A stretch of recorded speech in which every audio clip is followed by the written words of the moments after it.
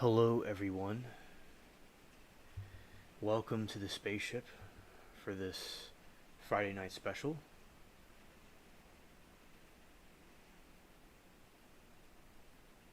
And hope all of you are having a nice week.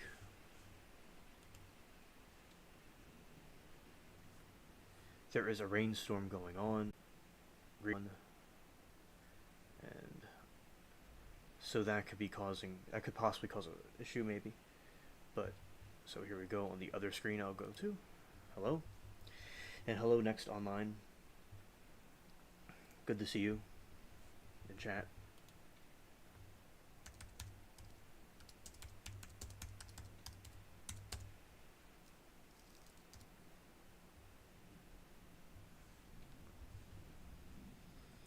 And also, as I said, I hope everybody had a nice week. And we're going to have some interesting topics on the show I will discuss.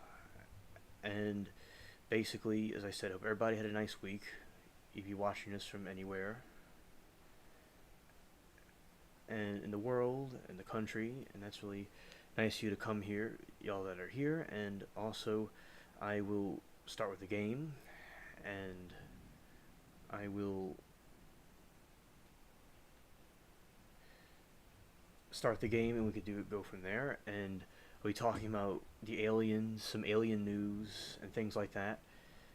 And I was just saying about the weather, just in case that could be a situation that could cause that to not work the way it could work. And yeah, she said, yeah, internet possibly.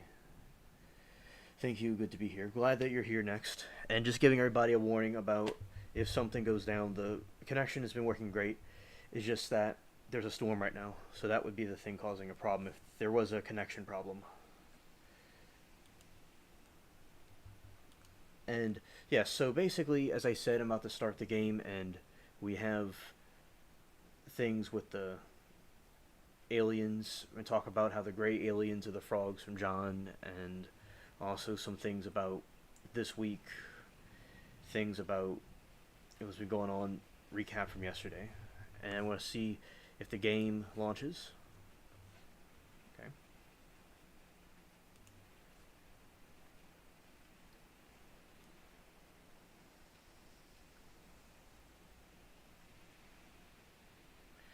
Okay, and now I'll be launching the game. And as I am kind of repeating some things I said before because I don't know what things went through.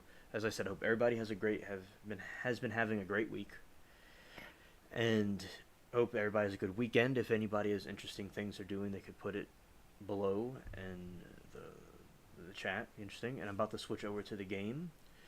It's going through. It's launching. All right. We're going to the other window where the game is.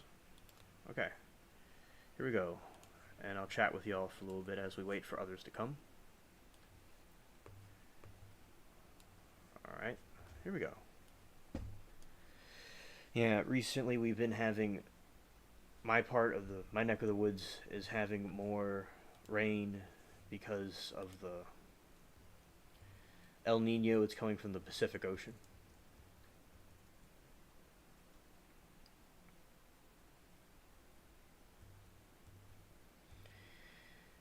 We're on Tortuga, this pirate island. It's very nice. And they're celebrating Christmas on the island. That's why there's these different things. So today I had a good day. I was talking to some people from the chat last night. That went very well. And I was just, researching things and talking about for today, and looking at the garden and dealing with the cats and stuff. Also, last night was very interesting with the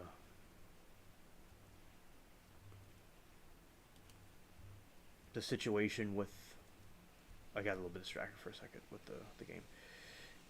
Yeah, so last night was interesting with the Atlantis, talking about Atlantis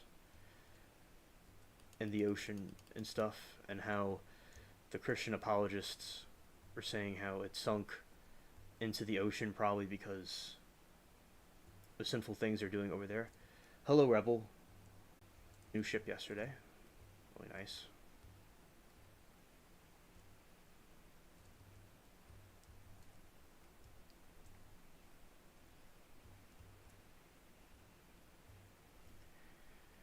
And Rebel, I hope you've been having a good week, and I also hope that everything's been going well with you. And all right, Rebel, I acknowledge your message. All right. This weekend, I'm gonna be working on some projects I'm doing, and I'm gonna be working on some of the new content coming out because I've been putting out different things lately about the different ET theories that's been going on.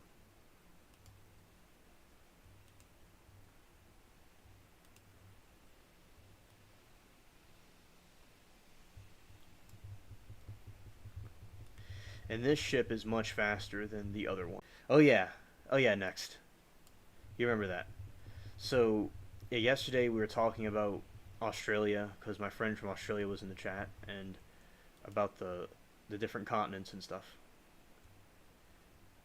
and how there's more continents than we really think. And that led into the conversation about Atlantis, which, like, we were talking before about the Japanese, the pyramid that was sunk down there, and that was interesting.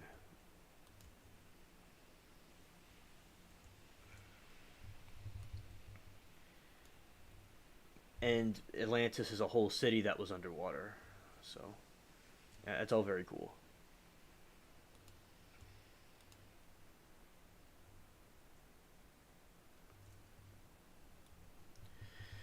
Yeah, this ship does better than the other one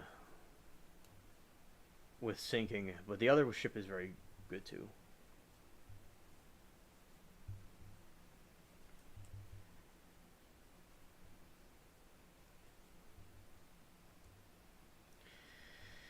And also, I was talking about some things I learned about the Nephilim, that there are sea creatures that are Nephilim because the fallen angels had offspring with, graphic warning, animals and creatures and stuff, and they created hybrid creatures. So even there's aquatic ones that could resurface, according to the Bible, because the Bible has a lot of information about like what we're going through now in our society. It's very intriguing.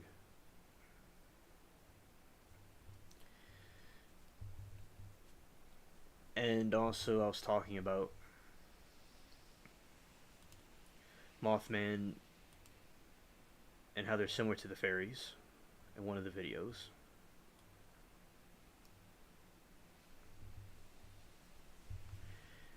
I like that.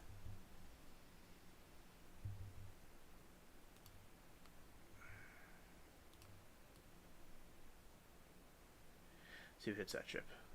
Yep, it did.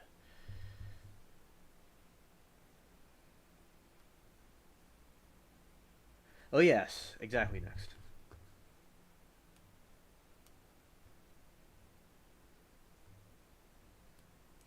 Oh yeah, Sarah. I understand the what you're talking about, and I remember when I was, researching about the mermaids. Yes, also with the mermaids. Basically, they are also part of the fallen ones as well, the Nephilim creatures. And next online, I'm glad that you brought up that point because all these different things they have originated from that. And I think if a child like some like Disney stuff, maybe I don't know about the modern ones, but some of the old Disney movies could have been harmless in my opinion. And but I do, learning more about these fallen beings and stuff, I can see how it could become harmful possibly if a certain situation occurred where the fallen spirits came and tried to incite people to believe in them.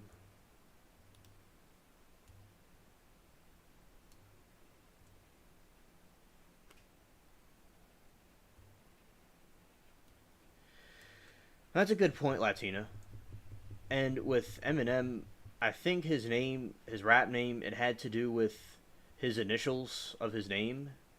And Eminem recently, I think like a year ago, he came out with a rap about Jesus.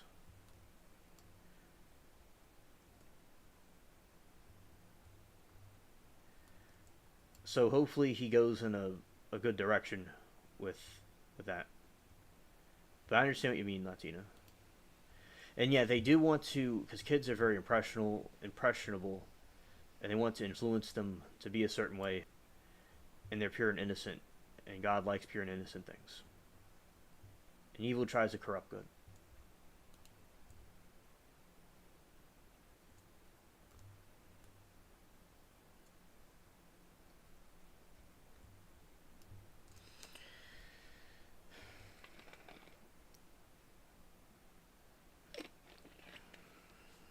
Yeah.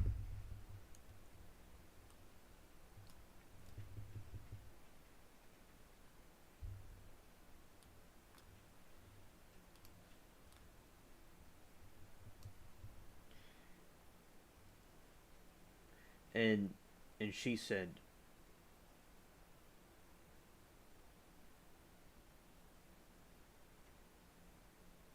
"Oh, thank you."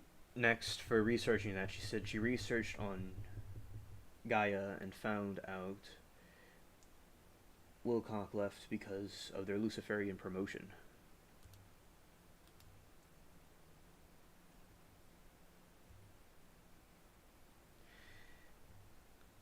which he is not behind. Oh, okay. Thank you for letting us know about that. I did not know that. Next.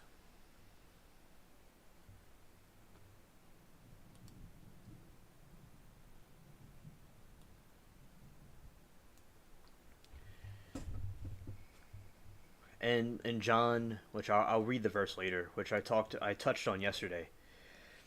Yesterday was very interesting about the pirates and stuff. And like so John in the Bible was talking about these frog looking beings, and it these unclean spirits, like what, hey SC, what's up dude, like what SC and I were talking about, the frog like, the aliens being demonic. So basically they found that these aliens, what SC and I were saying. And welcome SC, I'm glad that you're here, hope your week has been going well, and glad to have you here this time, and I hope everything is going well. You have a good weekend too.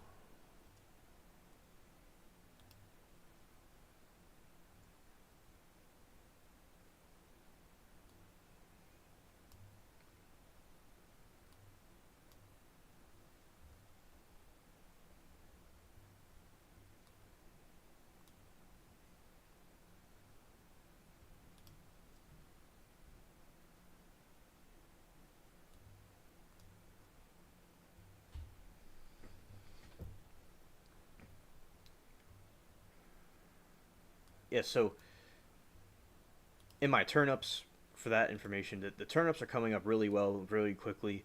The beets are a little bit slower than the turnips. Something interesting, but they're still very good.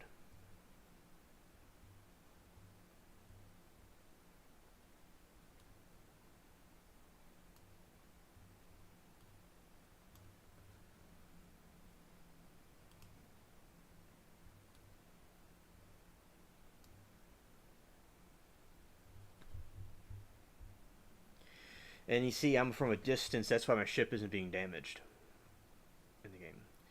And I've been having the peppers inside because of the cooler weather. It's not freezing, but it was a little bit like a little bit too cool for them. So I brought them in, and I have brought them back out. Talk about I might talk about some other foods and things like that too.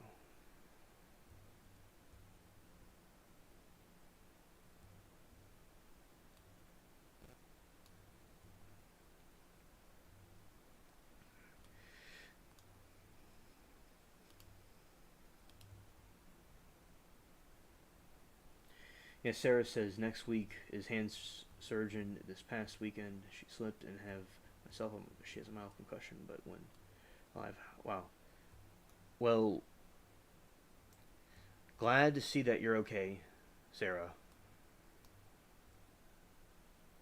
because and it's good that you're still alive in here.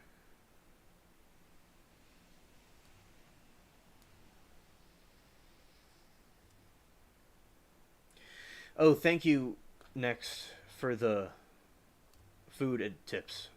Thank you.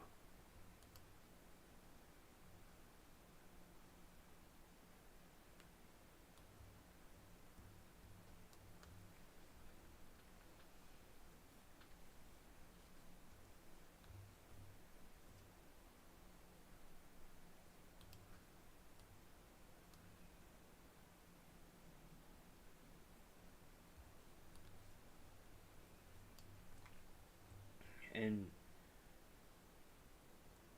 so that's nice, SC. Glad that you had a good time. And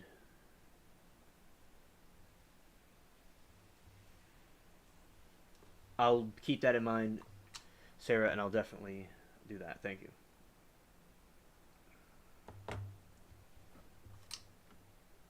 Okay, so good. Let's go back this way and go to that ship.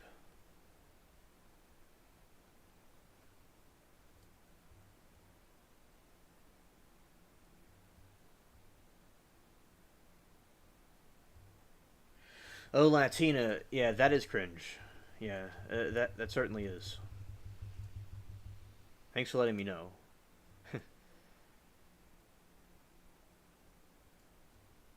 Okay, Latina. Adios.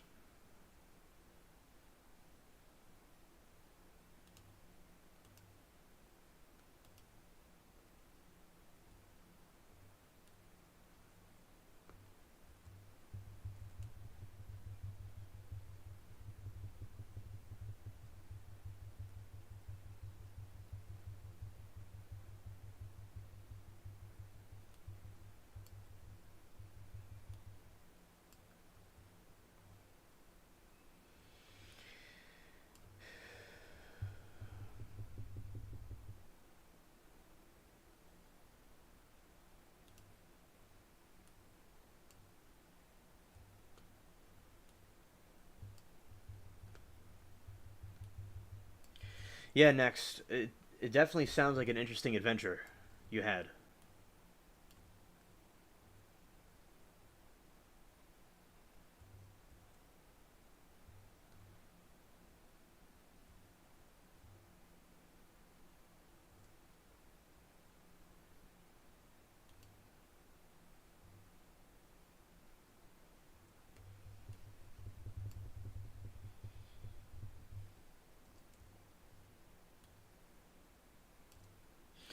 Oh yeah, Sarah, that does make sense because of World War III. Yeah, I completely understand.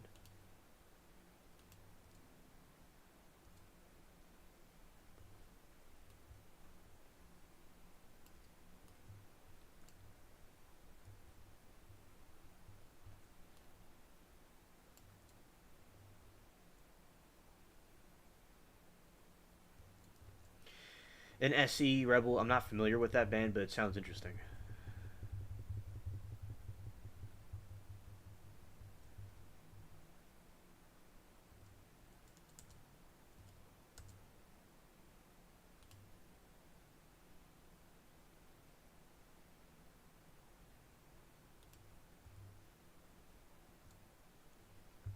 Facts.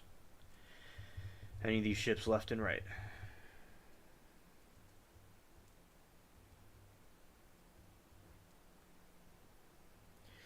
Yeah, and next says that the people there were kind of woke. Yeah. Yeah, with our civilization, it's definitely changed in its past from its past, and I do agree next that the world is getting much crazier than it used to be, and it's unfortunate.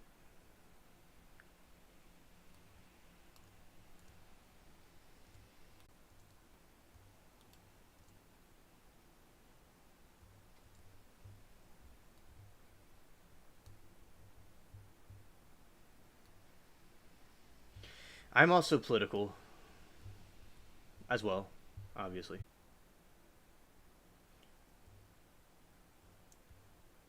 I think people are more divided than they ever were before.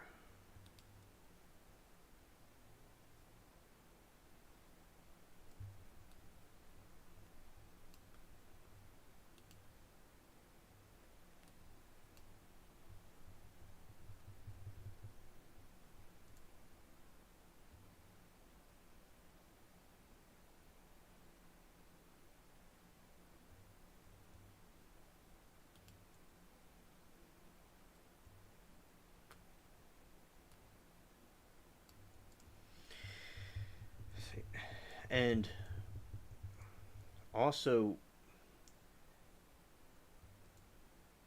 interesting things have been going on with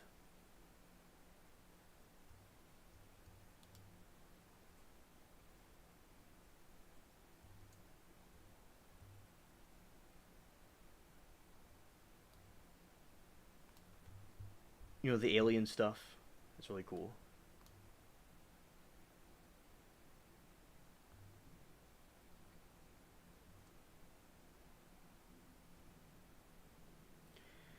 And also news in general with the country. Ah.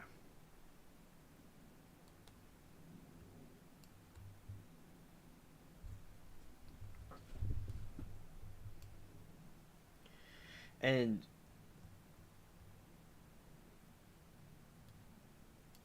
yes, exactly. The reptilians, they want to have control and chaos, exactly, because they're connected with the fallen angels, and that's what they want to destabilize the world and turn people away from God. Because the fallen ones, they're there to turn those away from God.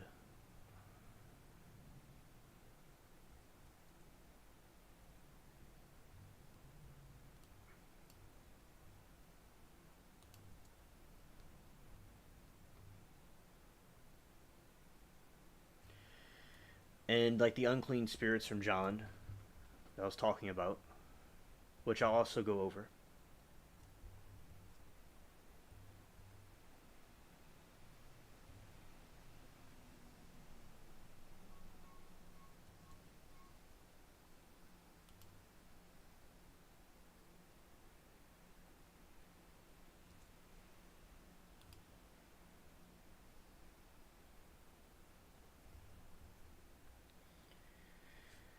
Yes, like the frog info.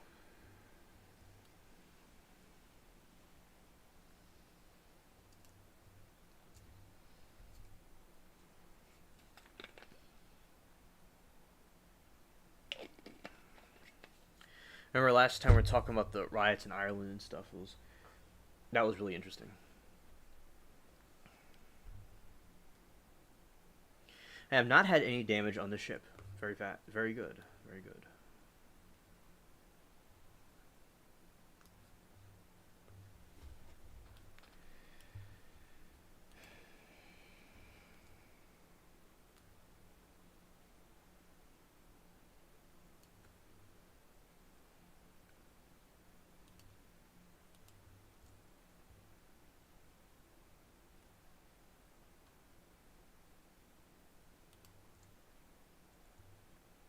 All right.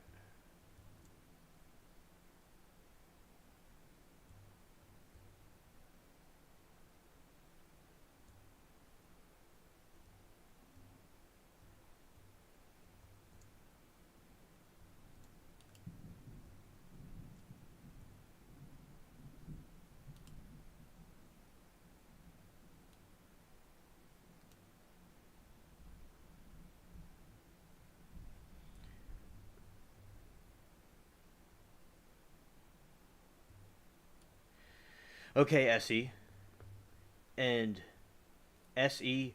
I have a question. Are you going to still do like those videos about camping if you haven't already done it? And I completely missed. Wow.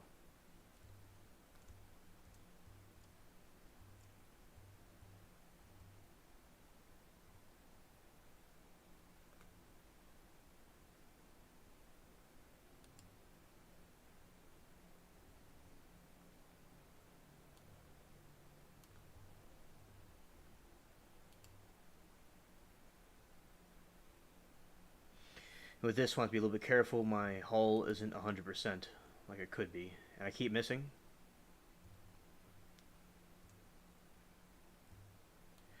Okay, we get this. It's a little bit too far behind me. I have to go this way.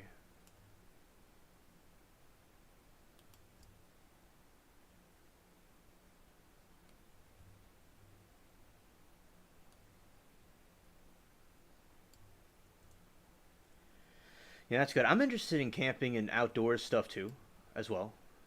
I like that also. I'm going to also talk about that stuff on the channel.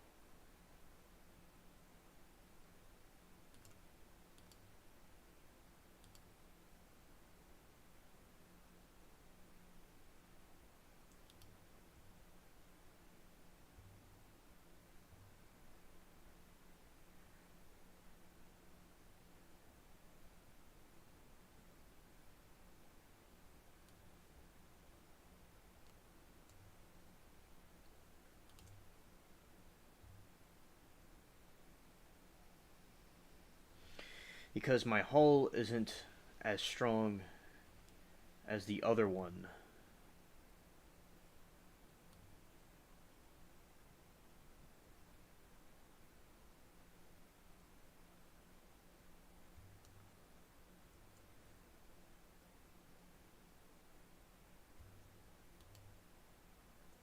Oh yeah, yeah. I'll do it with SE in the future.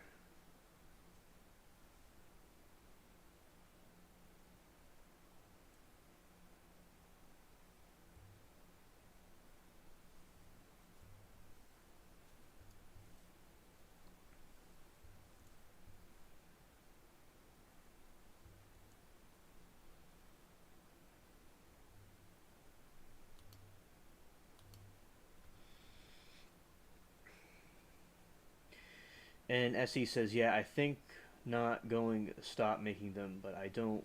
He just doesn't like. He's losing interest in it. Maybe he'll change sometimes. I feel like doing it out of sometimes just a pain to him."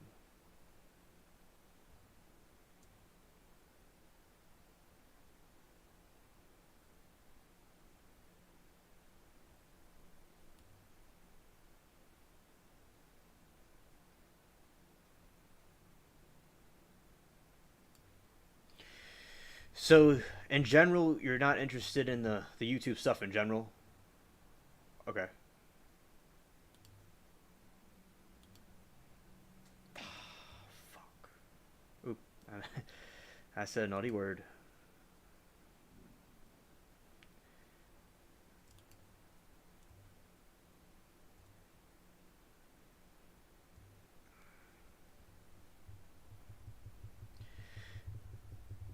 And okay, SE, I understand. It's okay to take a break. I didn't do YouTube for many, many years. Like, I'd say, for like 8 years or something, I didn't upload anything. And the channel was just like a little vlog. Like, those videos aren't on the channel even anymore. It was like when I was a little kid. It was stuff that I made with my friends. Well, no, like by myself. And I did have a caller. Like, my friend would call on the show, but I didn't have the same kind of mechanism we have now.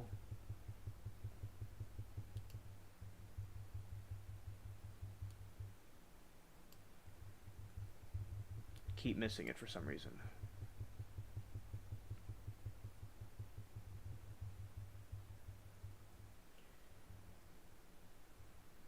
Yeah, see, I understand. I've done that before.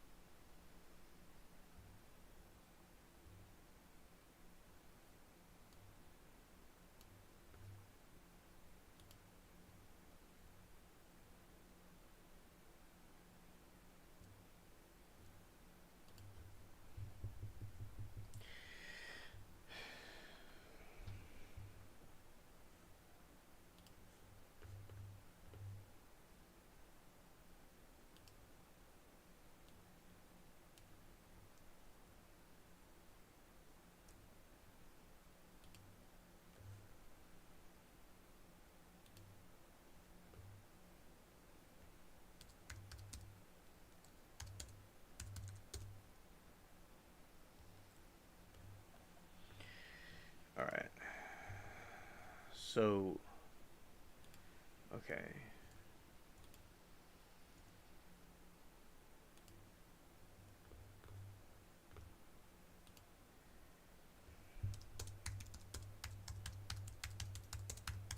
The talk in the game, I'm saying how I kind of like glitched a little bit in the game in multitasking. I'm gonna read chat in a moment.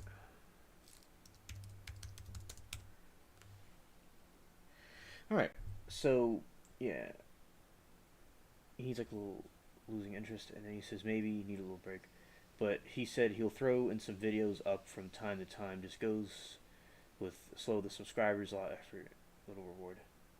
Okay, SC understood. Thank you.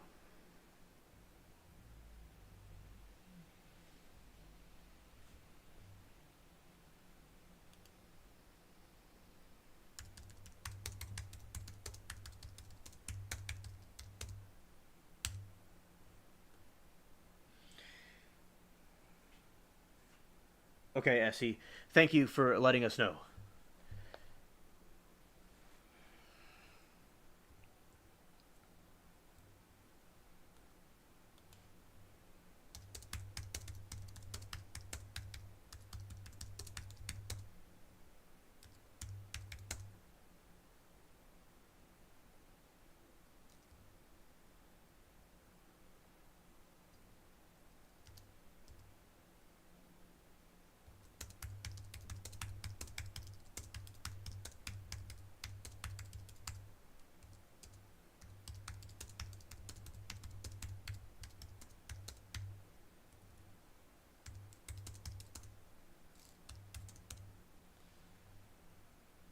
Yeah, I'm gonna go to Tortuga and see about like the hull of the ship because it needs to be much stronger. The other ship,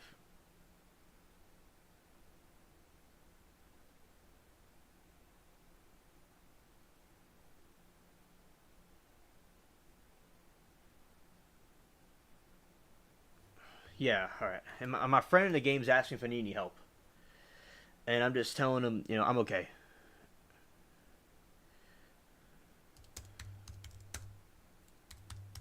I'll let him know if I need any help.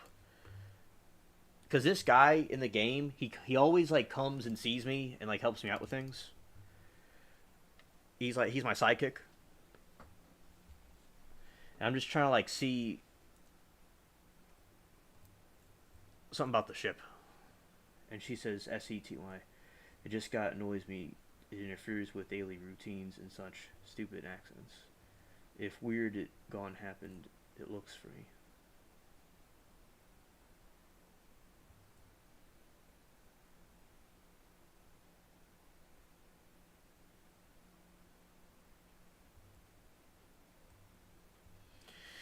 Yeah, yeah, Sarah. That definitely sounds tedious. What you went through. I'm trying to find the area. Okay, I think this is the area.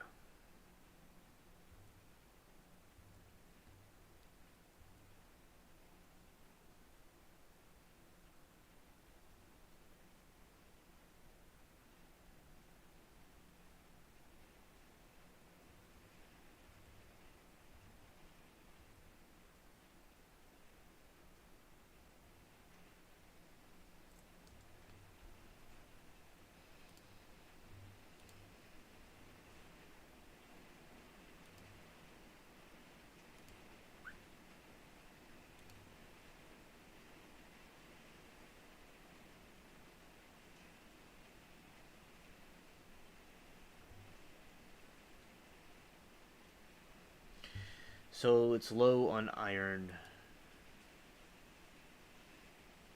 All right. That looks like speed. That's like for treasure.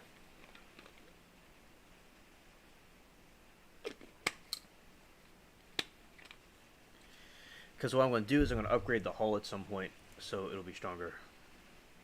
And put it like that. Okay, so when I get...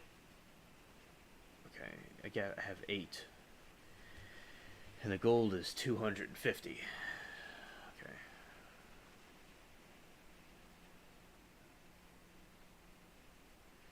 Let's see the hull. I mean, let's see the sail color. See what chat's saying.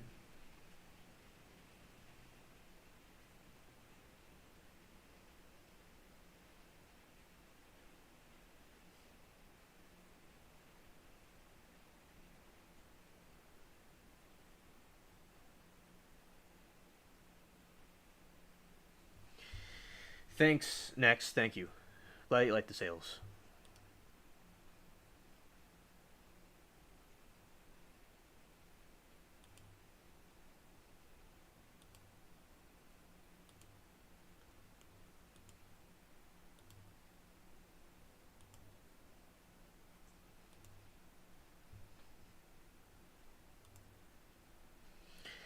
And the black sails look really cool. These are different sails that I can get for the ship later.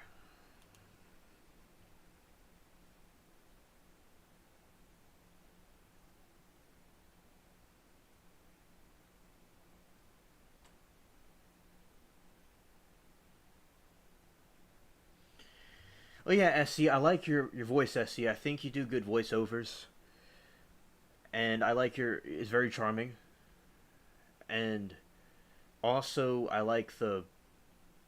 I've always kind of thought of having you on the show at with me if you're ever interested, as I like your take on things.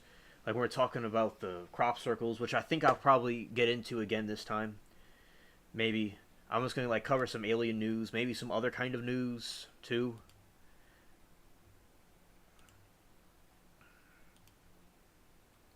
Yeah, that's some really these are some really cool ship designs to have in the game.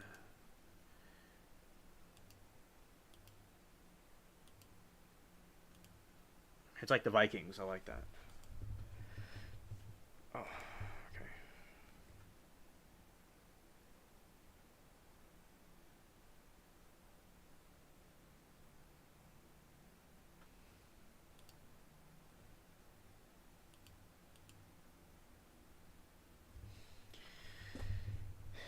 And also, yes, all these different colors that you make the ship look like. It's really cool. See, they have some really dark black. And they have this blood red. I really like those. Those are nice. And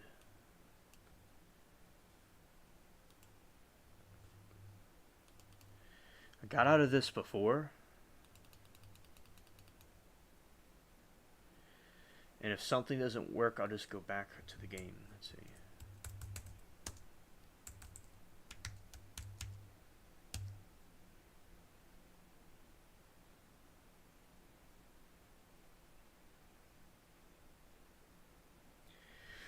Okay, SE, that sounds good because I like to have you on the show. Either you could either do the call in,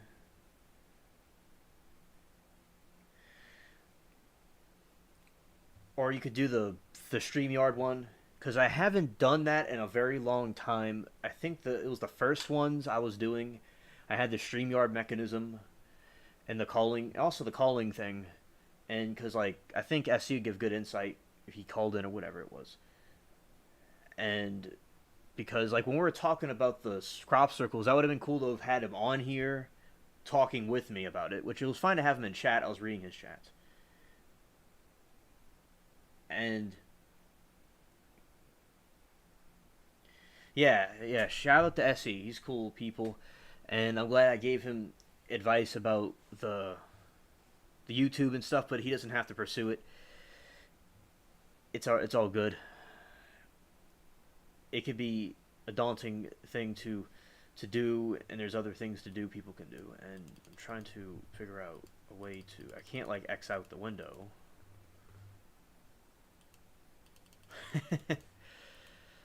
All right, so look at some more sail colors. While maybe make it a little bit bigger. Will it? No. I got an idea.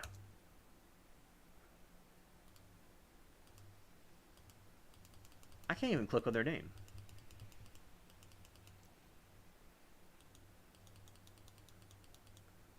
And shout out to everybody that's here. And okay, they fixed it. There we go. Because I just I didn't see nothing. Alright, so we're going to go and get this out.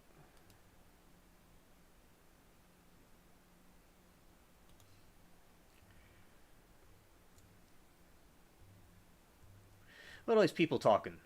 All these people chilling. You got Santa Claus looking people here. You got everybody here.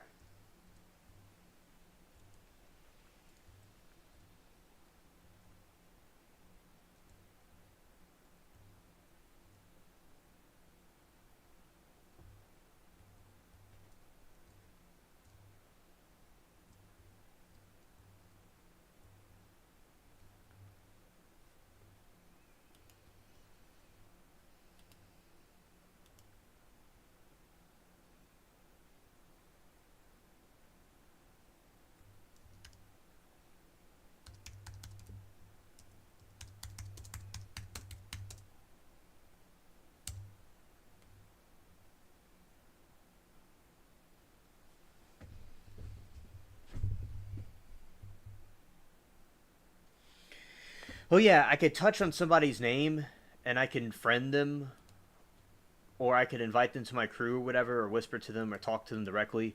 Like this is a giant group chat of like people in a virtual world. It's really cool, and I'm talking to like them and y'all at the same time. Yeah, it's cool Santa hats. They have that in their catalog.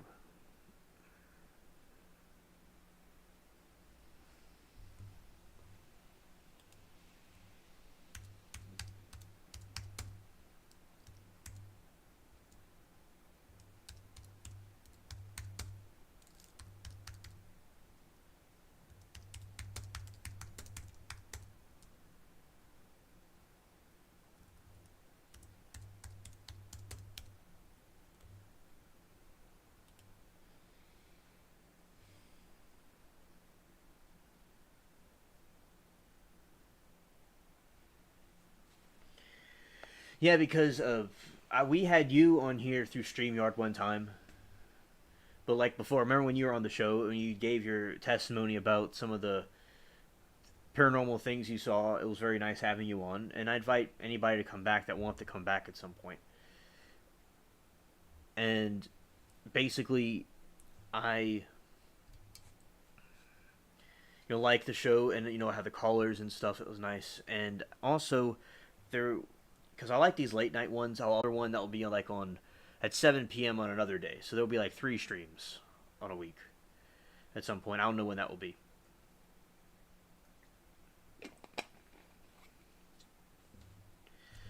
Yeah, these people are funny.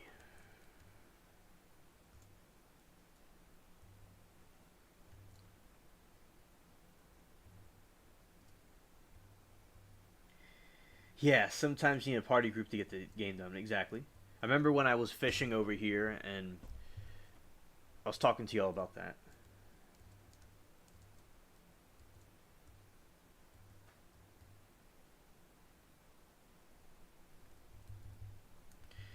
It's me swimming.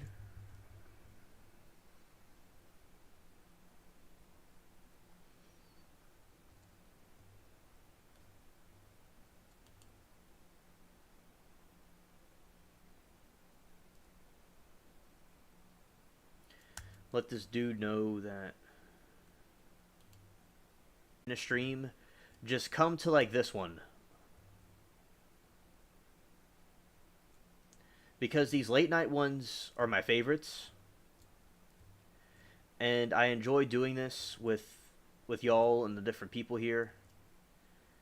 And the nighttime ones are very popular. We get a lot of viewers. They don't always comment, but we have viewers that watch the stream, and even those from the different streams that go on,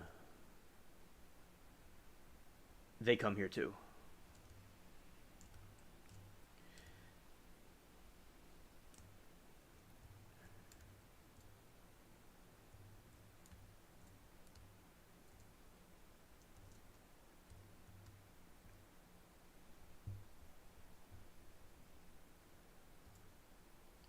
Well, yeah. Next, I was saying the third one would be a different time.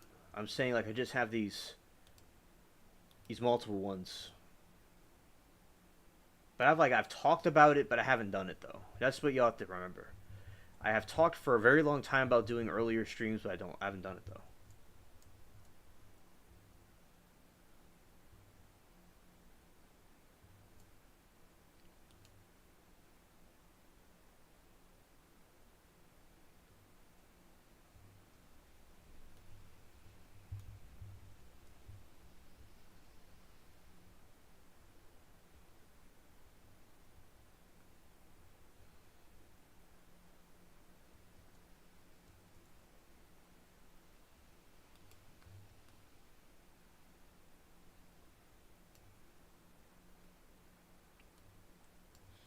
She said Japan is probably better, like society is probably better, at least they have honor.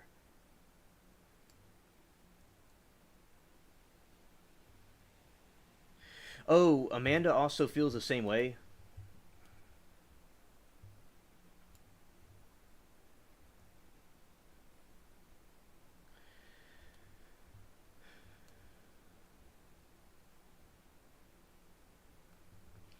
Because Amanda said she likes the late night streams too, and I have no problem with the late night streams. I'll never stop doing that.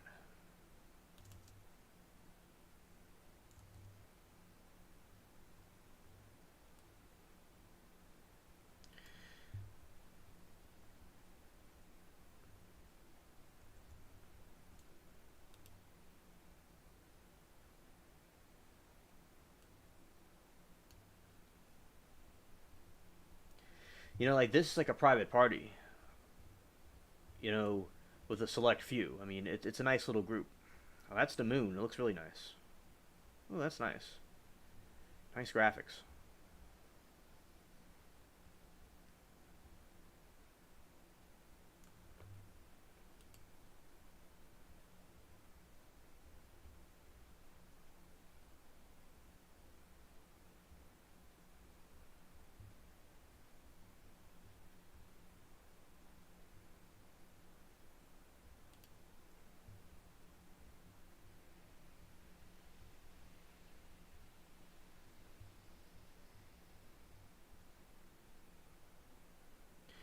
Oh yeah, SC, we have missed you. I'm glad that you're able to be here.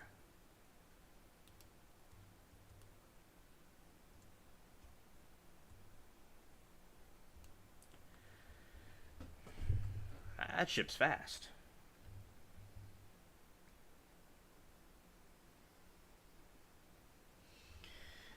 And you know, I know like family and stuff, and that's a long drive, SC. That really is.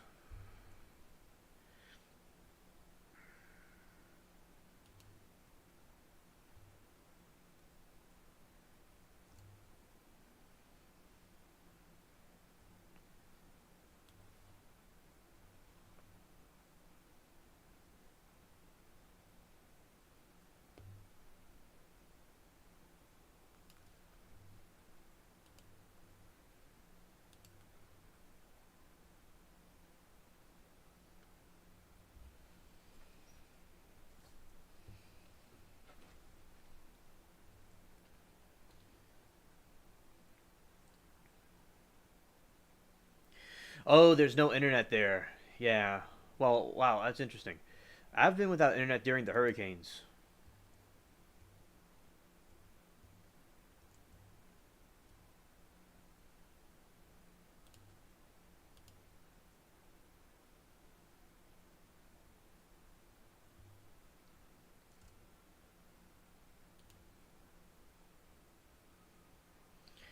Yeah, he's trying to throw dirt on me. I'm gonna hit him.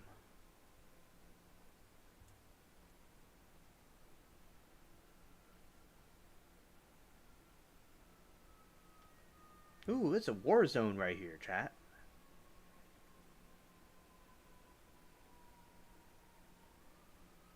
His ship's angry. It's triggered.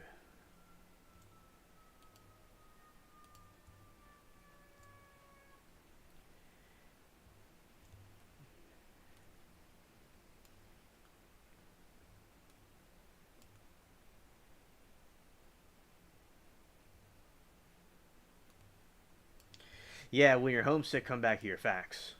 Alien fam.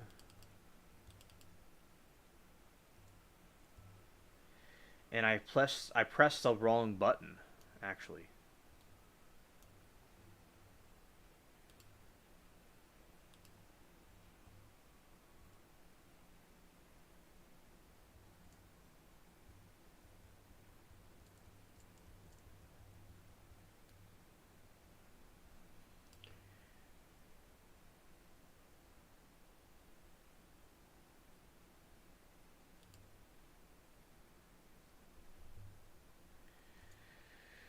Whew.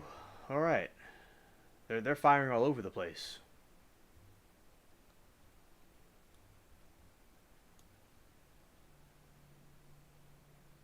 I want to go and dock simply so I could restore my plunder just in case we go down because my hull is kind of weak. It's not as strong as it could be, and I need to upgrade it. Getting that, okay.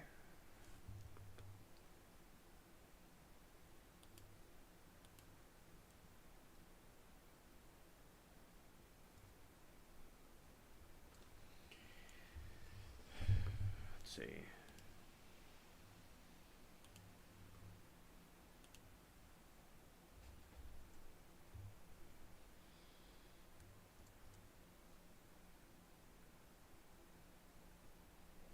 Yeah, but on this island, there's nowhere to repair it. It only has a little bit of damage.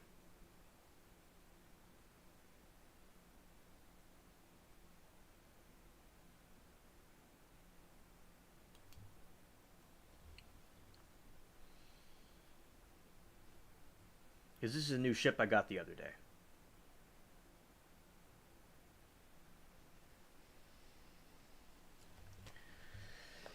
Okay, here we are. I'm gonna repair it right here. Here we go.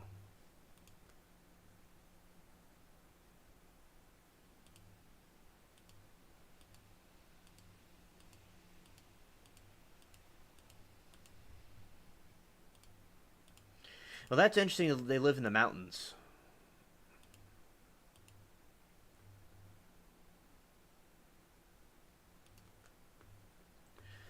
It sounds nice. It sounds nice and peaceful. In my backyard, the leaves are changing on the trees and also on some sunflowers I have, and they're turning like red, like a dark red color and yellow.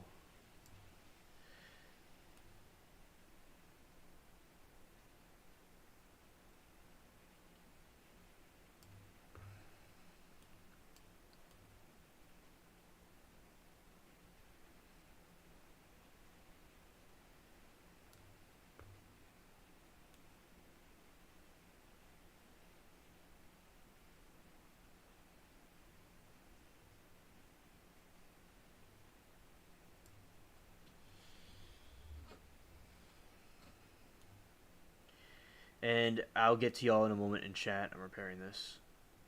All right, here we go. Time to brace.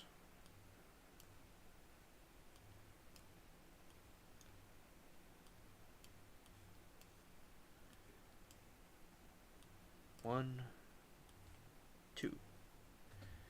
There we go.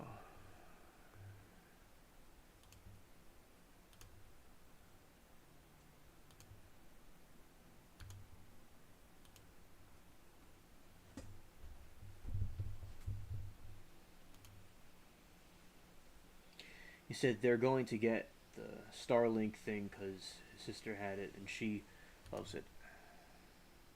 They can get the internet. One of sisters lives right next to them. Oh, that's really cool. Yeah, that'd be cool if you had the internet out there.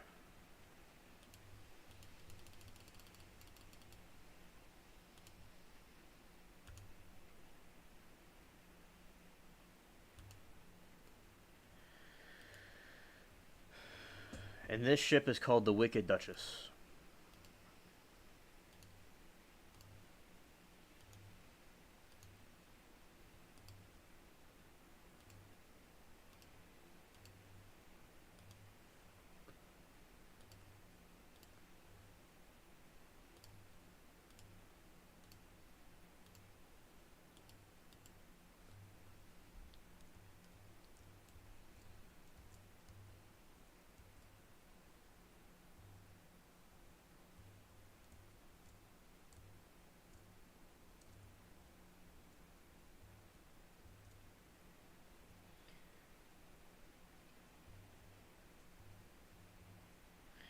Yeah, SC, it sounds like cool that you live.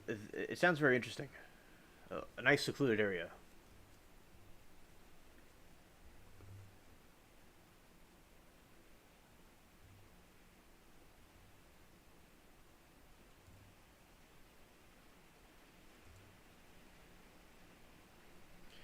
You hear the rain. It's really intense.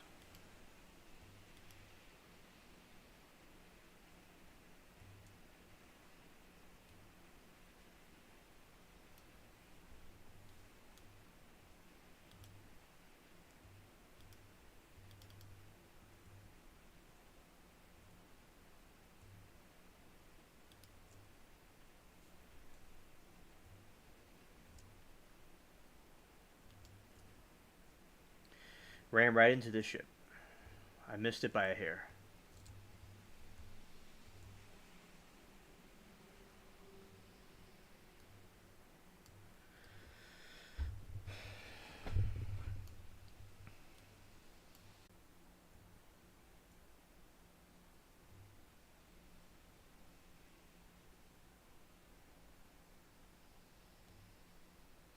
Oh, you thought it was my computer. Yeah. There's no sound right now coming from the computer at all.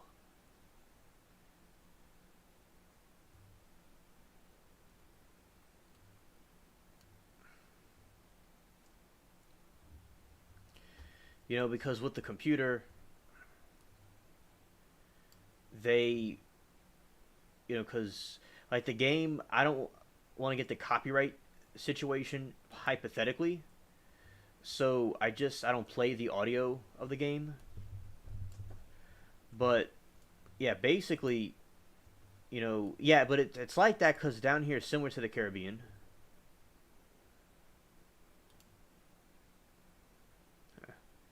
Missed.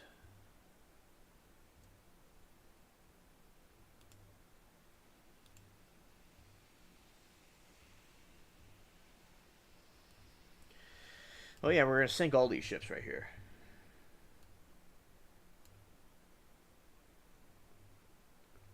Oh yeah, this game's glitching hectically. Wow.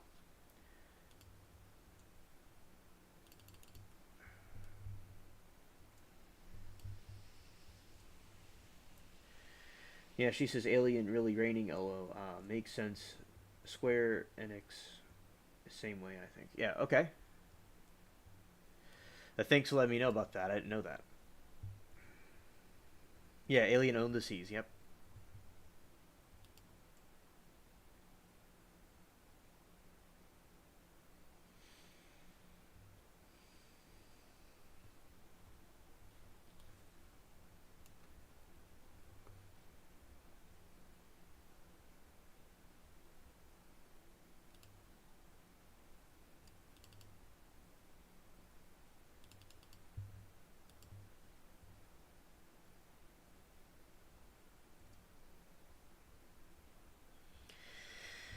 Yeah, these ships are funny.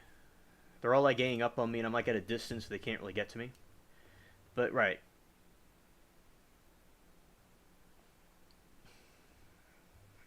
I'm gonna back up my chair real quick. Ooh.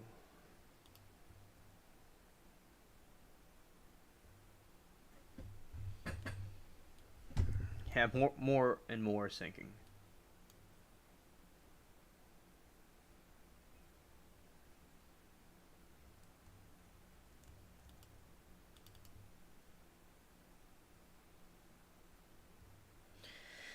Darn, I'm really sinking these ships.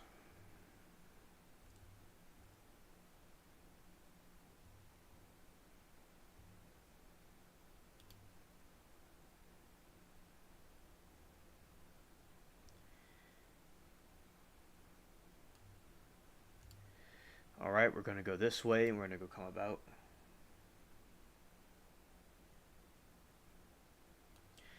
And also, I think like life advice and stuff. Like what helps me is like being happy where you are.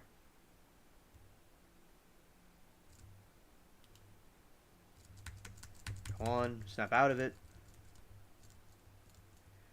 And like what I mean by that is that doesn't mean to go somewhere if you're not happy, but it's good to be like happy where you're planted at the moment. So when you get to the place that you want to go, this has helped me in my opinion. Okay, it may not work for everybody, but it's like choosing to be like in a positive state about things even when things aren't.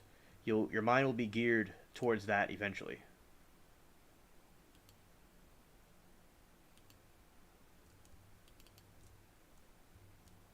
Whoa, I sunk both of those ships. Wow. Yeah, I'm sinking all of them.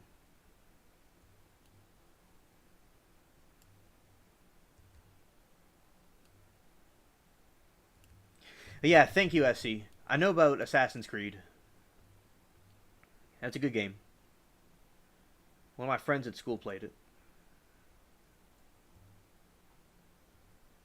I like the gameplay, and y'all also like it too. It's nice and relaxing to watch. And it's good as we have our different guests and stuff because basically, like, when all the people could watch reruns, it gives people time to come that want to come.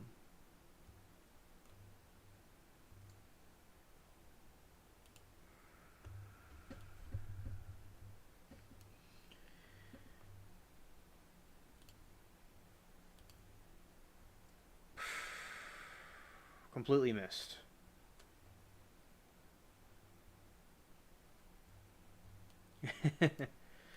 Exactly. They're gonna need a bigger boat. Yep.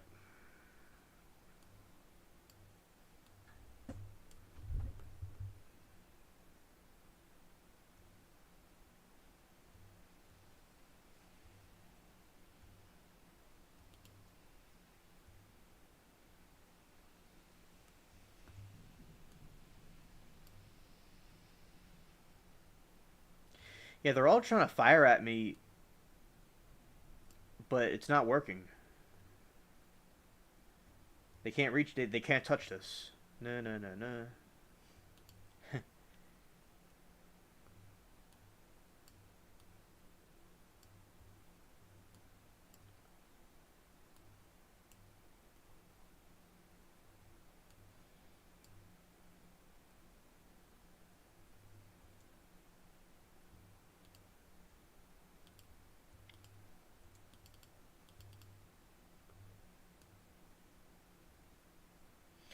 Chat. It's almost time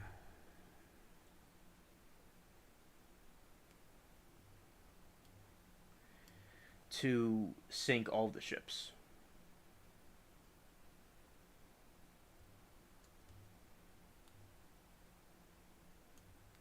I sunk all of them. Chat. I sunk all those ships.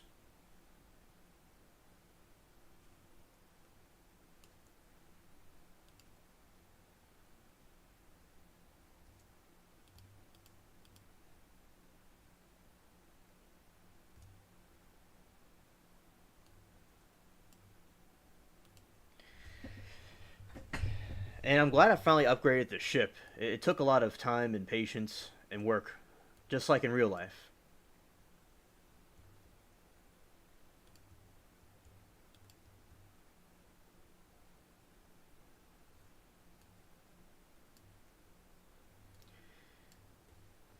I remember yesterday my friend was like, I didn't want to deal with the bounty hunters. And I'm like, I just want to make sure we were fully prepared. Because the dude was like repairing the ship. And it's like we're about to get hit by a bounty hunter. And so I docked first before we went back out and took him out.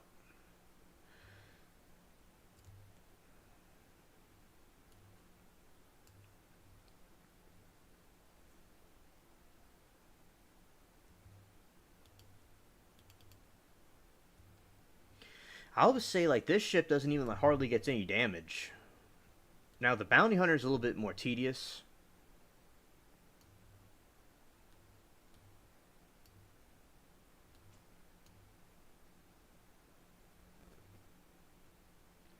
Because of the hull.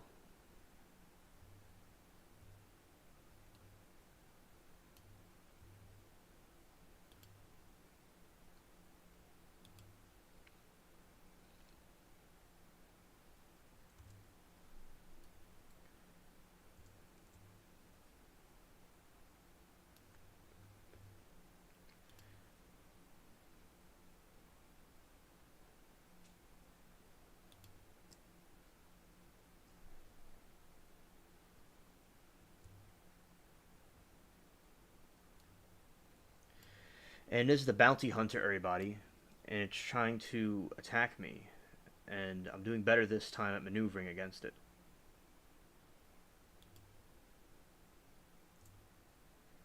Well, that's good. Very good. Okay, okay. Here we go. Oh, we got a friend coming over. That's good. It's gonna go and fight him with us.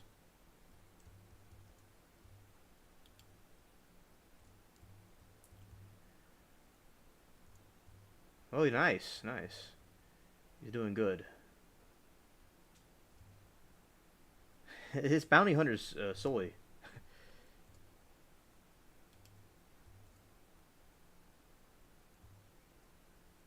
Nice. We sunk the bounty hunter. The Soy bounty hunter has been sunk.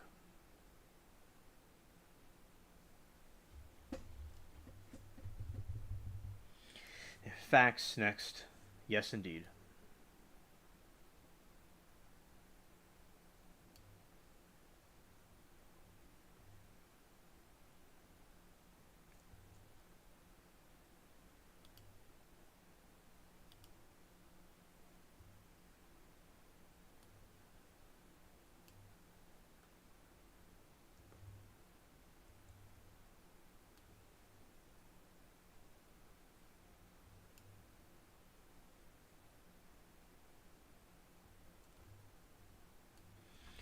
Bounty hunter out there.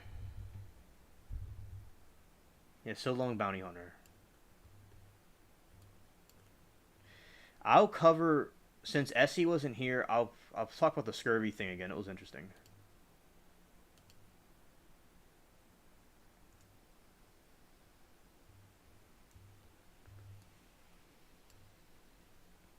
Nice. Friends are coming over, so we'll have help. Nice.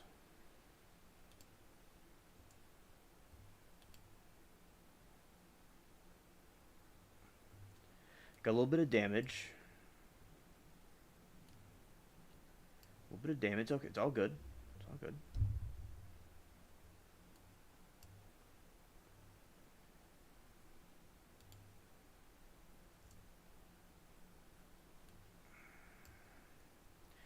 Yeah, this ship's decimated right here.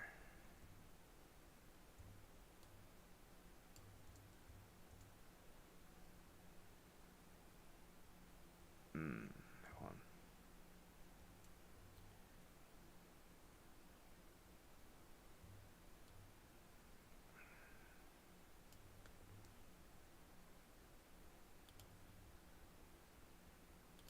All right, here we go. Let him have it.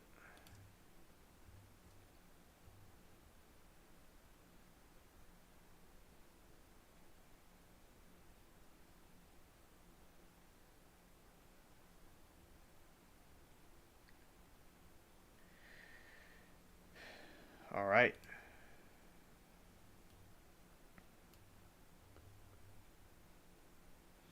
This looks classic right here, like the Pirates of the Caribbean show.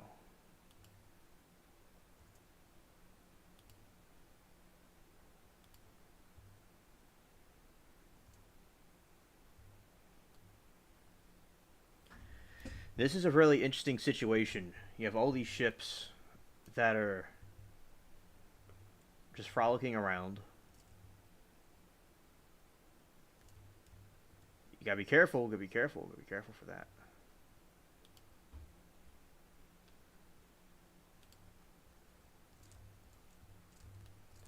I'm doing it a little bit quick to get out of the range of it, so it doesn't hit me with some heavy artillery and sink the whole ship.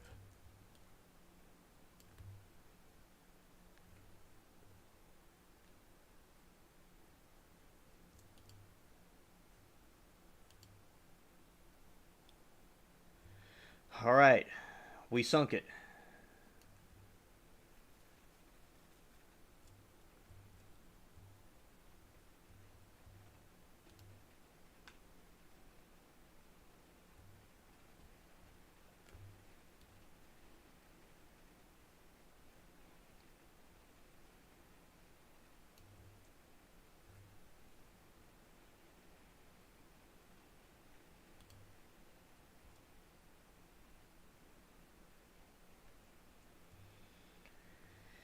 Yes, yes.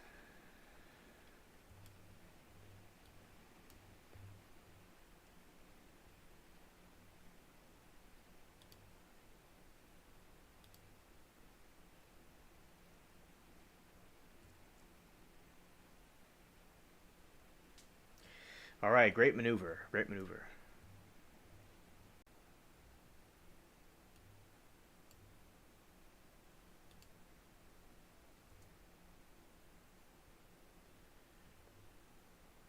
Oh, I upgraded to the highest level in the game. And all the ports are closed off except Raven's Cove. Right there.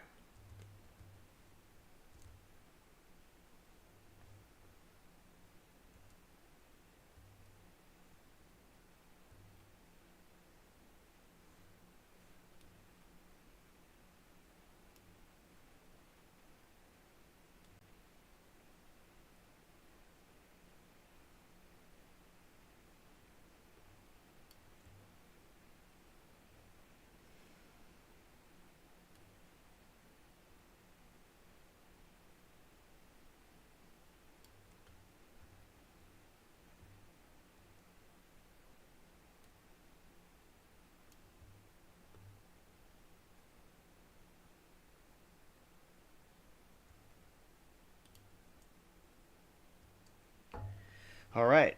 I land it with great plunder. All right.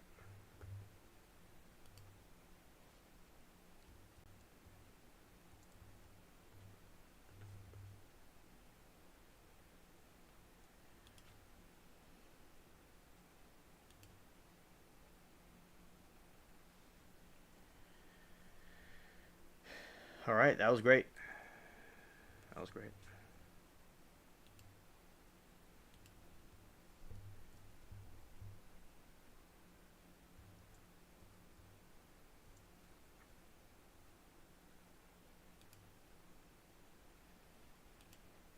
My friend was with me. The guy I told you about.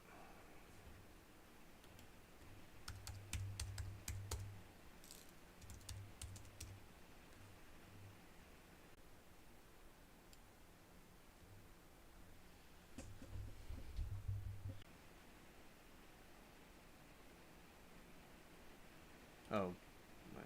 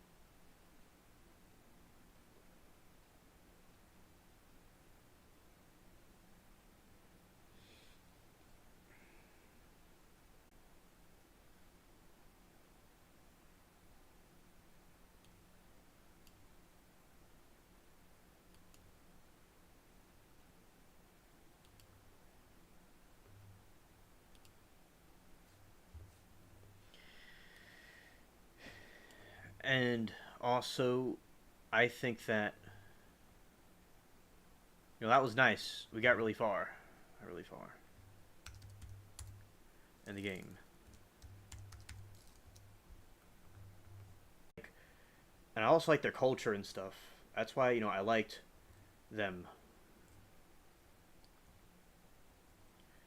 I learned about I watched the little animated shows from there. Those were good too, but I learned about that later.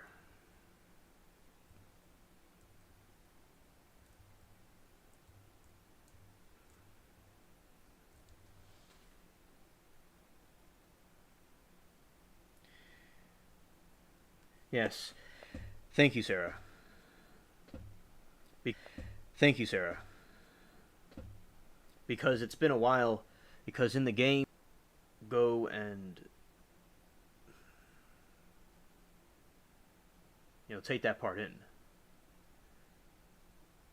with the ship stuff. With the ship stuff, I was able to take that to the next level. Yes.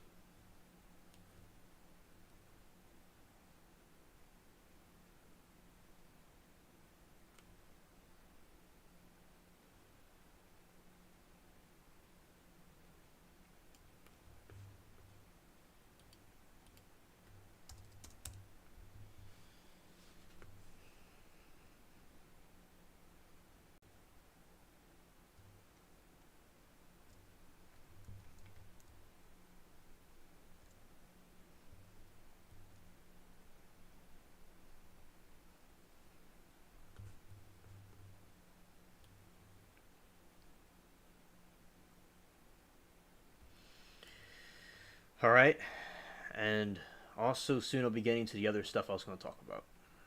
Just we have a lot of rain going on. Okay. Hello, everybody. I'm still here. I was kind of quiet for a second. Okay. There are, I see that alien right there talking. Everything's okay. All right. So basically, I'm about to get into the alien news stuff, and we had a good game where I was able to upgrade. I hit enough ships to go to one of the highest levels in the game, and to defeat the enemy. It was really nice.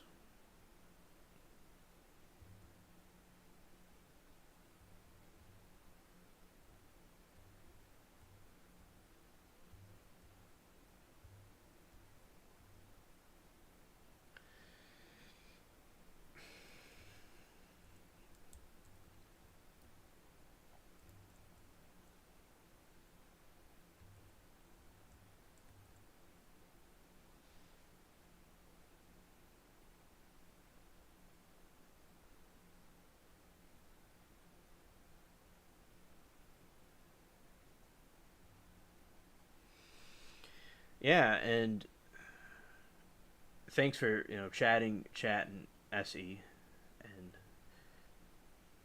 next. Just kind of walking around Raven's Cove for a moment. Cause like when you get the pirate hat and the eye patch and the sword, that's like the highest thing. It's like that's when everybody's gonna be after me. It's like when you get all the haters.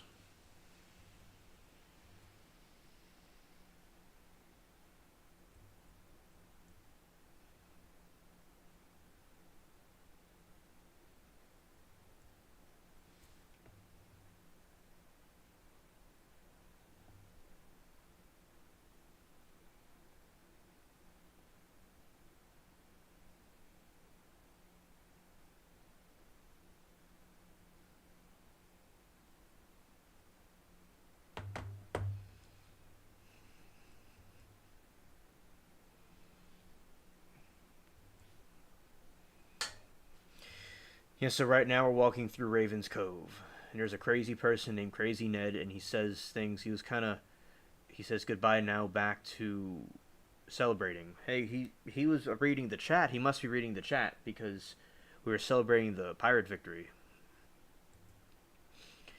and I rule the seas of YouTube and this game. One time with the other ship I had, it's like I took out all the ships everywhere. Like I nuked everything. It was really epic. And I had a giant crew. Tell one of my friends in the game something.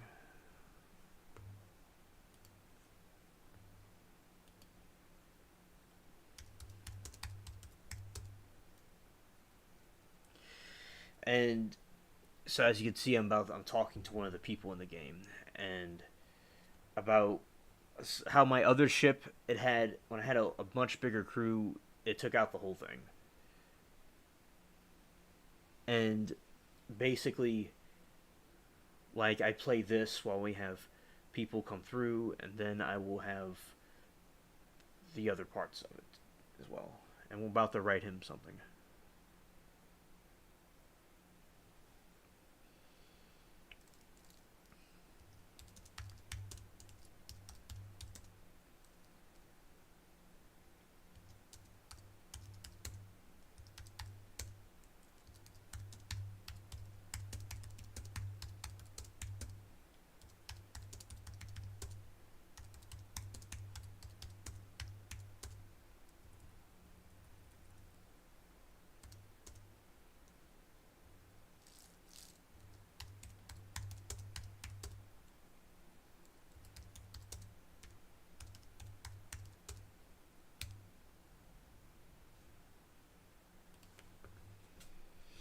I'm I'm telling him in the game like how I took out an entire like the whole sea one time with the other one, and but this one, the new one I just got yesterday, it's like it's so big. Like it's so like what I mean by big is it's like it could not big. It could go really quick, and it has a little bit more cannons than the other one, and it sinks it completely. So I rode him and walking through the game. This is like a gothic type part of the game.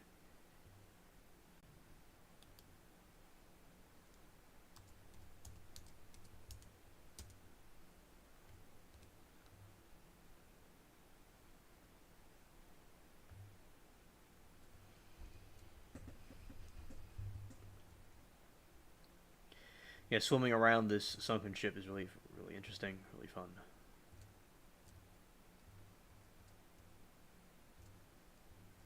All right.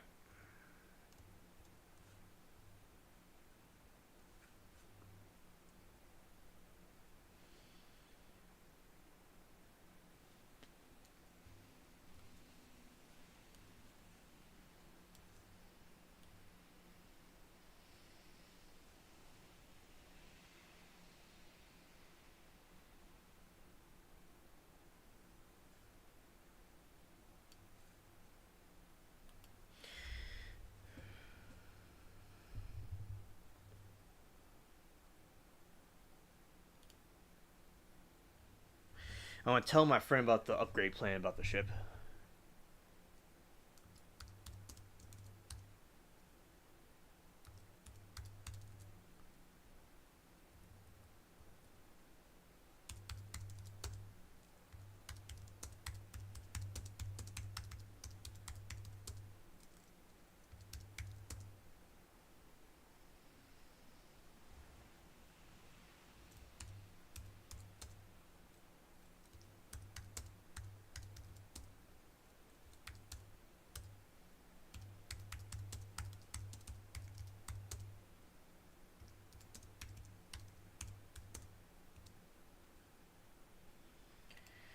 Yeah, because he was asking me what the upgrade for the ship was, and I'm going to do the hull and upgrade it. Upgrade the other things on it, like the sails and stuff.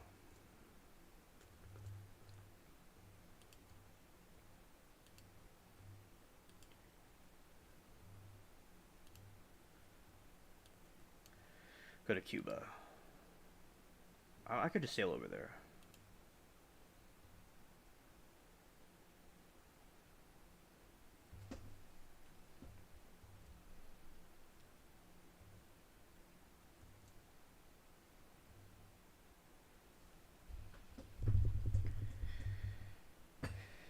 Okay, let's go through here. Let's see.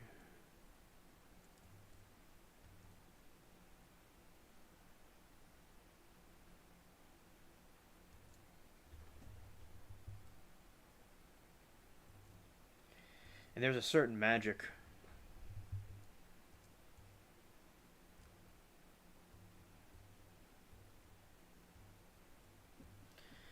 And like that's how you're able to. I could teleport to different islands, but I do like to sail.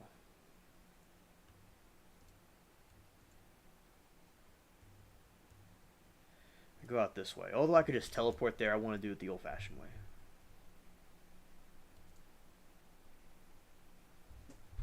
Yeah, Crazy Ned's funny.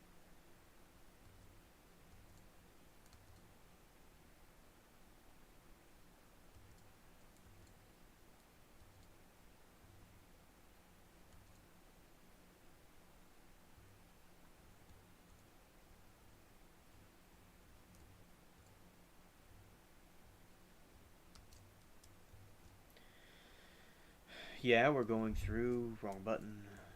Right, there we go.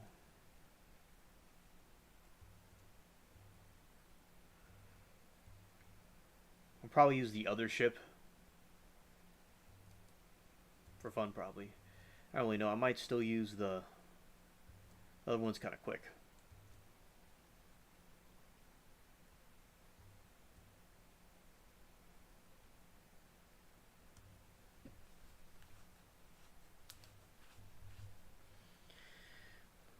We'll look at the map.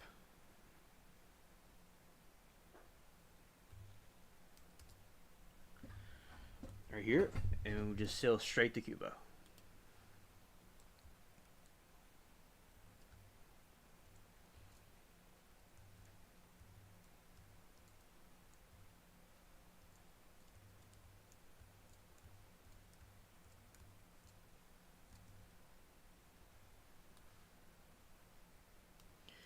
Cuba is right behind me, so we're going to turn it that way.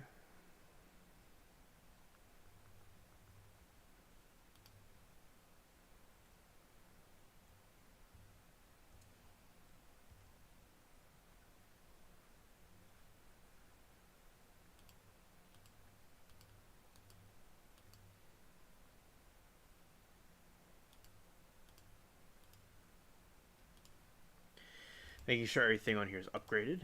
Okay. We're going to go sail off.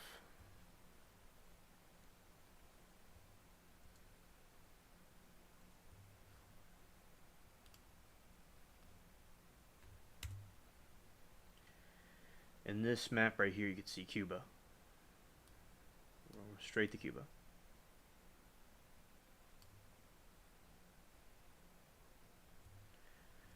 I might go a longer way to avoid these other ships I'm not trying to go by.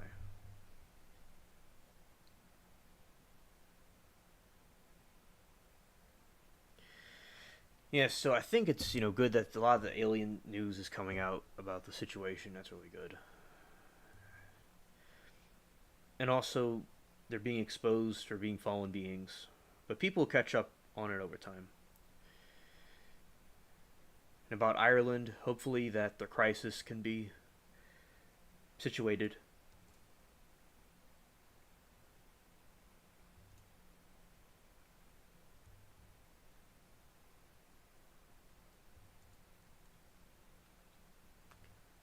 Now we're just going to do a turn.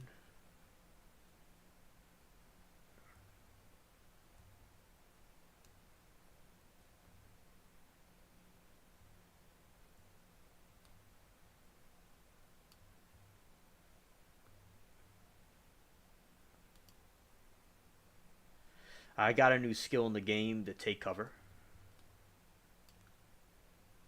Alright, we're going to charge forward.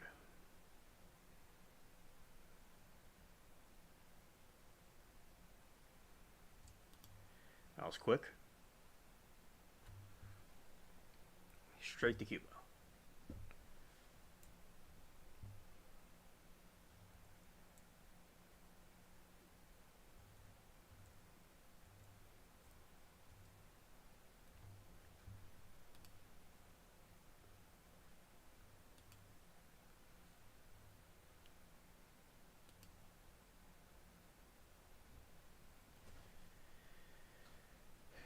Okay. We need more iron and gold for that upgrade. And the sail, say, I could change the sail color.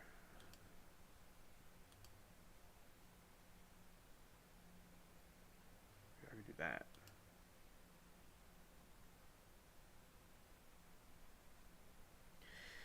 And basically, the Queen Anne's Revenge is out there on the sea right now, everybody.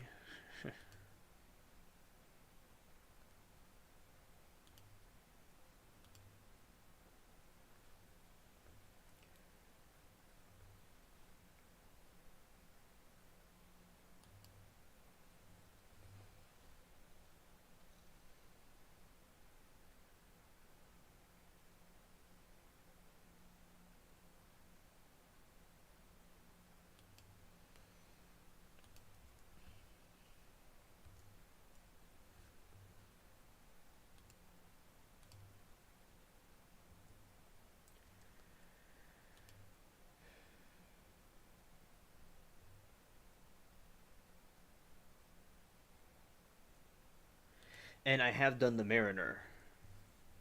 I have done that one before on the other game.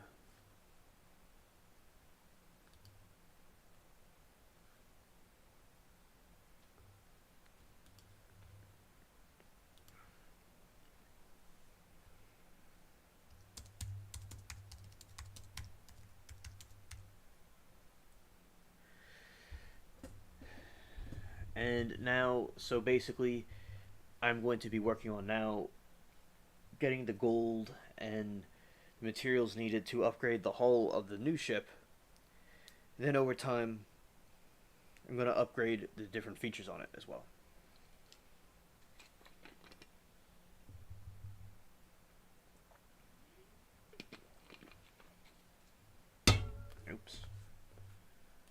Ooh, I thought that was gonna fall over. Okay. Glad it didn't. That would have been really loud.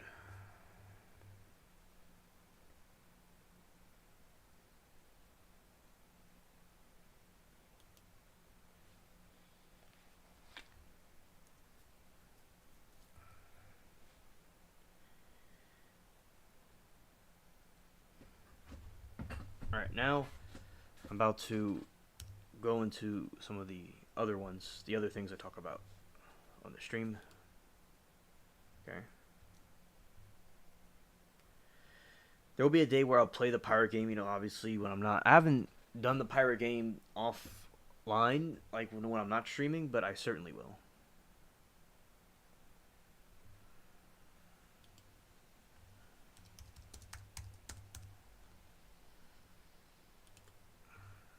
Alright. So, logging off there.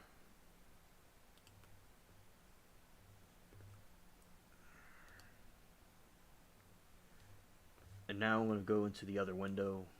Hold on. Let's see.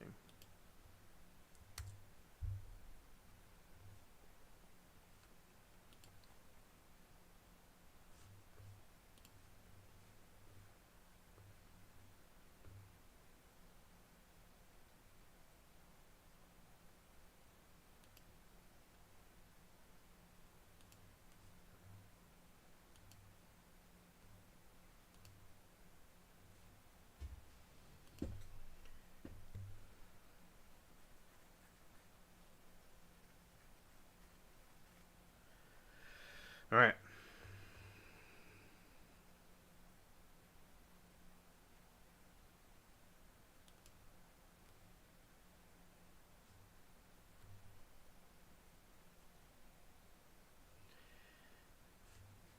Now it's time for some alien updates and the frog aliens that I talk about.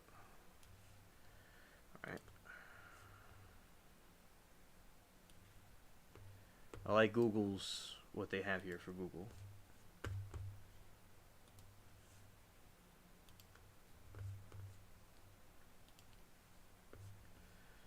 And first I'll go into the frogs, the frog people. And then we'll get into the alien updates.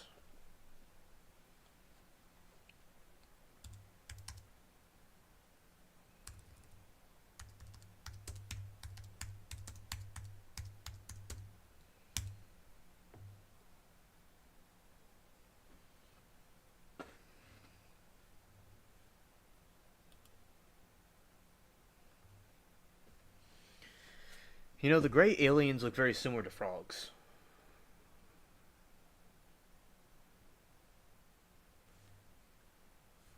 And we're going to look at this from John. And I did this the same thing before, and we're going to look at John frog people.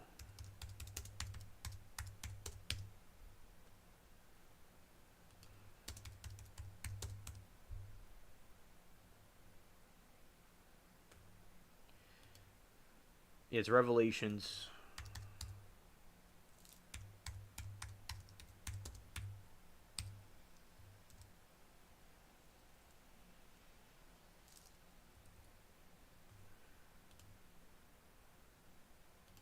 (1613).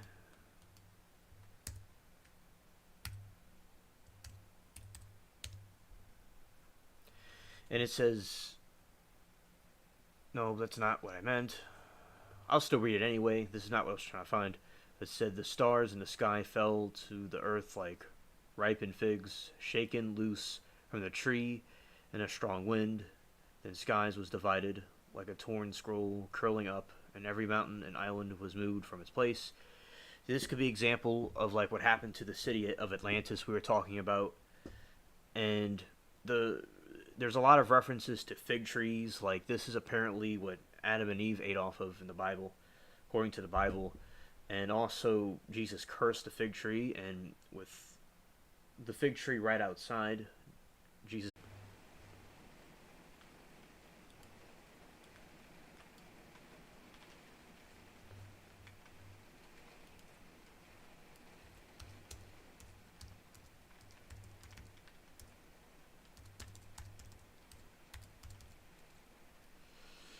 Alright, see if that works.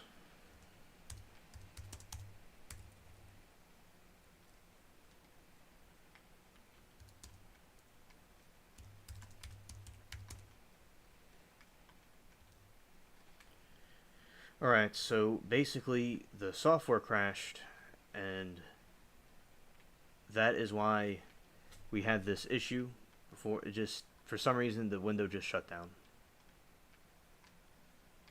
Don't know what the problem with that was.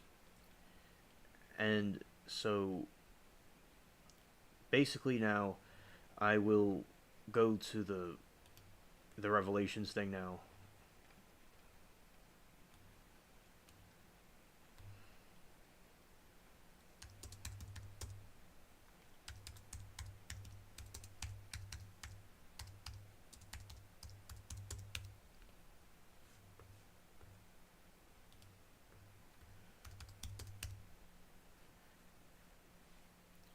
Yeah, so basically the thing, it crashed for a second. SE, yeah, so there was a crash, like the software, the OBS had just shut down, and I had to reopen it because I was talking and then I saw it disappear, and I was kind of perplexed.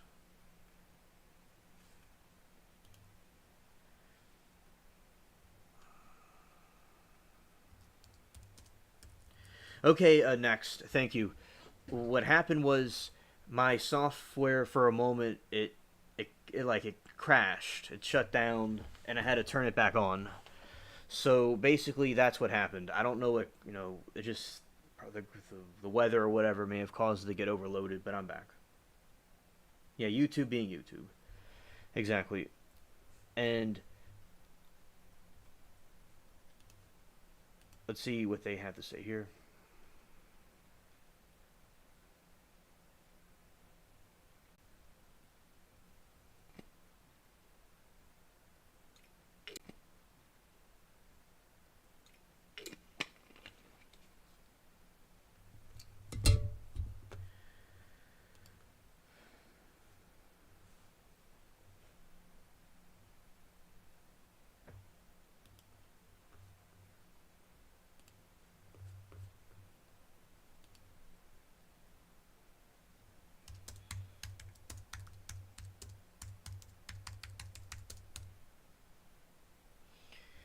All right.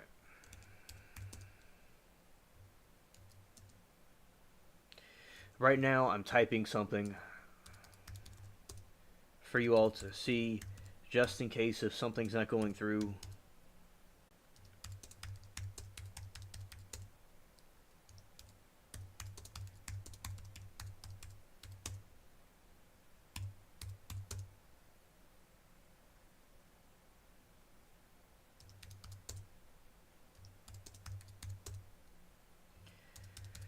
I'm writing something, so I don't know what is heard of me or not. So.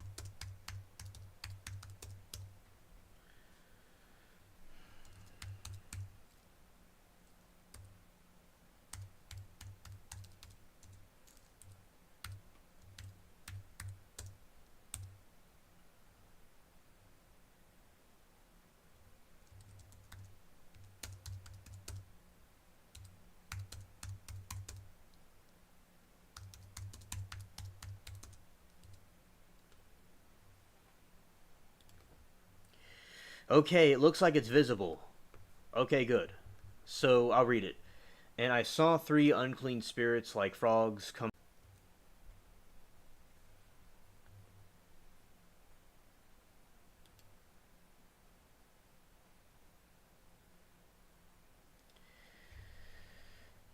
Yeah, so basically they are the fallen angels from the Bible, and they are the fallen angels from the Bible, and some kind of evil demonic apparition. That's what those things are.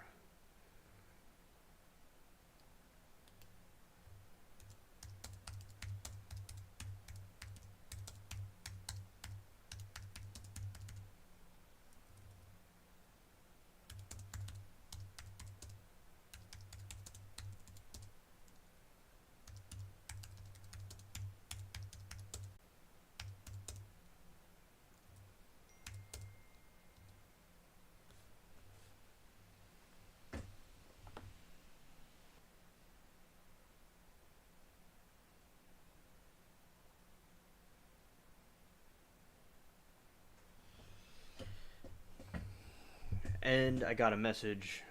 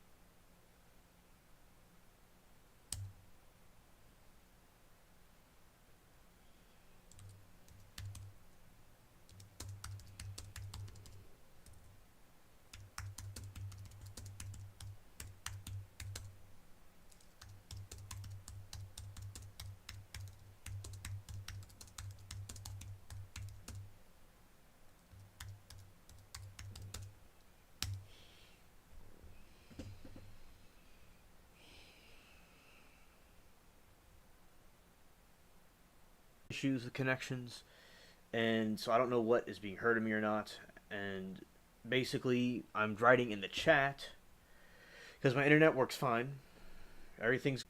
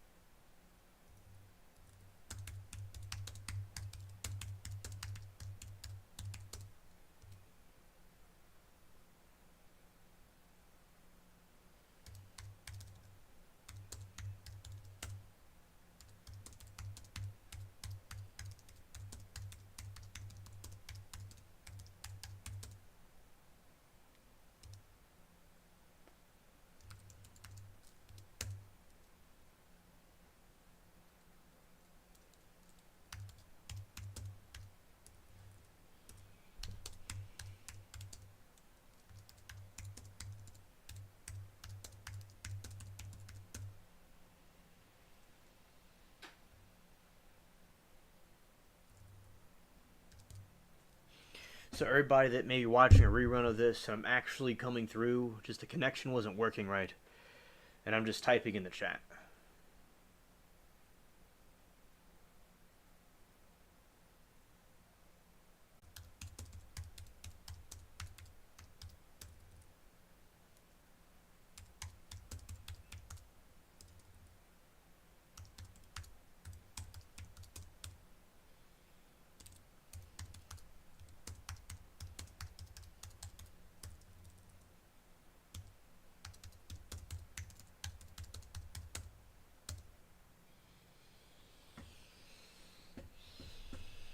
Right, and I'm glad that the page is frozen with the grays, so people can know what's going on here.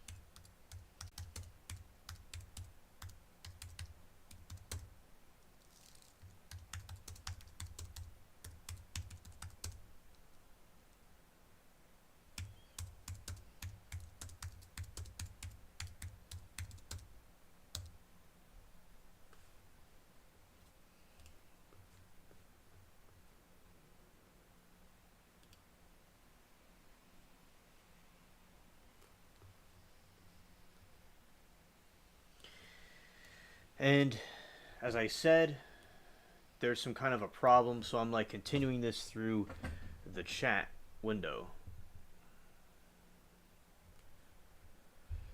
All right, like basically, like if we were watching some other YouTuber and they were doing something, but I'm just in my own chat room. Like, okay. She says, I can see the analogy with the vision in people who witness of grays and sometime go like little green beings was spoken on. Yes, exactly.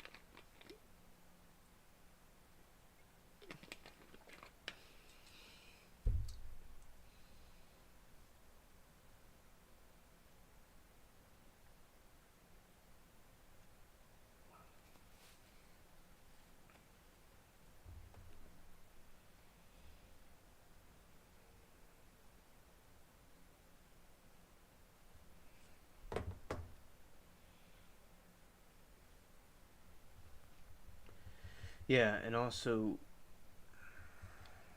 let's see what she's saying.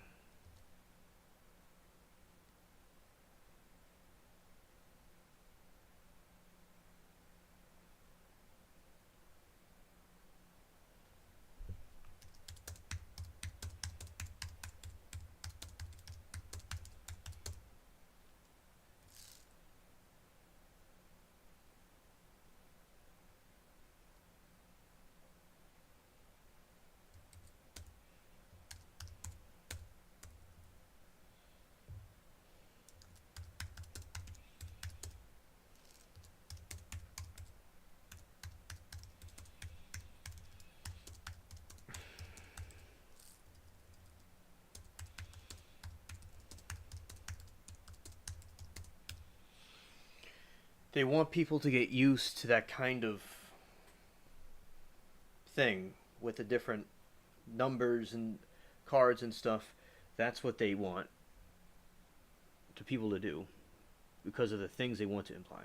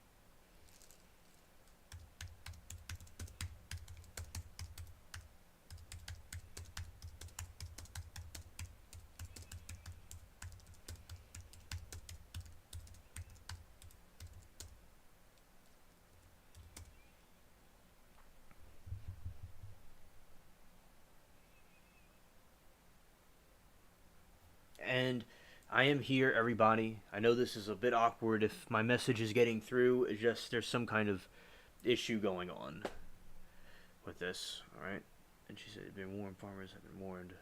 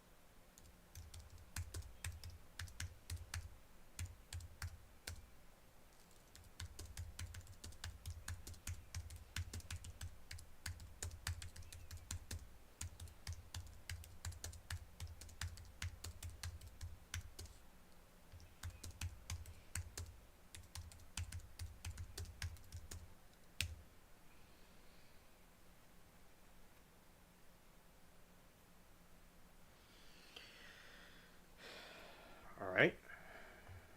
Let's see.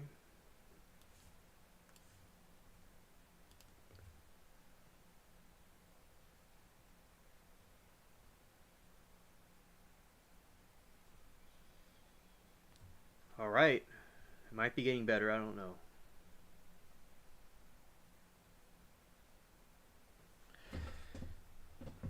And so, chat, we were talking about some things with the aliens and the mark that's going around for people to understand to be cautious of those things.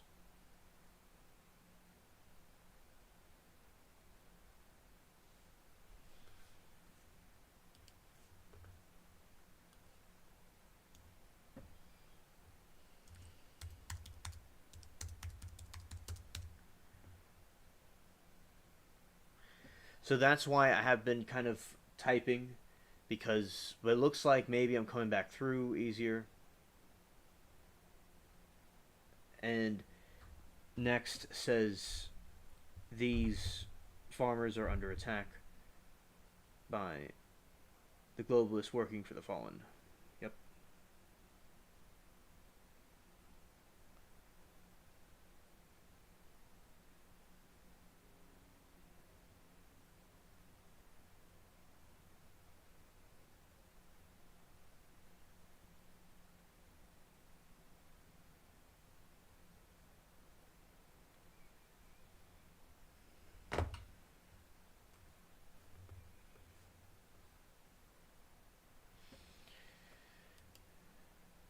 And I'm going to read about some alien news.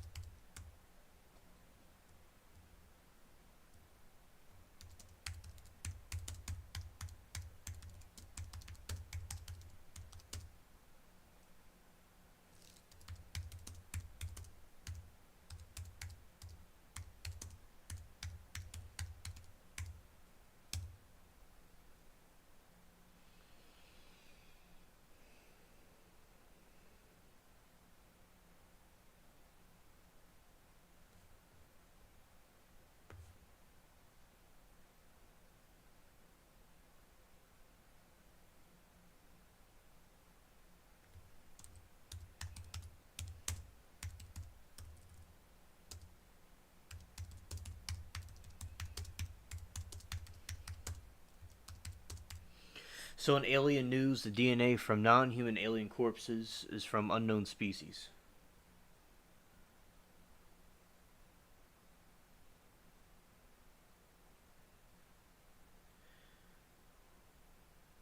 All right. And also, next was saying the elder race being around before mankind and ones who despise mankind fallen spoken of. Yes.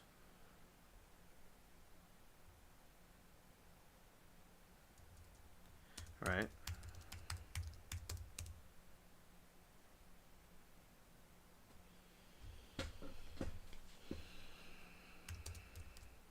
Next, I agree.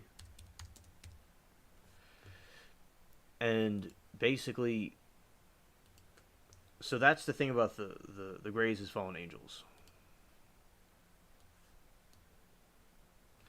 And I'll read it for a second. I'll read it. So it says, and I saw unclean spirits like frogs come out of the mouth of the dragon, and out of the mouth of the beast, and out of the mouth of the false prophet.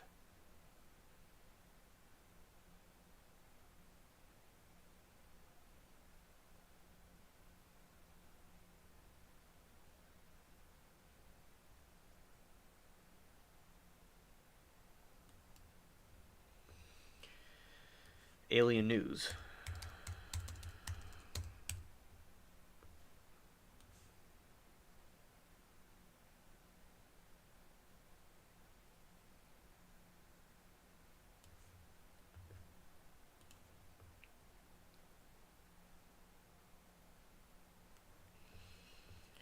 All right, so basically, I'm going to put this window a little bit this way. All right, so an okay next online. Thank you. So it says how DNA from non-human alien corpses is from unknown species. Analysts claim. Confirmation: Mexican alien mummies are not human. Alien intelligence is surely worth shining light on. Inside the road to Nevada's extraterrestrial highway near Area 51. Mexican aliens mystery depends with alien evolution. Alien revelation. DNA revelation. Mystery of Mexico's alien corpses continues as new DNA findings revealed. Extra evidence. New studies suggest there may not be of human origin.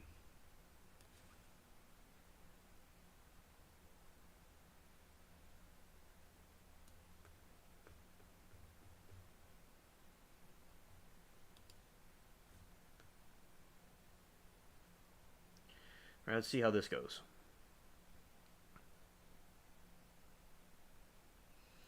Confirmation: Mexican alien mummies are not human.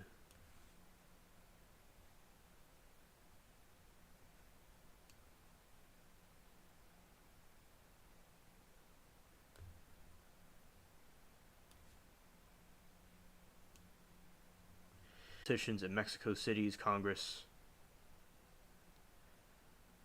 Recently, another hearing was held by Mexico's Congress where researchers testified the authenticity of the Peruvian mummies, with fingers suggesting it could evidence of non-human life.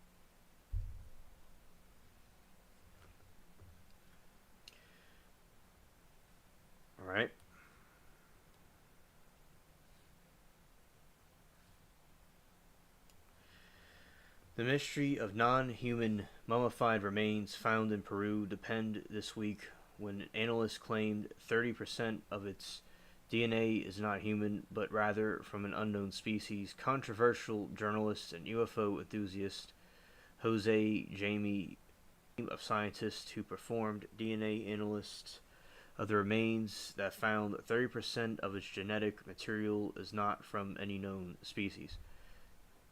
Mexican researchers who separated besides him testified before the nation's Congress also claimed the figures were authentic, compromising of just a single skeleton. And that's the thing.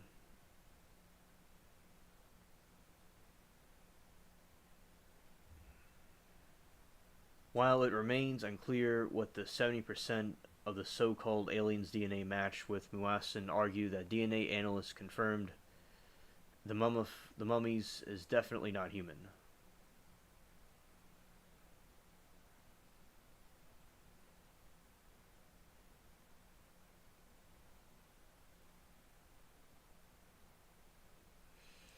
This first extraterrestrial life has been presented manner in his transcript hearing of the Daily Star.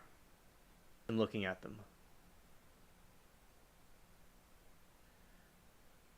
We have clear examples of non-human specimens related to any unknown specimens on the planet.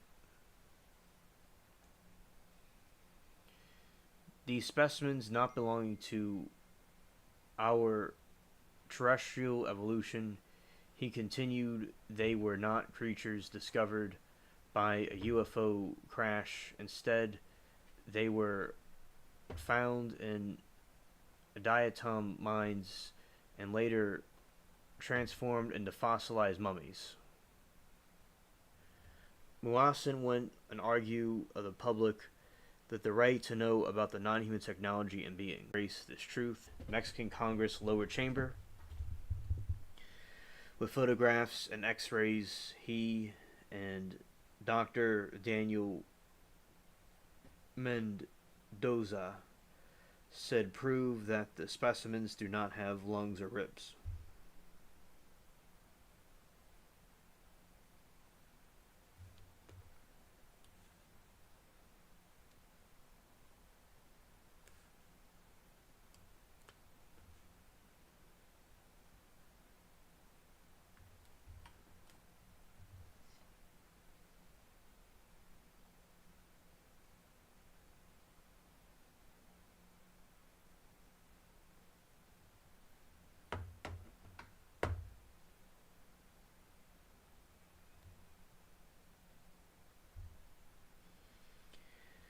So this is the situation that they're trying to go and investigate them, and they're not really too sure what's going on. The alien enthusiast had earlier presented the Mexican Congress lower chamber with photographs and x-rays, and their real anthropologist Roger June Zuniga of San Luis Gonzaga National University in Ica, Peru, said at the specimens in the testimony last month.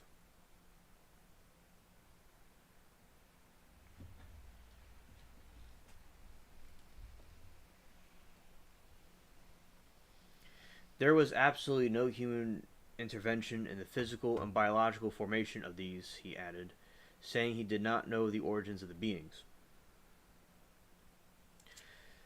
Zuniga also presented a letter signed in 11 researchers from the university testifying the same conclusion, though they clarified that they were not implying the bodies were definitely aliens. Muasin presented similar claims in Peru in 2017, but reported by the country's prosecutor's office found that the alien corpses were actually recently manufactured dolls, which have been covered with a mixture of paper and synthetic glue in the presence of the skin.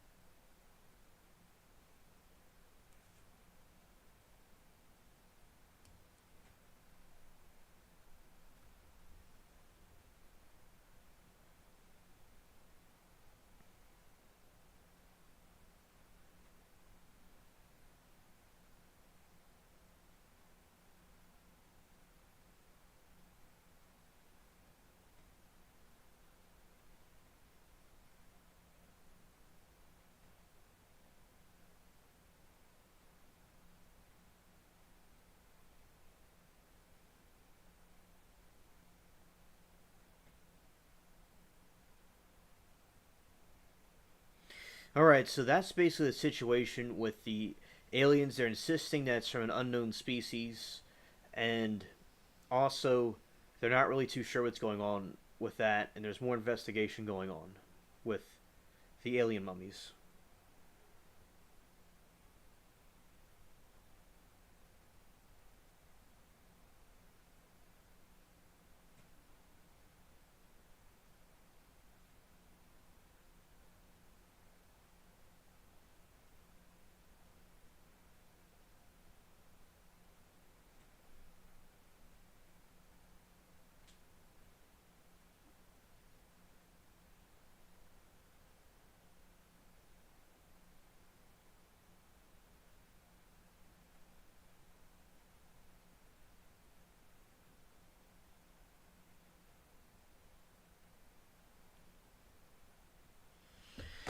All right, so basically, and we have, so that's the situation with the newest alien update, that they are trying to find more information, and it seems like they're from non-human origin.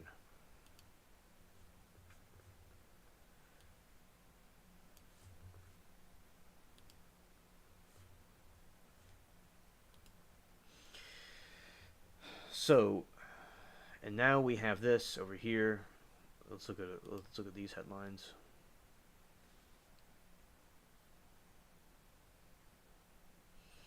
Apparently, at Harvard, Avi Loeb found proof of extraterrestrial life. And then you have this other situation where the perfect solar system found in search for alien life. Astronomers hope to learn how the six planets formed, whether any of them home to live. Inside a road trip to Nevada's extraterrestrial highway near Area 51. During our trip down to the extraterrestrial highway, we peered inside the black mailbox, the person article was saying, and explored the Nevada area in that particular region. Very interesting.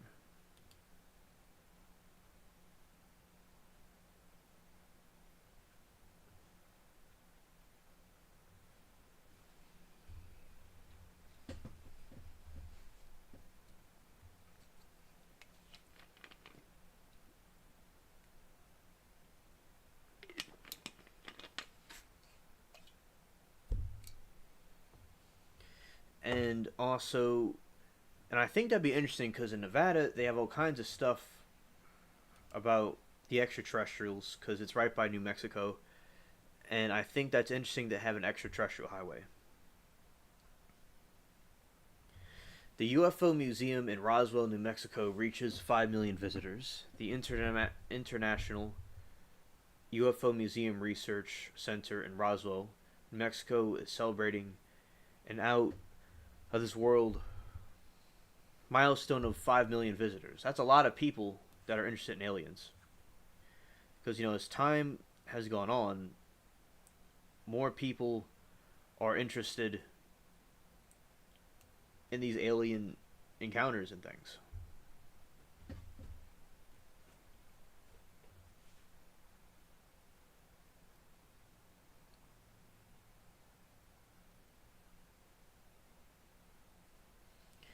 UFO Watch. House lawmakers blast intelligence communities' orchestrated attempt to hide UAP information.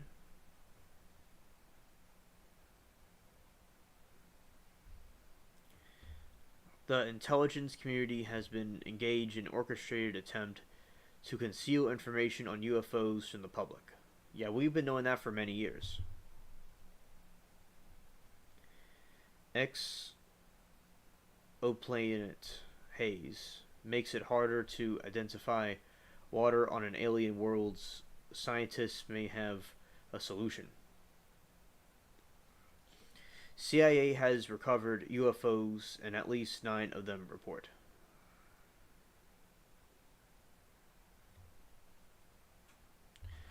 So they're confessing in one of these articles that the CIA has recovered many UFOs. And they're saying about 9, which in my opinion, I think is way more.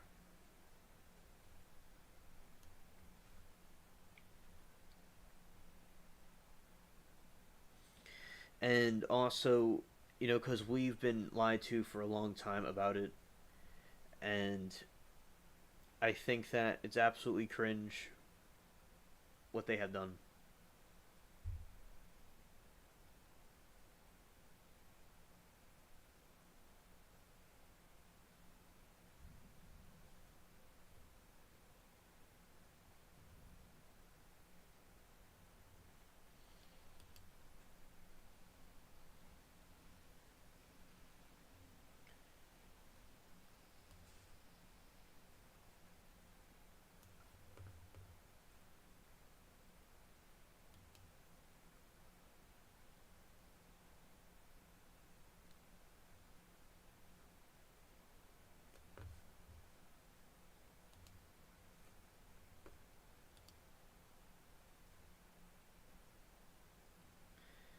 Yeah, so this is the place in Nevada where they have the alien highway. I think that's funny.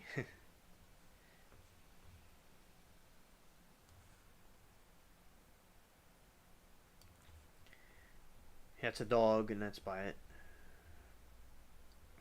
And they spent a day traveling the extraterrestrial highway, 98 miles off the alien fun Nevada desert.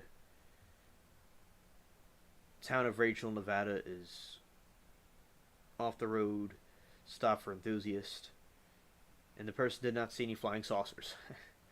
So yeah, that's pretty cool. Let's see, anything else here? All right. Person says as a product of generation that grew up unsolved mysteries and the X Files. Person is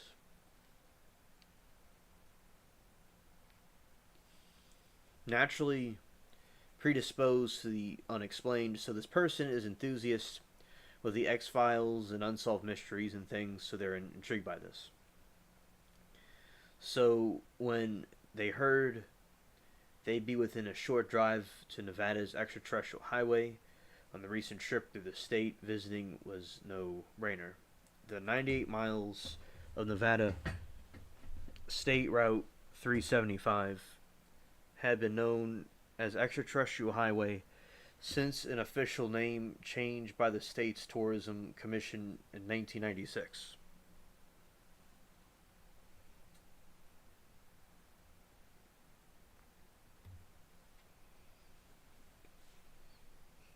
The road's proximity to Area 51, a top secret government base that many believe to be the home of extraterrestrial secrets, is one reason alien enthusiasts flock to the area.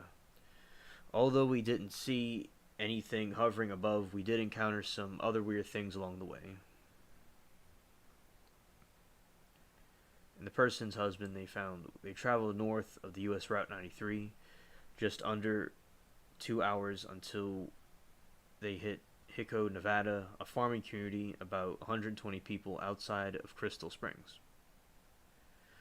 Both Hicko and Crystal Springs can be found on lists of ghost towns in the area. After watching a loose cow cross the road with not much else in either direction, we could see why. Before hitting the fork,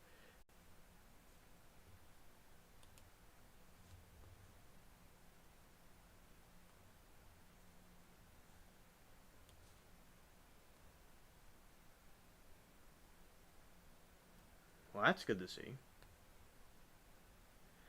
All right, and so those people, what they were doing is they were on a trip, and they were seeing the different stuff on the way there, and they had some barbecue and some beer and stuff, and they saw different sights. Let's see. It looks like back in business, so I'm gonna go back over here and go all the way down here. The Alien Research Center is a gift shop, and the person that went there, known for carrying alien themed souvenirs like t shirts, mugs, and hats, and even tequila. Unfortunately, it was closed during their trip, so they had to settle for posing with a giant metal alien outside. And they also, in this article, it says after acquiring some whiskey, barbecue, it wasn't beer what I thought it was. Beef jerky, we ate our purchase in the car, the person says in their story. Mid a bag, we spotted a pair of travelers that we thought were about to stock up on jerky for their own adventure. Jerky was used in the Old West because they didn't really have ways. I could look up more in detail about this, but they didn't have ways to preserve things, and I think, in my opinion, and that was a way they could eat their food. It was a nice snack in the Old West. And instead, they removed a bucket and shovel from the bed after their truck and started digging right outside the snack shop. As they filled their pail, we heard a large boom in the distance and decided that more enough. Intrigued so early in the drive, we didn't engage further with the diggers. Our nose sensed the stage stranger than we'd expected.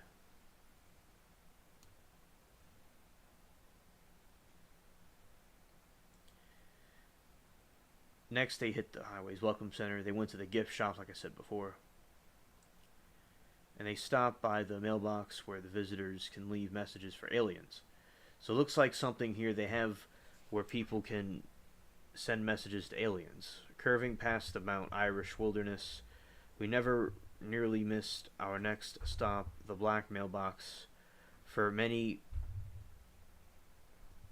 this marks the best way to reach any aliens that have taken the extraterrestrial highway for a whirl.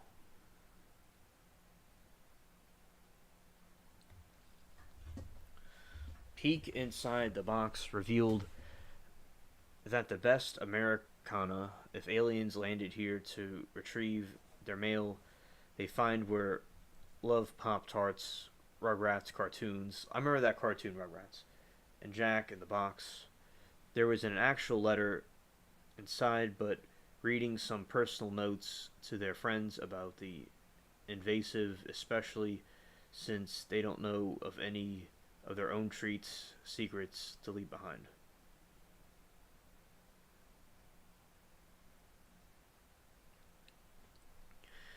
We spent time in Rachel, Nevada, which was filled with oddities. Rachel, Nevada is closest to the town in Area 51. The government officially uses the base as a flight testing facility, but many alien enthusiasts believe that the base holds the country's extraterrestrial secrets. All I know is you don't want to go get anywhere near Area 51. It's manned by military personnel and they don't offer tours. Probably hiding something, maybe.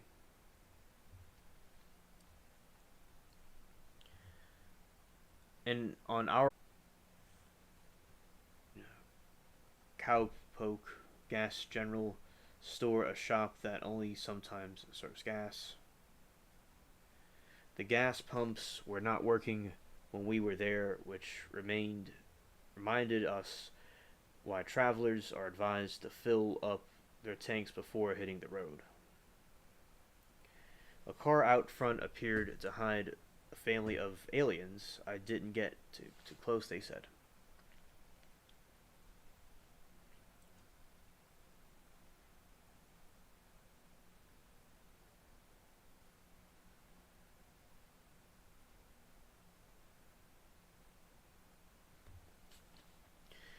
The little alien just up the road was more impressive. Here, guests can sleep, eat a world famous alien burger, or just pull over to check out the town's time capsule, which was given to the people of Rachel from the producers of Independence Day after filming there. We had our pup in town, so they kept exploring the outside. The truck parked out front looked like a survivor of some kind of abduction. Interesting.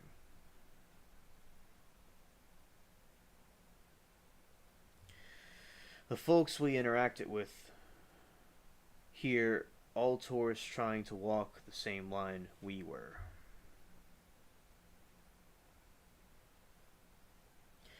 We weren't sure what we all believed, but there was anywhere in the country that would be hub for aliens. The middle of Nevada could definitely be it. The end of our adventure came at the second extraterrestrial highway, sign at the fork with the US Route 6.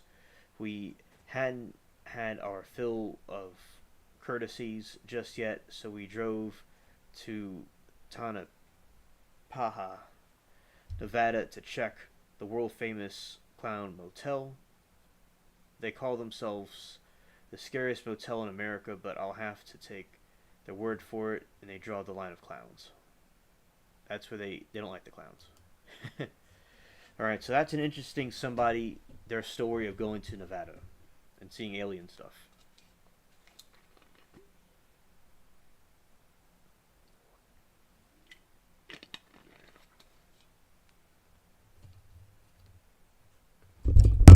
Oh, it's unstable.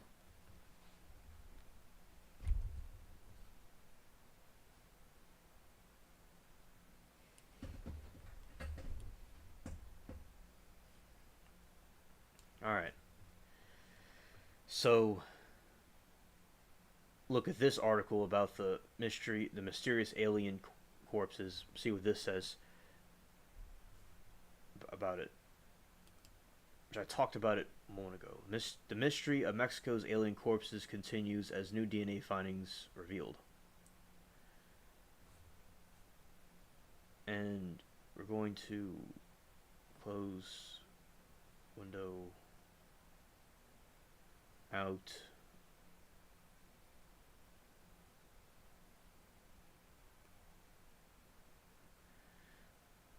So the mystery apparently apparent alien corpses shown in Mexico's Congress has now taken more perplexing after aliens were revealed.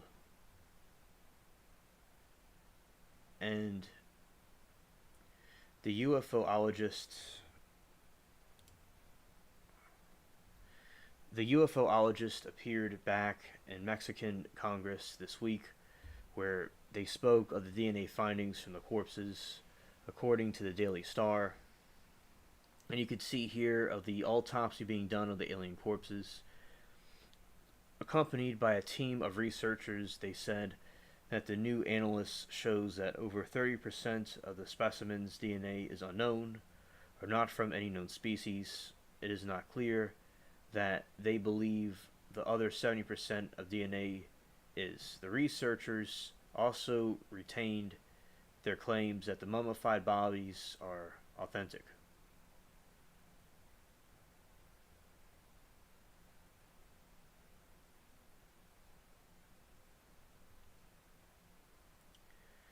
And he said, "This is the first time extraterrestrial life has been presented in this manner," Mr. Moassen said in Congress, according to the outlet. "We have a clear example of non-human specimens related to any known species on our planet," he said. "We are not alone in the vast universe. We should embrace this truth. The two bodies underwent carbon dating. The National Anomalous University of Mexico, which determined the specimens were over 1,000 years old and had 3 fingers and no teeth," he said.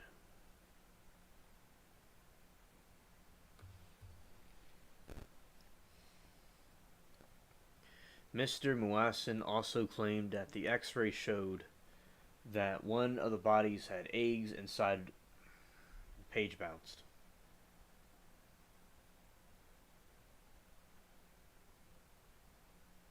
Mr. Muassen also claimed that the X-rays showed that one of the bodies had eggs inside it, and both had an implant of rare. Jumped again. Muassen said the X-ray showed that one of the bodies had eggs inside, and that both had. I don't know why it keeps. Both had an outlet.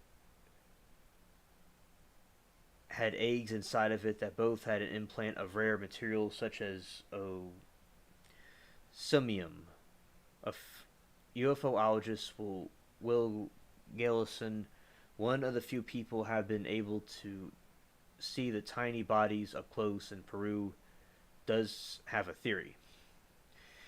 He believes the so-called alien corpses could have be human and animal bones that were put together by humans thousands of years ago, possibly for Incan ritual purposes. That sounds kind of suspicious. He said the skulls are alien creatures and the fallen angels that mix with people and stuff. So that's easily what it could have been if it is real. Something like that.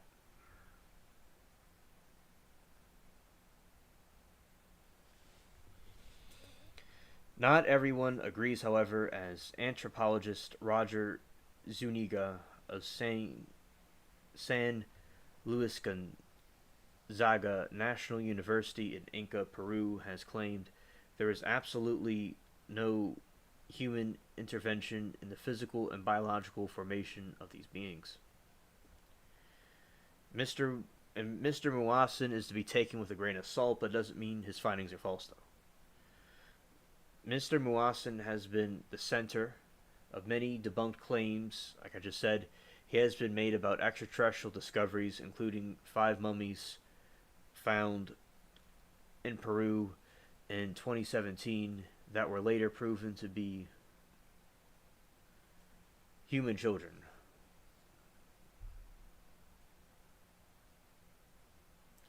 Alright, so that's basically the summary of what's going on with that. Okay.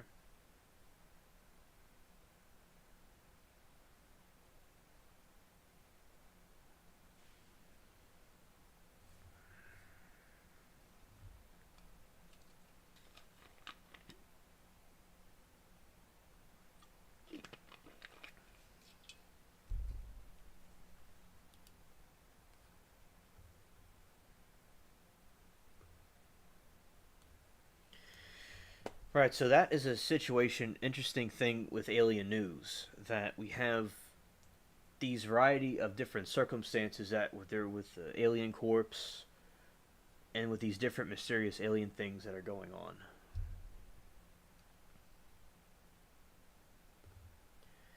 Let's see this other one.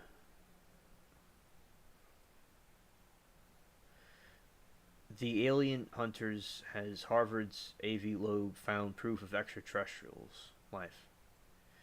The astrophysicist and professor likes ruffle feathers and says his critics are merely jealous. He discusses UFO interstellar objects and the risks of his all-consuming search. A.V. Loeb has a chip on his shoulder for years. The Harvard astrophysicist has been trying to find aliens. He's in the middle of trying to record the entire sky with international network of telescopes, and recently traveled to Papua, the New Guinea,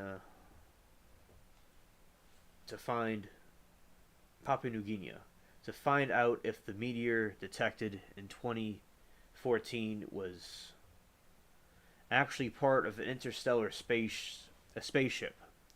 Meanwhile, academics and pundits snipe at him in the media, and he's sick of it. He said, I hear of the scientists say, why would you go to the Pacific Ocean? It's a waste of time, waste of energy. And I say, I'm not taking any of your research money. I am asking you to do anything. I'm doing a heavy lifting. Why would they be negative about it?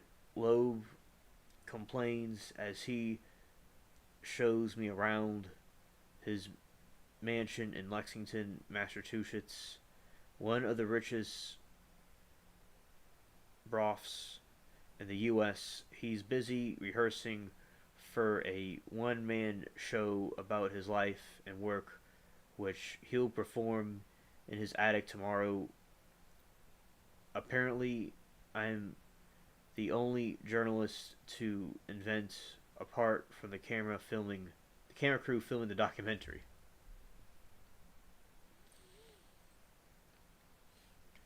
Loeb 61 has just finished 5 mile run, which he does every day at about 5 a.m. before knuckling down the work, small suited, be spec oh wait, be spectated, and you'll miss it. We arrive at his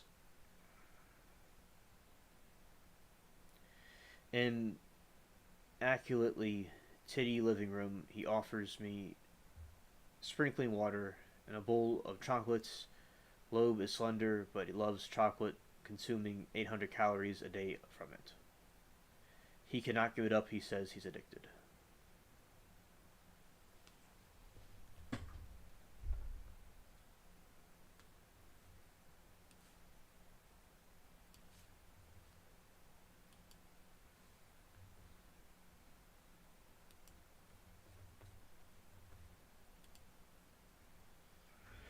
Hello, next. I wasn't ignoring you.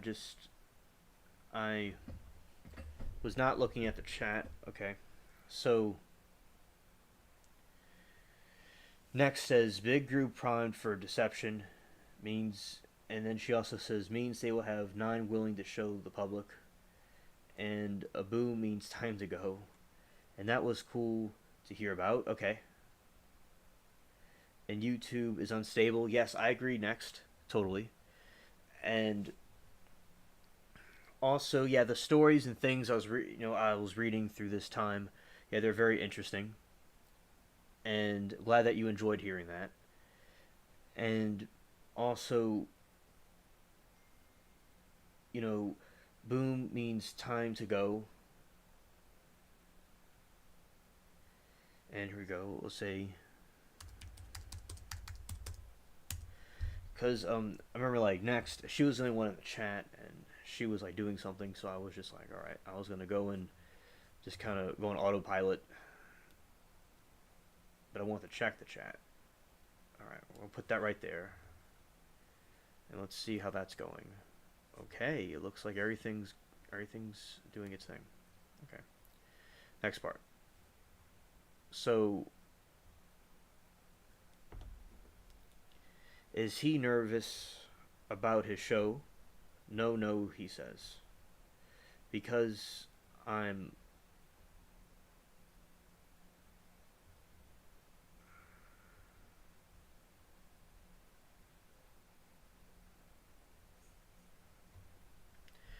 And he says, is he nervous? No, no, he says, because he's playing himself, there is no difference. Netflix will be filming it in June, documentary. Markers accompanied him on his trip to Papua New Guinea, where he recovered debris from fireball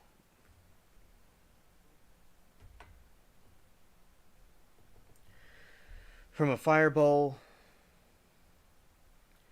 that landed in the sea to the north of Manus Island. There were over 500 filmmakers and producers that wanted to document what he's doing, and they wanted to ship, but he said he had contract with just one. He's funny.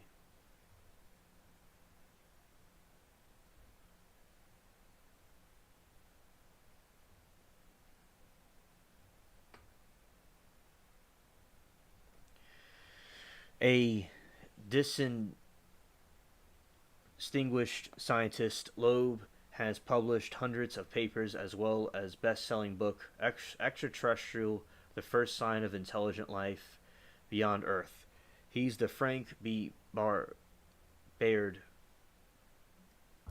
J. Professor of Science of Harvard, the director of the Institute of the Theory and Consumption of the Center of Astrophysics, and director of Galileo project at Harvard, but he was relatively unknown into the particular shaped object zoomed through our solar system. In 2017, astronomers described it as having extreme dimensions and concluded it must be interstellar, officially known as the 2017 U1. It was given the nickname of Umanumia. No, Muamua. Hawaiian for scout, or first distant. A messenger. And produced and pronounced like a child started by a cow, O more Muer Muer. Okay, so that word is pronounced O Muer Muer.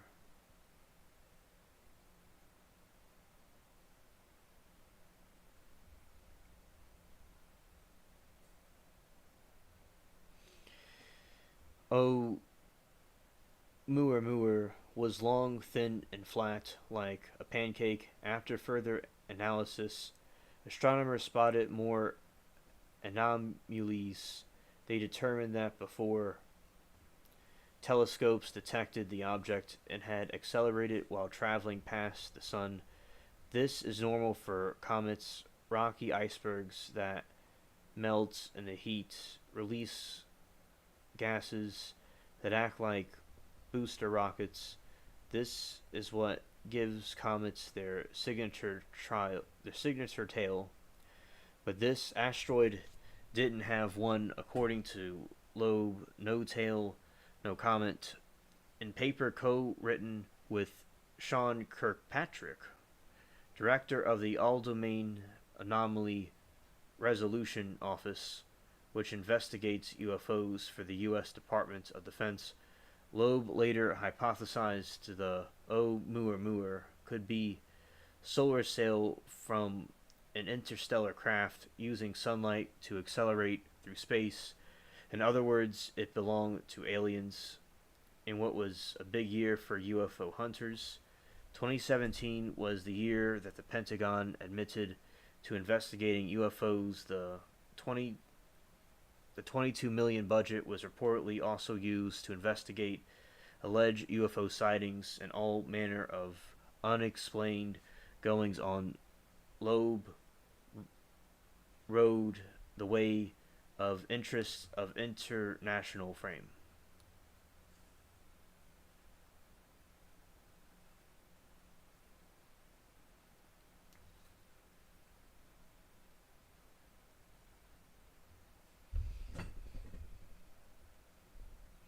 His density certainly wasn't written in the stars. Loeb, partly of German descent, grew up on a chicken farm in Israel. His grandfather, Albert Loeb, a veteran of the First World War, fled the Nazis when it was clear that fighting for his country at Verdun wouldn't protect him from anti-Semitism. He left everything behind, and about 56 people of the family stayed in Germany because they said they would leave on the last train, and the last train led to concentration camps. Wow. Loeb says Albert arrived in Palestine and helped the British by giving them aerial photographs of an important dam in Frankfurt, which they later bombed. That was his revenge, says Loeb. Around the time an Oumuamua made headlines, Loeb lost both his parents. He was particularly close to his mother, who was very loving and always encouraged our existence. Well, it's really interesting to see people's stories and how they came to where they were.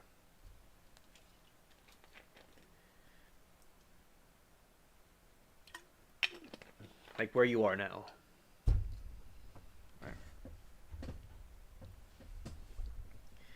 When we meet, Loeb is a few months back from his expedition to Papua New Guinea, where he collected sphere rules of tiny glassy beads of metal and rock debris from 2014 meteorite.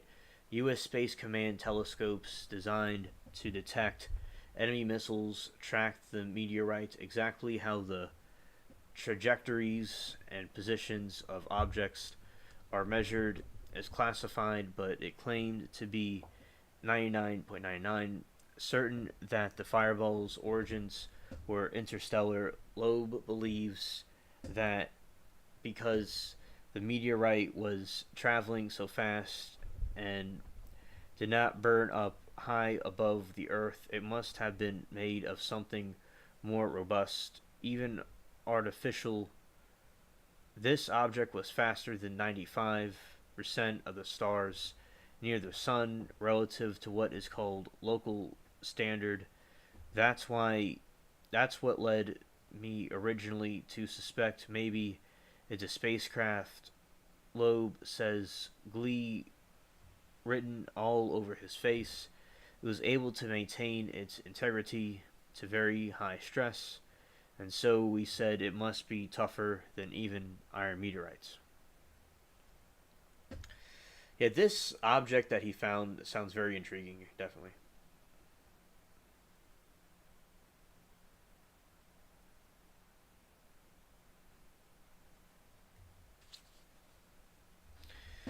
So far, Loeb and his team have only recovered small spheruleus from the path of the meteorite, a bit like collecting water droplets that have cascaded from a burst water balloon.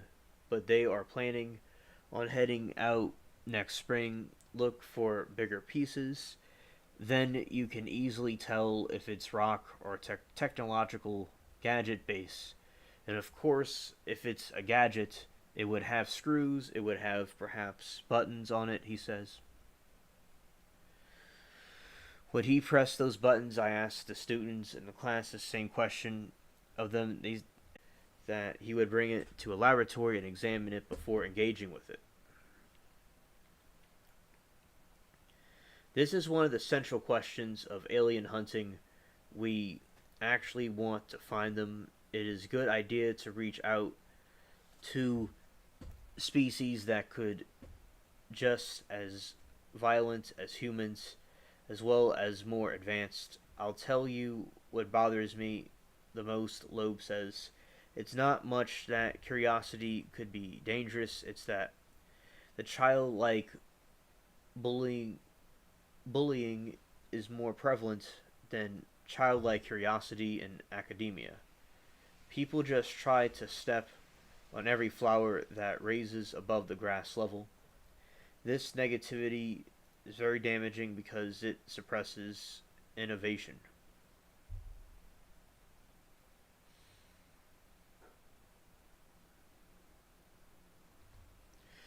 Loeb's critics would counter that he is prone to making extraordinary claims without good evidence before heading to Papua New Guinea.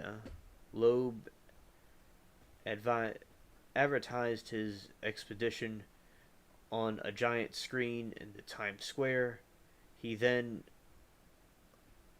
live blogged his discoveries in the Pacific. His detractors say this approach misleads the public and distorts how real science is done.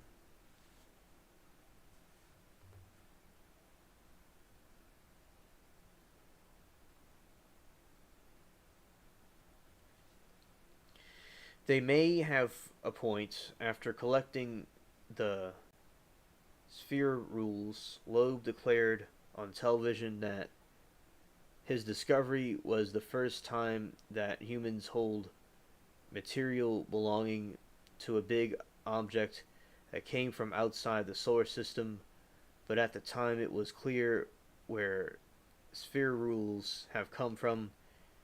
It still isn't. Sphere rules cover the Earth, and most aren't from meteorites. Their origins range from volcanoes to industrial revolution and Iron Age. It also turns out Harvard's analysts show the samples had unusual components, but whether they belong to meteorite, Loeb is looking for let alone if that in turn was created by extraterrestrials, will require much more research.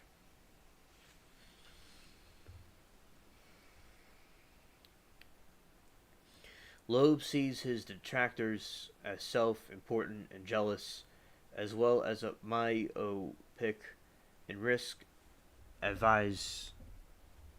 In the extreme, he strongly believes that the blogging his research improves public understanding of the scientific process. Some people told me it's the first time we see how science is done because we often just hear in press conferences the final results. The scientists sit on the stage and tell the public what the truth is, and the public doesn't like that because it appears like the work of the elites, he says. He insists his blogs are like detective stories and that the public loves stories. He says, I mean, what's the problem? The problem, of course, is that scientists usually keep quiet until their peers have had proper look at the work. That's another way to do it, Loeb said when the New York Times put this to him in August, but was not a crime. What is a criminal? He's the underfunding of the chosen field, especially compared with something like CERN. The large Herden Cullender was billions of dollars looking for super symmetry, and it's not there. They haven't found it. He's not a big fan of theoretical physicists either. There is a whole community of people trying to unify quantum mechanics and gravity. These are people working on string theory, extra dimensions, and the multiverse. They don't have a single piece of evidence, yet they work on it for decades, and they think that they are promoting a frontier of physics. The next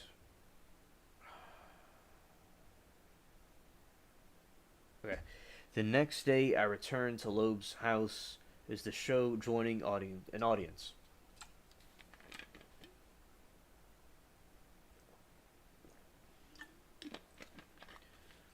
Of his students, friends, colleagues, Ravitch, who co-created and directed Carrie Fisher's one-woman show, Wishful Drinking, is at the helm of the Oscar-winning songwriter Alan Bergman has written a song for the show. I mean, that's him.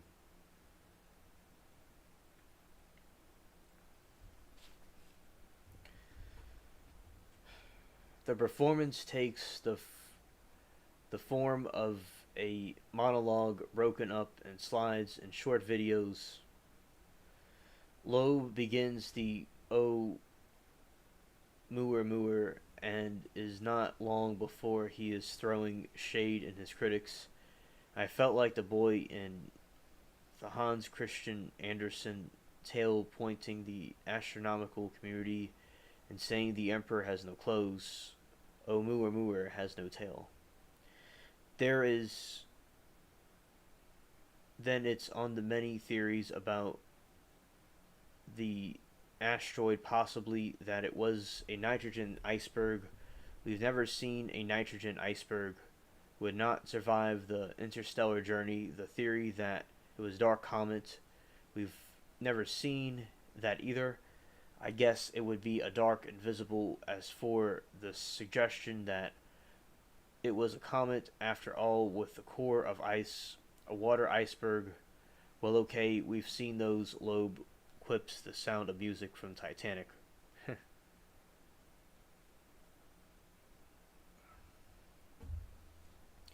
He goes on to liken the pushback he received, the operation that Galileo and Marie Curie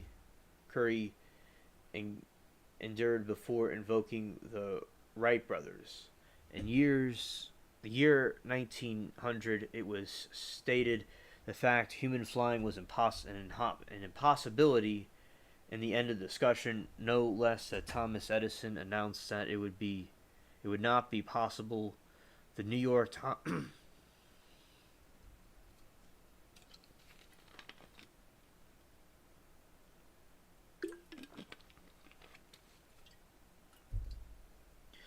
The New York Times stated that it would take at least a million years for men to fly, a million years, such comparisons are unlikely to convert anyone who sees him as an egoist, but perhaps that's a little unfair. Before I leave, I ask Loeb what it is to be gained from looking for aliens, and his reply is surprisingly humble. We know from our private life that if we find a partner, it gives new meaning to our existence, he says.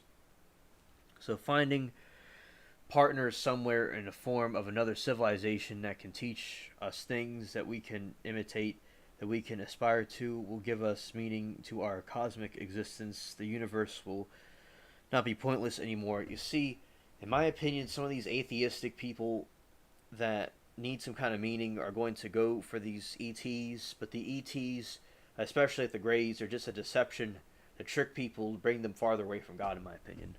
So I think there's a lot of meaning to this Earth, and although it's crazy, there's a lot of messed up things going on, there's still nice things to admire about human civilization, too. Alright.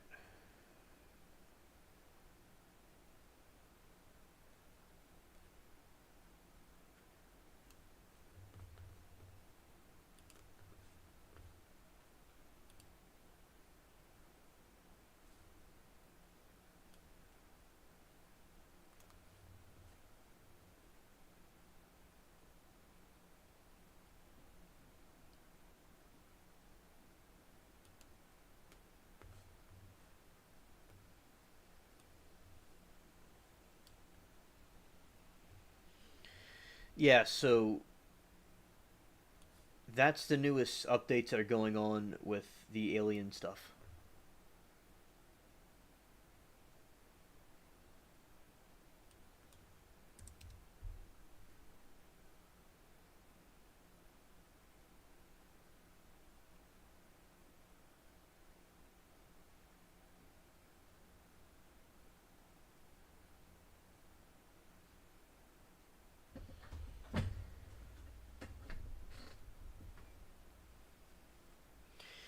So, in other news, it says that the federal judge rejects Trump's immunity claims.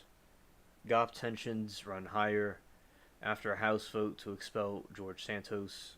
And Sandra Dry O'Connor, first woman on the Supreme Court, dies at 93. And pro Palestinian protest self immolates outside Atlanta's Israeli consulate. Israel's war with Hamas resumes with airstrikes in Gaza. Oh no, that's not good. And Israeli military analysts flagged Hamas plans to start new war before terror. And news of death.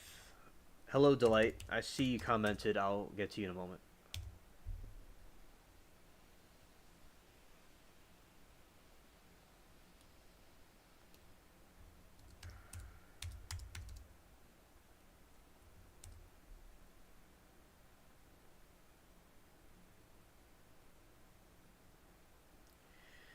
Why? Yeah.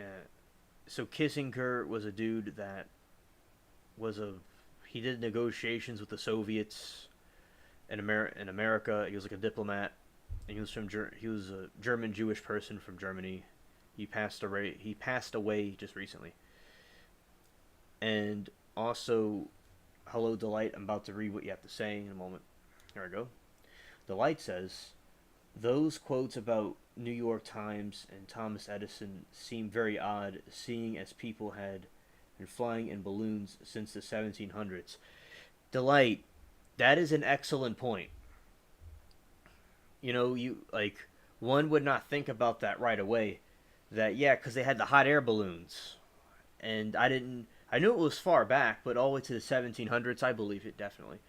Because I've remember learning about that from when I was a little kid. I'd watch movies and stuff, and they'd have the hot air balloons. I know it was something from Europe, and yeah, that's excellent. An excellent point. Yeah, people are just real skeptical, and like they become dogmatic, and they think that they know everything. but they're just not open to change. That's this diplomat guy when he was like, that's him when he was younger. That's another picture of him too. Yeah, he did some. I remember learning about him when I was like a teenager, and he did stuff with the. That was interesting. So, and he passed away recently. And let's go to Thomas Edison. And about Thomas Edison, Tesla, he founded a lot of the stuff, and Tesla like took the ideas. He took Tesla's ideas from him.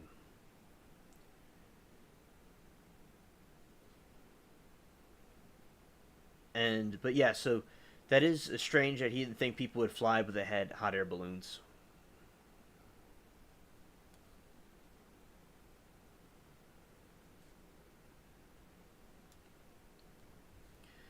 And yeah, that's Edison, and also we'll go to the hot air balloons.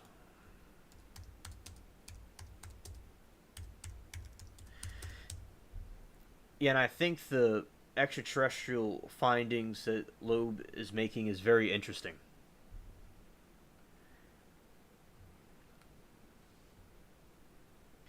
And I think that it's essential for people to keep researching this and we could see what we could find from it.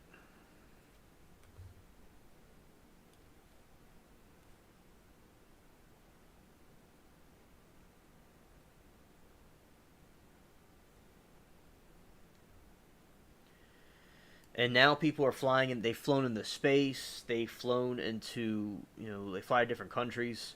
So it's really, good that we finally have that. But yeah, they're so cool, the hot air balloons.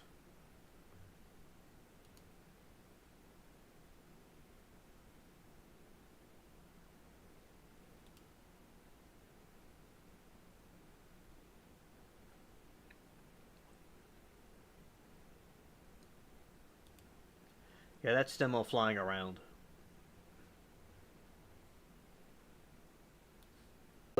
On the phone, if I can remember. If it, I don't, yeah, I think it was something like that.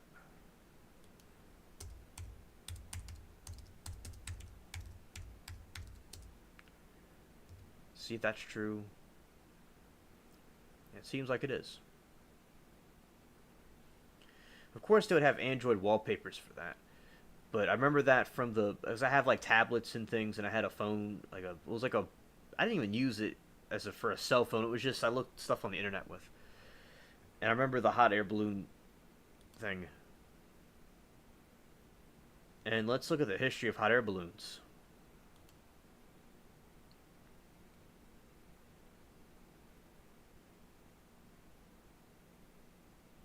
Oh, you've been on one, Delight. That's really cool. I like how you've been on one before. I have never been on a hot air balloon before.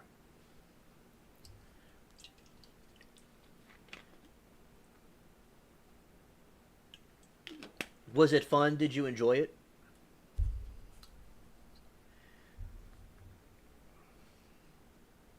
A hot air balloon is a lighter than aircraft consisting of a bag called an envelope, which contains heated air suspended beneath is a gondola or wicker basket.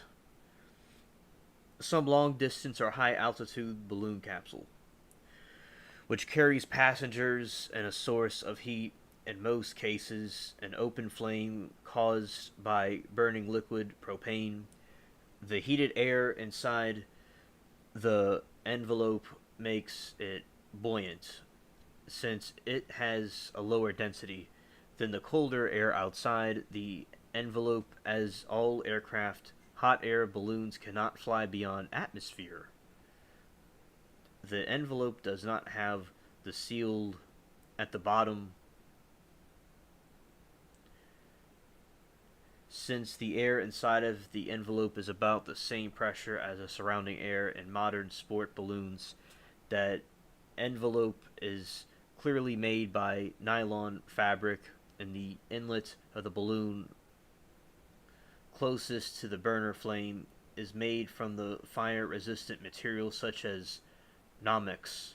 Modern balloons have been made in many shapes, such as rocket ships, space shapes of various commercial products, though the traditional shape is used for most non commercial and many commercial applications.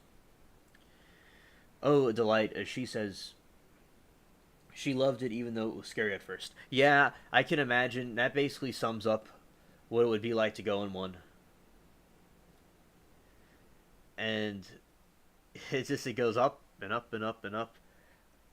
Yeah, that's really cool. I don't know. I remember something about it in France. Oh, I would okay. I was not in France. I think I remember something about it being about it in France. I learned something about it in France that it was used there. Okay, so in Nomex, modern balloons have been made in many shapes, such as rocket ships and things like that. And Nomex is a flame-resistant meta armid material developed in early 1960s by DuPont, first marked in 1967. The hot air balloons is the first successful human carrying flight technology. The first unearthed manned hot air balloon flight in the world was performed in Paris. Well, there I go. That's where I remember it from. Because I remember when I was like a little tiny kid, I knew it was done in France. That's all I remembered. And here I go. It was World was performed in Paris, France by Jean Francois Pilteri de Loisier and Franciscos Larnett on November 21st, 1783. D. Al Andes. That's a next part of the name. Pil à terre. That's how you would say that part.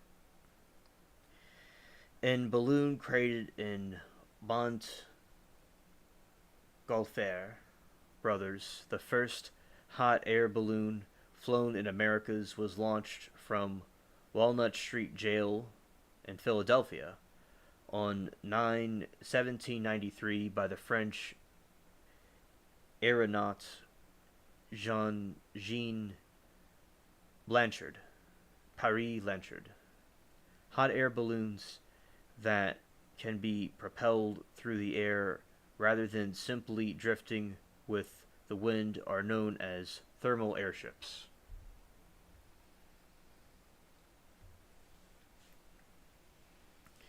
And you got this thing looking like it's a castle. That's cool. Pre-modern and unmanned balloons, a precursor to the hot air balloon, was the sky lantern simplified Chinese tradition. Zhuge Liang of the Shu Han Kingdom during the Three Kingdoms era, 220 to 280 CE, used these airborne lanterns for military signaling. The Mongolian army studied Kong Ming lanterns from China and used them at the Battle of Legnica during the Mongol invasion of Poland. This is the first time ballooning was known.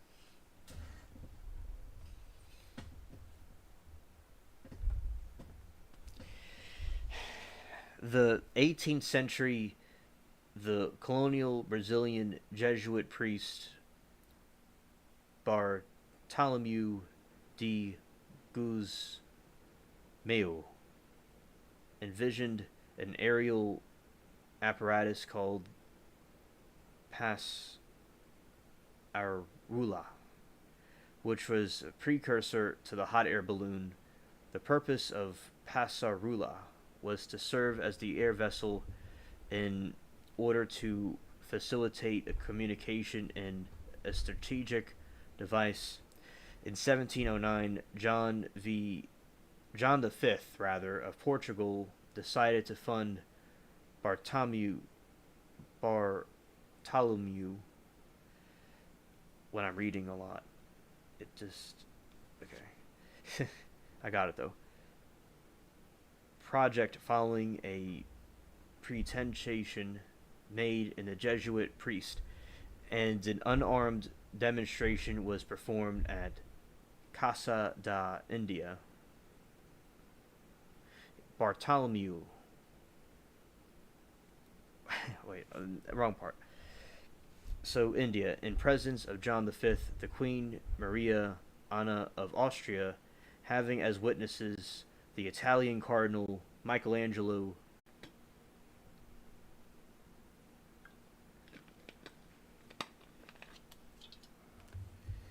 Drink some water.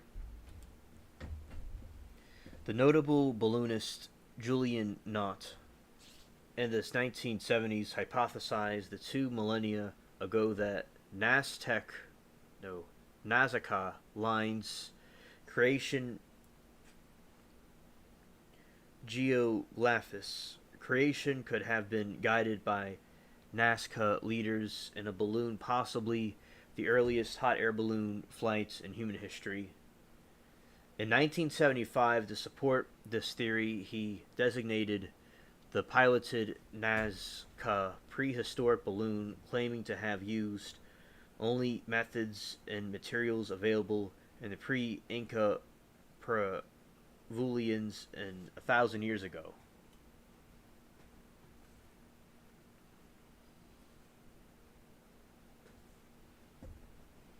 First manned flight, the French brothers Joseph, Michael, and Jacques Etienne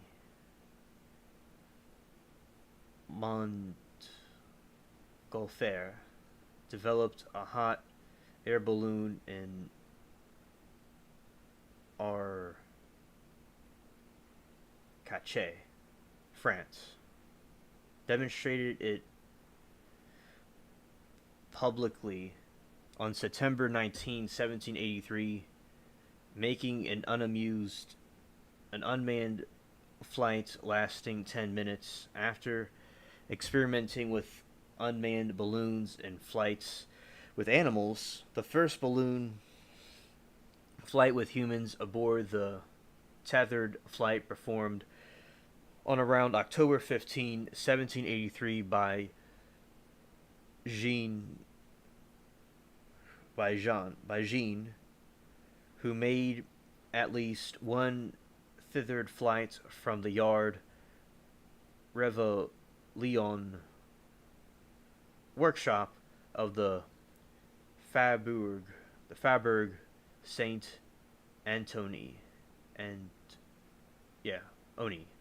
Later the same day, Pied à Terre became the second human to ascend to the air, reaching an altitude of 26 meters, 85 feet, the length of the tether. The first free flight with human passengers was made a few weeks later on November 21st, 1783. King Louis had originally decreed that the condemned criminals would be the first pilots, but de Razer, along with Marquis, pensioned successfully for the honor. The first military use of hot air balloon happened in 1794 during the Battle of Fleurus,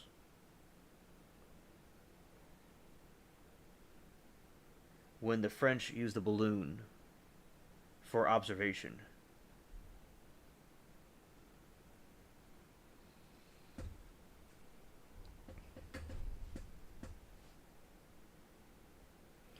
Entreprenant is the name of the balloon, and Jean became the first person to fly a hot air balloon in various countries, including the United States, Netherlands, and Germany. His most notable flight across the English Channel, heading to Dover Castle, accompanied by John Jeffreys, which occurred on 7 January 1785. In 1808, Blanchard suffered a heart attack while ballooning above the Hugh, fell from his balloon and experienced fatal injuries. His wife, Sophie, continued his profession but also died a decade later on a balloon due to a firework festival. Darn. Causing a hydrogen in the balloon to be set on fire. Wow, that is a way to go. See the light. That's why these balloons, especially in the beginning, I mean, they could still be, they're still dangerous now, hypothetically, but, you know, in the beginning, when people were testing it out, there's fatalities. But now, of course, they would know more about completely brand new. They've been around for a long time. And basically, we can see that it's definitely a frightening thing. But at the same time, I am thankful for the innovators and those people that think differently, that took the risk, even if they lost their lives, to try to do this for the innovation of everybody else. Because now we benefit from that, and people can fly hot air balloons more safely because of those people. So it's an important innovation.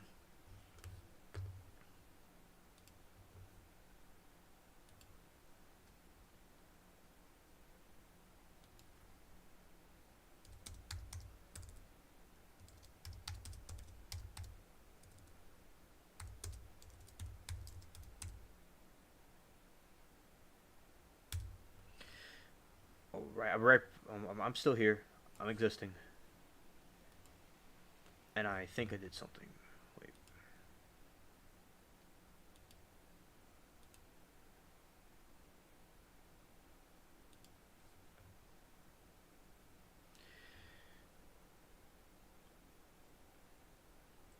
Alright. Balloon. Alright, there we go. That's been updated. So that's going to be more accurate to what you're supposed to call it. Alright. So here we go. We have that. And modern balloons. See, that's what I was saying. We have modern balloons now that are different than the old ones. Modern hot air balloons within an onboard heat source were developed by Ed Yoist beginning during the 1500s. Not the 1500s, but the 1950s. What's an Ed Yoist? What's this? Oh, okay. It's abbreviation. I don't know what an Ed Yoist was. It's just abbreviation of the guy's name. Okay. He has names like Edward. He has names like Paul. There you go. That makes sense. And Yoist is his last name. Yoist is his last name. Beginning during the 1950s, his work resulted in the first successful flight on October 22, 1960. Hello, Mary. Good to see you. The first modern hot air balloon to be made in the United Kingdom was Bristol Ballet. Built in 1967, presently, hot air balloons are used primarily for recreation. That's good. Good to know.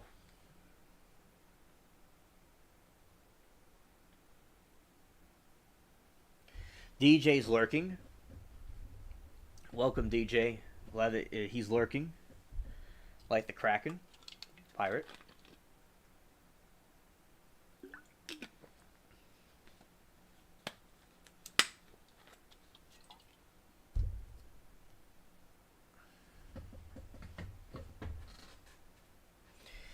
And Delight says she's seen photographs from the Civil War where they were using balloons. I had a thought in my head for a second. We'll reread that. I've seen photographs from the Civil War where they were using balloons. Well, that thanks for telling us about that. And I was thinking they probably did use that in war. Yeah, it's like I was thinking, although this is like a kind of a comedic way of thinking it, you get a bunch of cabbage and some carrots and corn and things and watermelons, and you just dump it out the balloons on the enemy. That's like a. Of course, it was something more traumatic than that, but that's just kind of a funny thought because the parades in New Orleans they'll have like St. Patrick's Day parade where they'll give you cabbage and stuff. They'll throw it to you.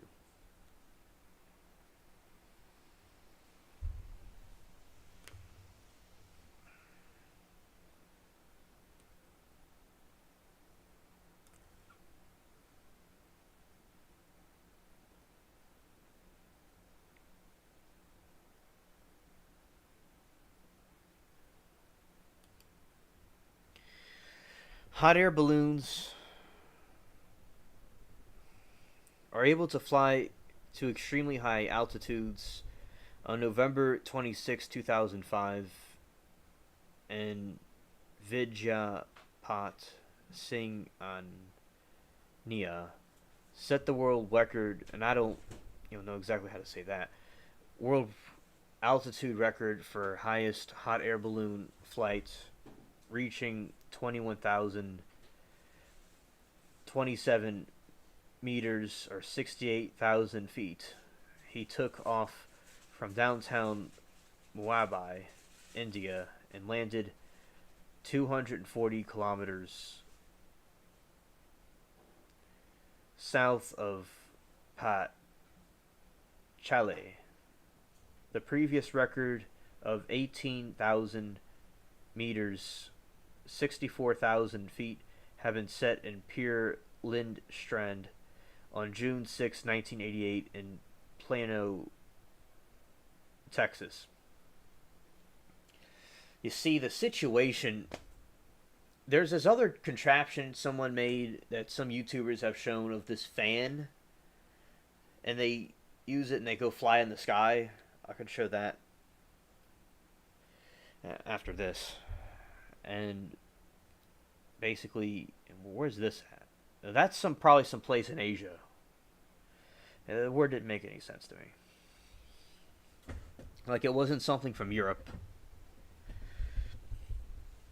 On January 15, 1991, the Virgin Pacific Flyer balloon completed longest flight in a hot air balloon when Pierre Lindstrand, born in Sweden, but residents of the UK, and Richard Branson of the UK flew 7,671 kilometers from Japan to North Canada. Wow. And to me that's impressive. They're able to take this little dinky thing and fly it all the way to northern Canada.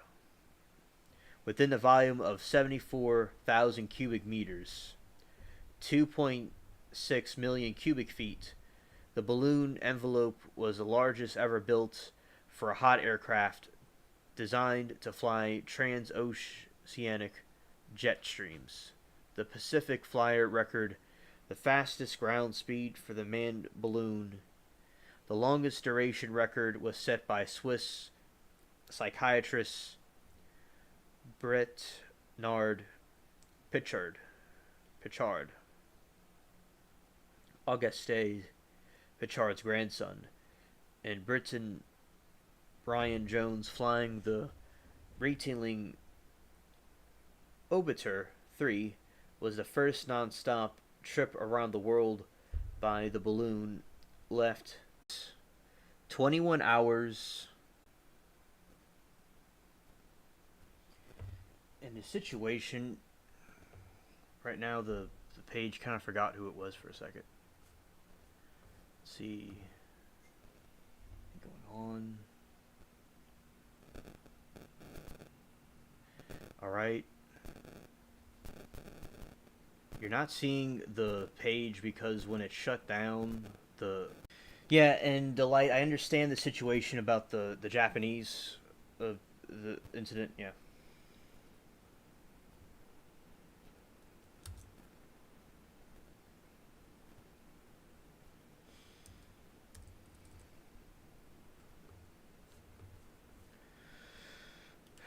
And they're saying about the.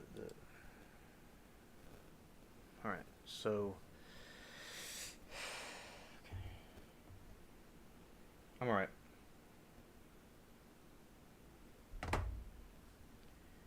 Okay, hot air balloon. Okay, hot air balloon.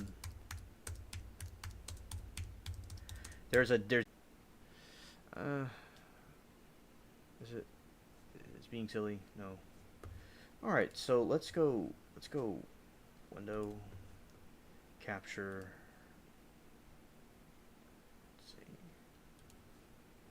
Okay. Here we are. All right. Okay. And there's like 7 people, and we're gonna, okay. All right. I don't need the light on right now. It's all good. All right. So I got on a different Wi-Fi signal on the thing I have. So I live next door to my grandparents' house, and that's where the thing is. And there's this different thing on there that I went on to do this because the other one went out.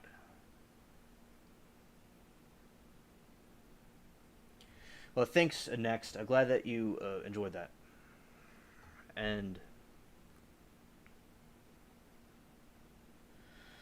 and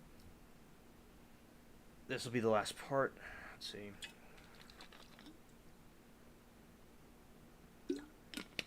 And I want to say if something happens, I want to do that anyway.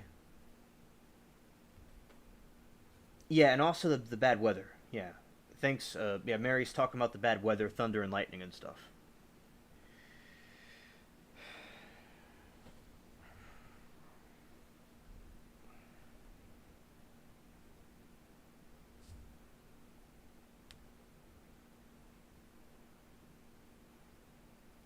And they have a hot air balloon for manned flights, used single layered fabric gas bag, lifting envelope with an opening at the bottom called the mouth or throat.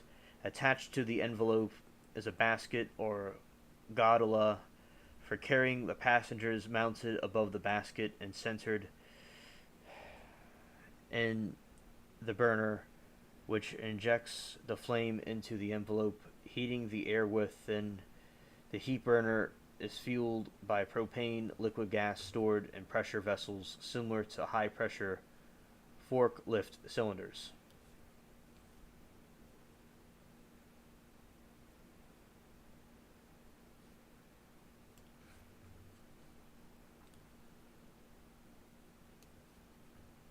I have to adjust this.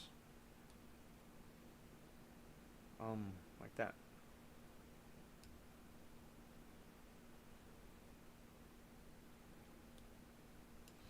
We'll go back to what she was saying,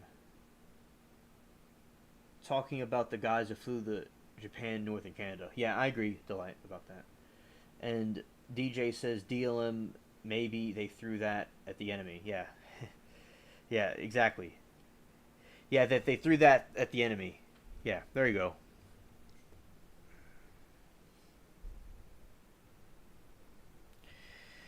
And then you have, let's see, because I'm not too sure exactly. I'm just gonna go to.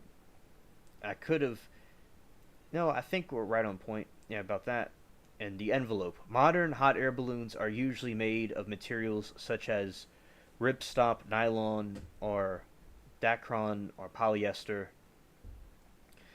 During the manufacturing process, the material is cut into panels and sewn together along with structural load tapes that carry the weight of the gondola or basket. The individual sections which extend from the throat of the crown top of the envelope are known as gores or gore sections. Envelope can have as few as 4 gores or as many as 24 or more.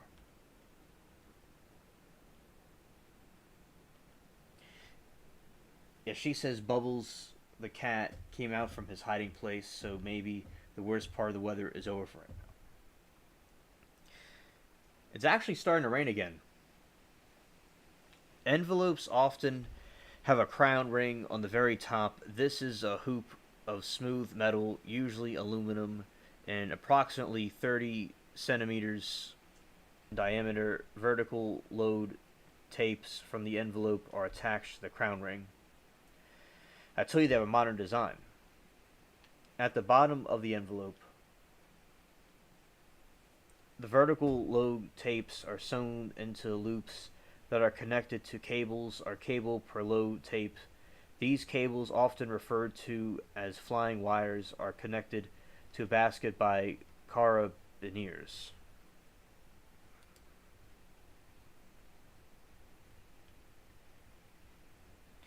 That's what that's called.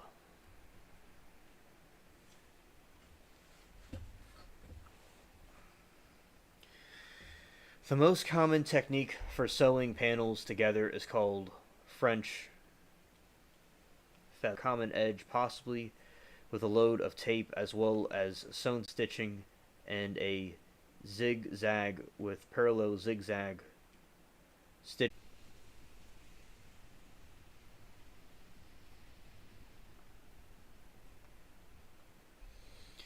The fabric, or at least part of it, the top, may be coated with a sealer such as silicone and polyurethane to make it impressible to air. It is often degradation of the coating of the corresponding loss of impermeability that ends the effective life of an envelope, not weakening of the fabric itself. Heat, moisture, and mechanical wear and tear during the set and pack are primary cause of degeneration. Once the envelope becomes too inflated, opened for children to run through, production of the recoating of the fabric are becoming available commercially.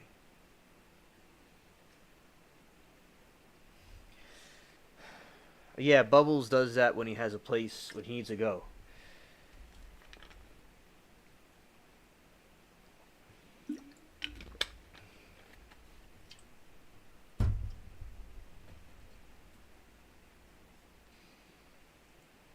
Sizes and capacity. A range of envelope sizes is available. The smallest one-person basket, less balloon, called hoppers or cloud hoppers, have as little as 600 meters to the third power, or 21,000 cubic feet of it's 600 meters cubed, or 21,000 cubic feet of envelope volume. For a perfect sphere, the radius would be around 5 meters, 16 feet.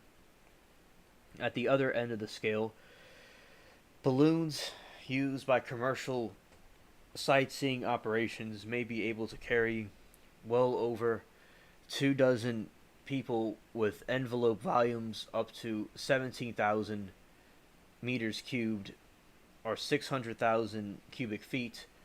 The most used size is about 280,000 meters cubed, 99,000 cubic feet, allowed to carry 3 to 5 people.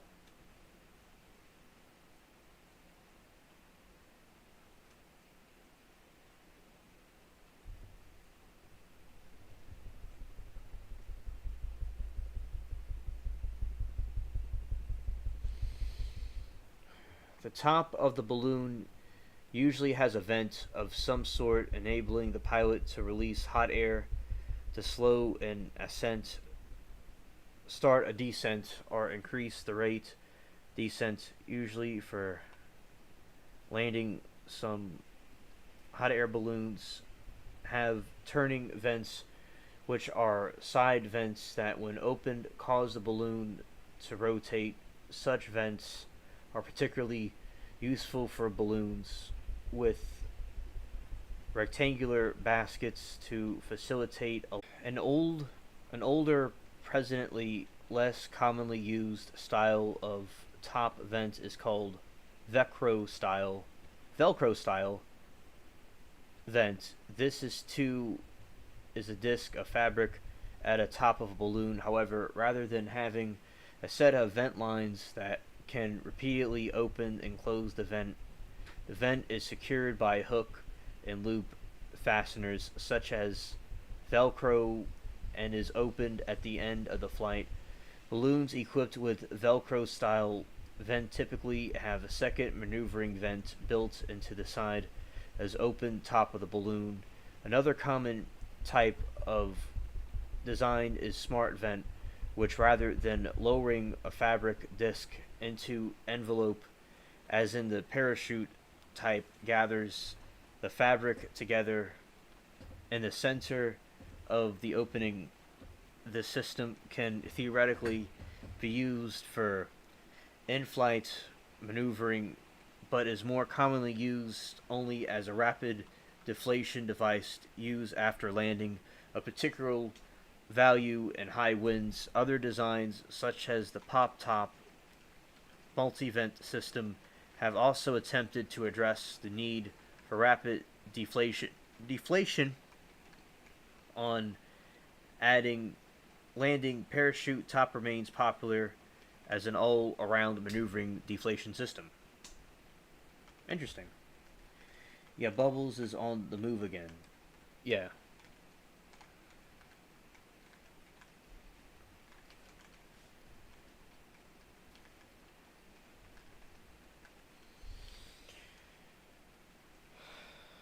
Besides special shapes, possibly for marketing purposes, there are several variations on the traditional inverted teardrop shape. The simplest, often used by home builders, is hemisphere on top, truncated cone. More sophisticated designs attempted to minimize the circumferential stress in the fabric, which different degrees of success depending on whether they take fabric weight and varying air density into account. This shape may be referred to as natural. Finally, some specialized balloons are designed to minimize aerodynamic drag in the vertical direction to improve flight performance in competitions.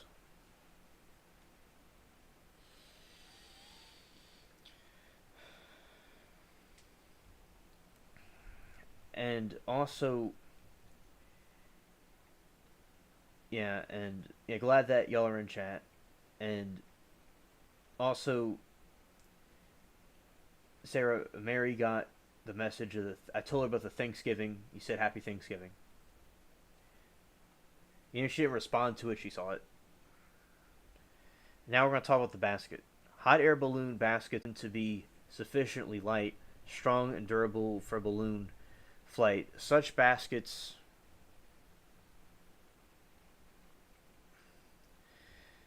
These materials have proven to be sufficiently light, strong, and durable for balloon flight. Such baskets are usually rectangular or triangular in shape.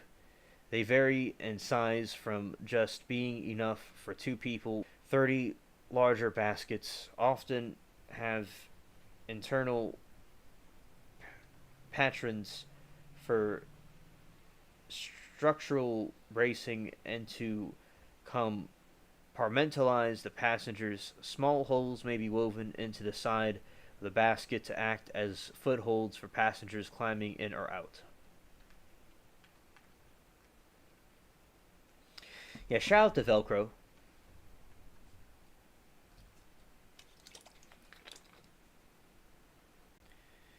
Baskets may be made of aluminum, especially collapsible aluminum frame with fabric skin to reduce weight or increase portability. These may be used by pilots without a ground crew or who are attempting to set altitude, duration, or distance records. Other specialty baskets include the fully enclosed gondolas used and around the world attempts and baskets that consist little more than a set of pilot, perhaps one passenger.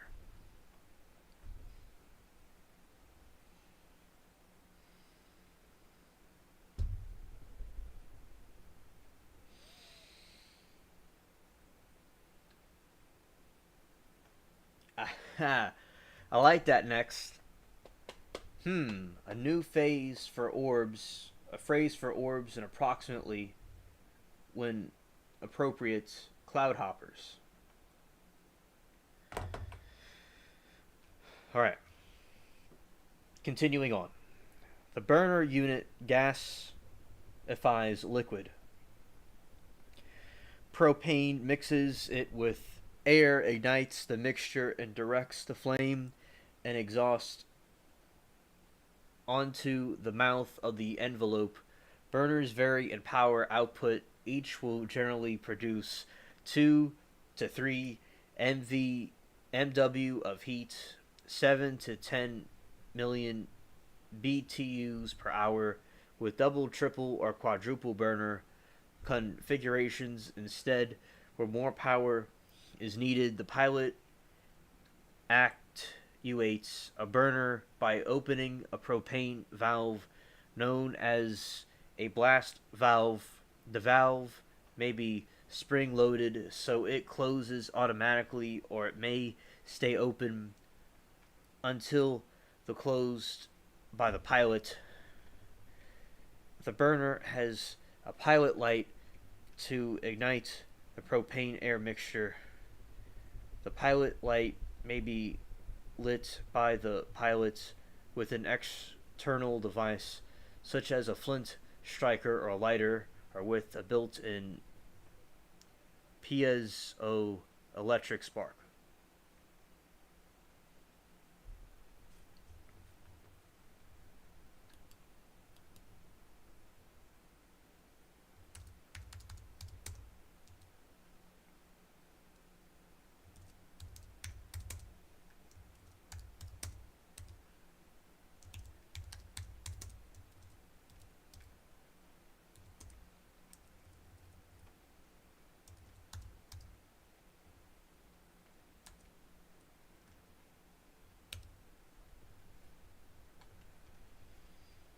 Yeah, so that's how that part of the construction works.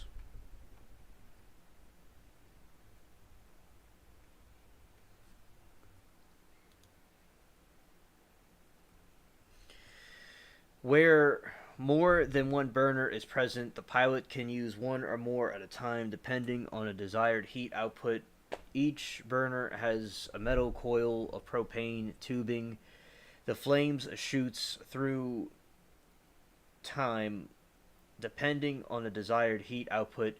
Each burner has a metal coil of propane tubing. The flame shoots through to preheat the incoming liquid propane. The burner unit may be suspended from mouth of the envelope or supported rigidly over the basket. The burner unit may be avoid overheating the envelope fabric. A burner may have a secondary propane valve that releases propane more slowly and thereby generates a different sound. This called a whisper burner, and this is used for flights over livestock to lessen the chance of spooking them. It generates more yellow flame and is used for night glows because it lights up the inside of the envelope better than the primary value.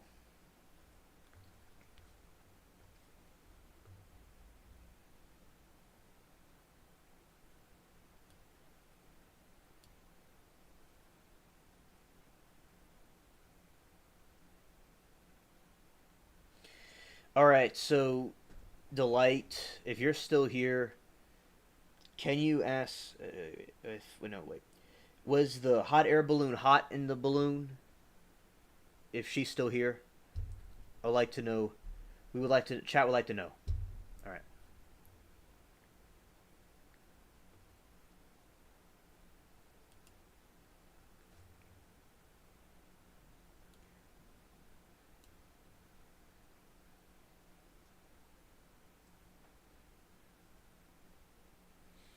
In Natchez, Mississippi, she saw their hot air balloon festival years ago, it was really nearest to see so many hot air balloons. Oh, that's cool, Mary. I didn't know that.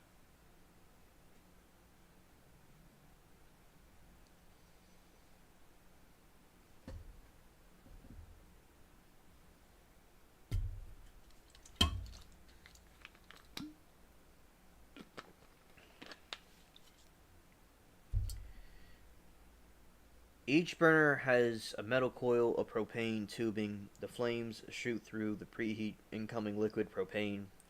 The burner unit may be suspended from the mouth of the envelope or supported rigidly over the basket burner until may be mounted in the gimbal or originally basket. The burner may be mounted in a gimbal to enable the pilot to aim the flame to avoid overheating the envelope fabric. A burner may have secondary propane value that releases propane more slowly and thereby generates a different sound. This is called a whisper burner. Whisper burner, and is used for a flight over livestock lessen the chance of spooking them. Yeah, I get that. Yeah, all right.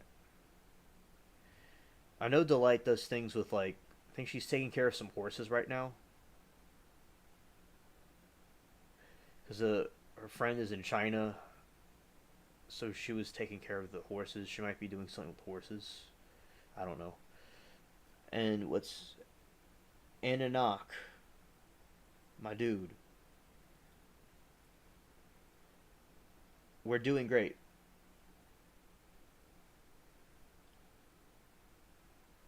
We're doing great.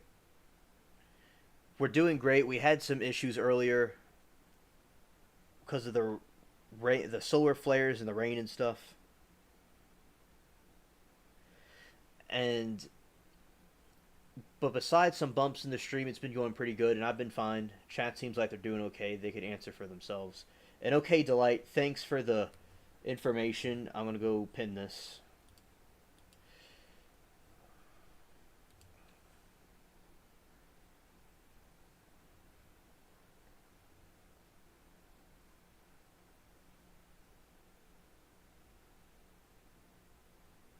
Oh yeah, I do agree, Enoch. I do agree. Fuel tanks. Propane fuel tanks are usually cylindrical pressure vessels made from aluminum, stainless steel, or titanium with a valve at one end feed the burner, and to refuel they may have a fuel gauge and pressure gauge. Common tank sizes are 38, 57, and 76 liters, 10 to 15 and 20 US gallons. They may be intended for upright horizontal use and may be mounted inside or outside the basket.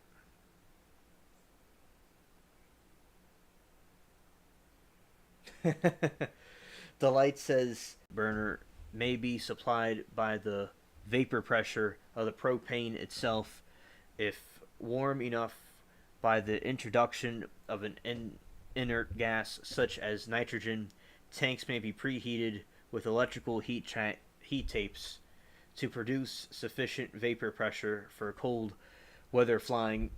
Warmed tanks are usually also wrapped in insulating blankets to preserve heat during the setup and flight.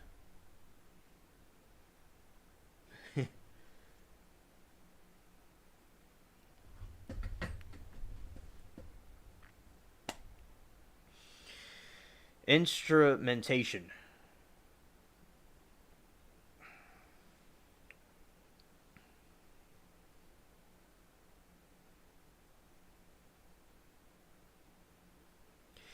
A balloon may be outfitted with a variety of instruments to aid the pilot. These commonly include altimeter and rate of climb, vertical speed, indicator known as viometer, envelope, air temperature, and ambient air temperature.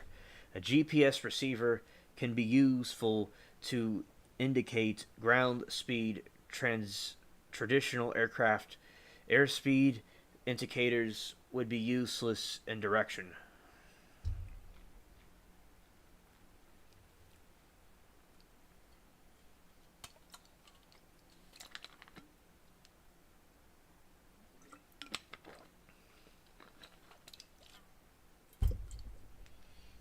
The combined mass of an average system can be calculated as follows.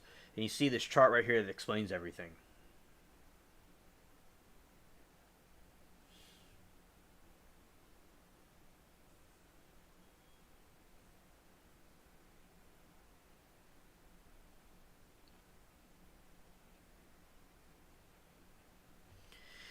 Theory of operation. Generating a lift. Determine the location of troops and artillery. Delight, I was not aware of that, but that makes perfect sense. Thanks for bringing that up. I know you mentioned that before.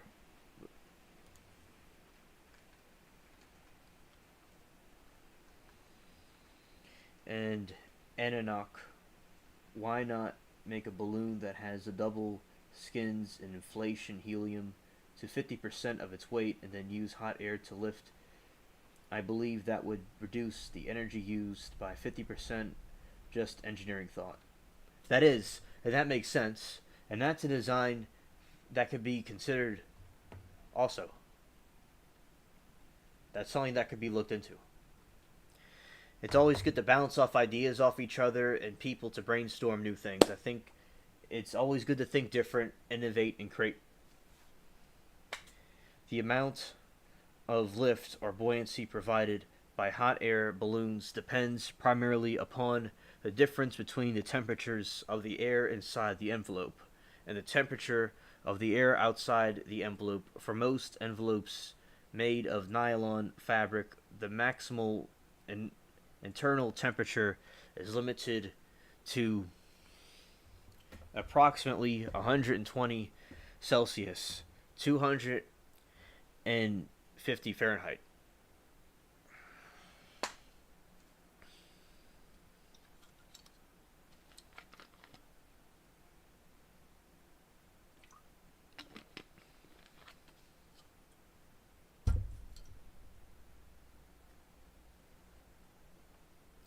The melting point of nylon is sufficiently greater than this maximal operating temperature, about 230 Celsius, 250 Fahrenheit. And next says, how interesting and still being used by the govs also well as a science evaluator. And they have pictures of the balloons used if you search for them. Alright, I'll look that up.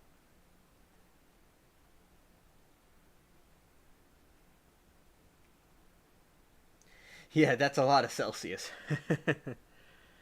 Yes.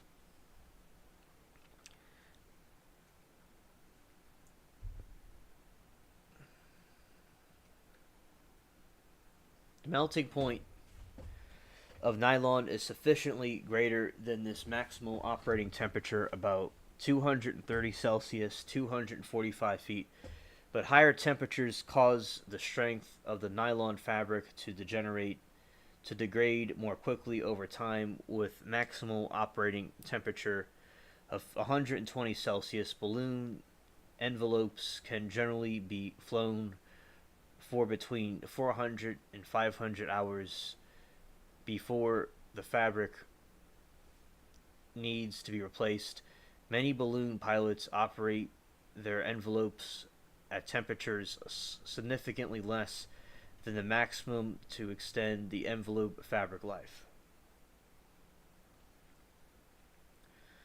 The lift generated by 2,800 meters cubed, 100,000 cubic feet, of dry air heat of various temperatures may calculate it as follows.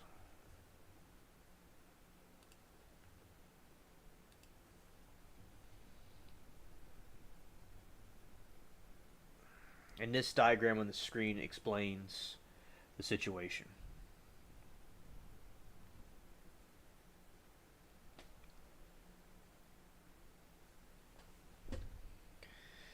The density of air at 20 Celsius, 68 Fahrenheit is about 1.24 kilograms meters cubed. The total lift balloon 2,800 meters cubed, 100,000 cubic feet heated to 99 Celsius would be 723.5 kilograms, 1,595 pounds.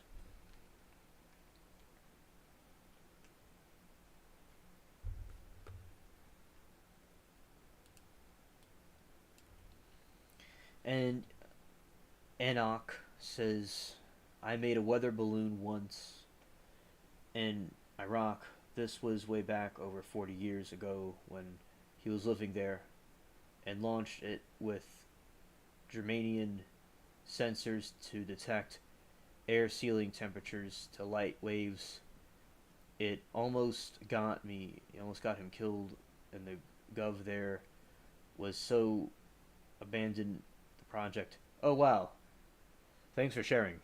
Yeah, that does sound, that is a really intense story.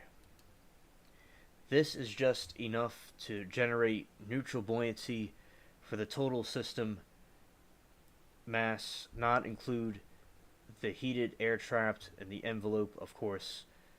Stated in the previous section, lift off would require a slightly greater temperature depending on the desired rate of climb. In reality, the air contained in the envelope is not all at the same temperature as the accompanying thermal image shows, and so these calculations are based on averages. Yeah, Anunnaki.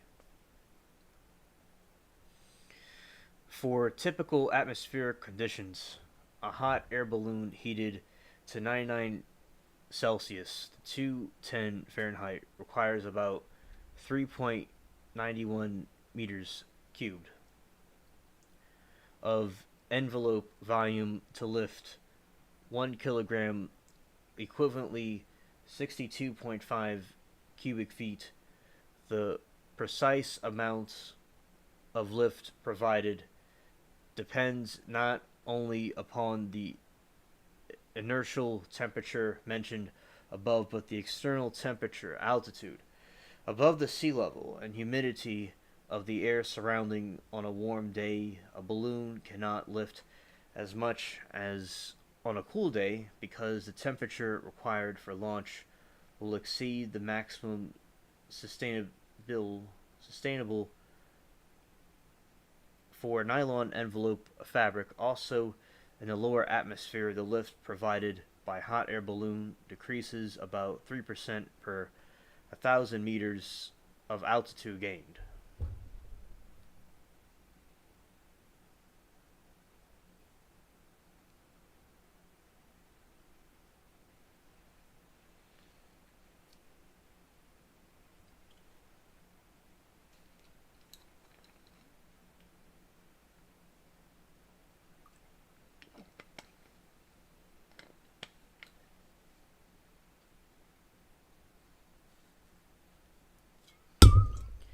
Yeah, Anunnaki, it's good that you're able to make it out and not be in that situation, and it's good that you created that. That's really cool. And now he says he teach the American kids now about the engineering and passing all the old school knowledge to them, so far keeping their minds in constructive mode. That's awesome.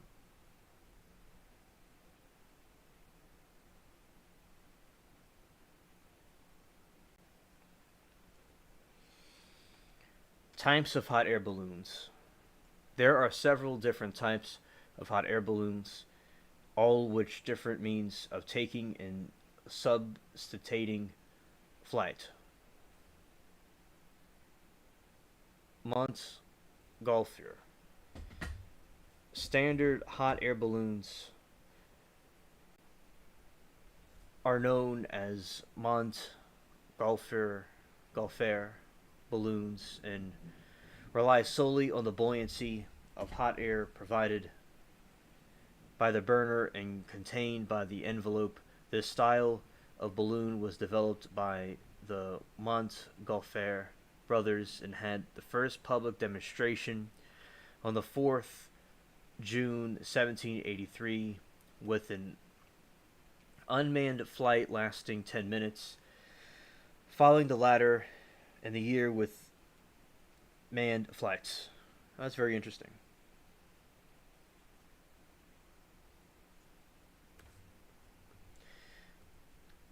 Oh, I totally agree, Anunnaki. That's very well said.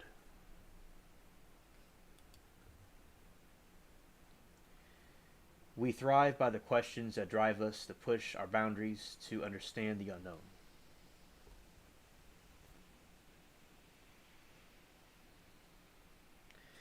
Absolutely.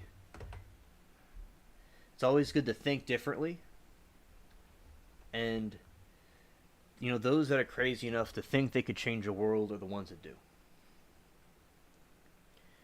Instead of regular air, it is also possible to use lighter than air gases such as helium or hydrogen to lift a balloon, though this means it is technically not a hot air balloon, though they did influence the design of hybrid balloons.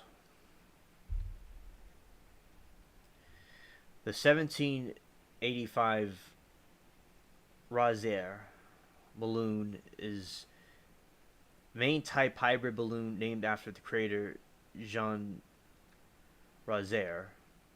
It has a separate cell for a lighter than air gas, typically helium, as well as a cone below the hot air, as used in hot air balloon to heat the helium at night. Hydrogen gas was used in the very early stages to development, but was quickly abandoned due to the danger of introducing an open flame near the gas. For example, when Razer attempted to cross the English Channel with his prototype, the fire used the heat air ignited the hydrogen and killed both him and the co-pilot 30 minutes after the takeoff. As such, all modern hybrid balloons now as helium as lifting gas. These balloons are commonly used for high performance records for hot air balloons. And you see that's some of the old designs. 1900s Olympics.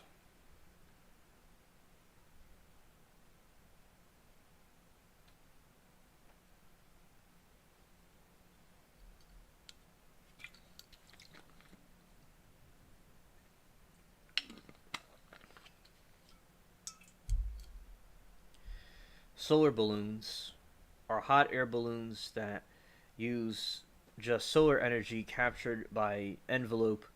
These envelopes are more specialized than for other hot air balloons.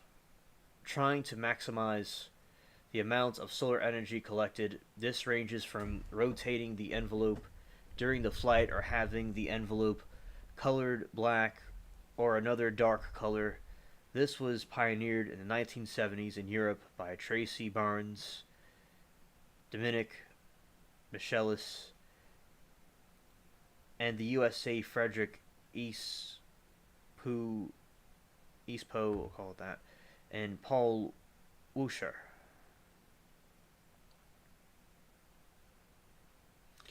And yes, they're talking about the Civil War. Thermal airships, or blimp, became a reality in the 1960s. Thermal airships were the first cerebral air buoyant vehicles. They utilized tail fins, a rudder, and contained strictly hot air rather than mix with hydrogen or helium. Sky jellyfish. Yeah. And also another thing that happened was also something that's not talked about here is the what's it called, the blimps, or the flying fortresses of Earth. No, not that one. It's the Zeppelin. That's something different but similar to this.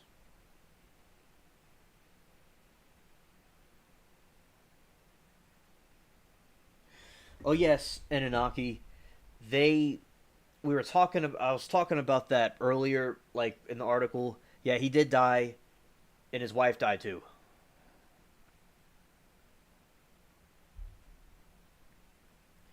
And thanks for bringing that up. That point. Observation balloons were deployed as early as the American Civil War and used as reconnaissance towers. The first military-funded balloon in America was designed by Thaddeus Lowe on August 2nd, 1861, for the Union. His design utilized gas from Paul lines to inflate the balloon, as he did not have access to portable generator. Observation balloons during this time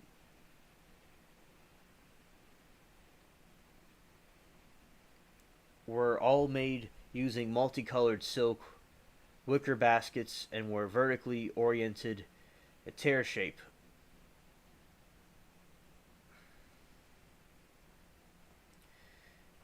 Vertically oriented tear shaped. Hydrogen illumination gas became the most used inflation fuel by the 20th century, as it was lighter than air.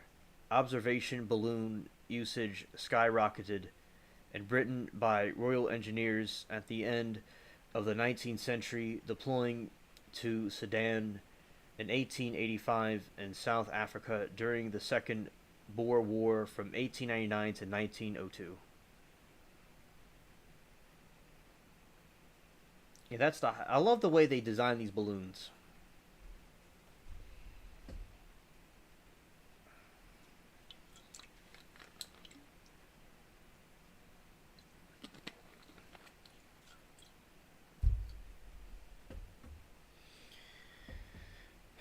Steering to the overall design of hot air balloons, controlled and precise steering hot air balloons is not possible.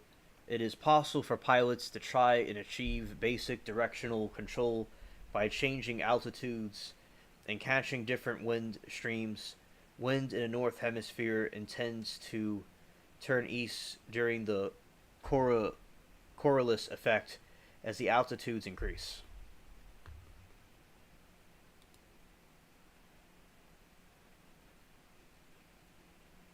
And I probably said that wrong. Coriolis force is inertia, fictitious force that acts on an object in motion within a frame of reference that rotates within the respect of inertial frame. In reference to the frame clockwise rotation, the force acts to lift the motion of the object in one with the anti-clockwork.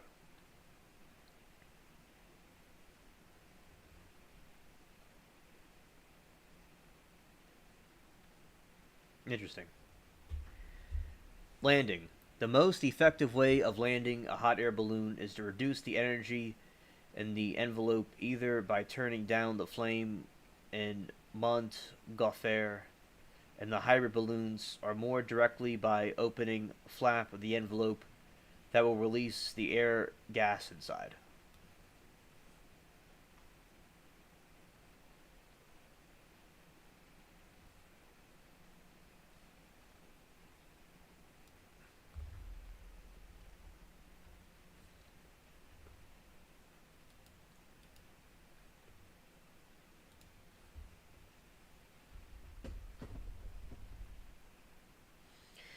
Safety equipment. To help ensure the safety of pilots and passengers, a hot air balloon may carry several pieces of safety equipment.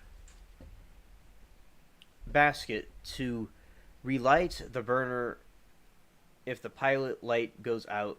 The optical optional piezo ignition fails, the pilot should have ready access to means of backing ignition, such as a flint spark lighter. Many systems, especially those that carry passengers, have completely duplicate fuel and burner systems, two fuel tanks connected to two separate hoses which feed two distinct burners. This enables a safety landing in the case of a blockage somewhere in one system, or if a system must be disabled because of the fuel leak.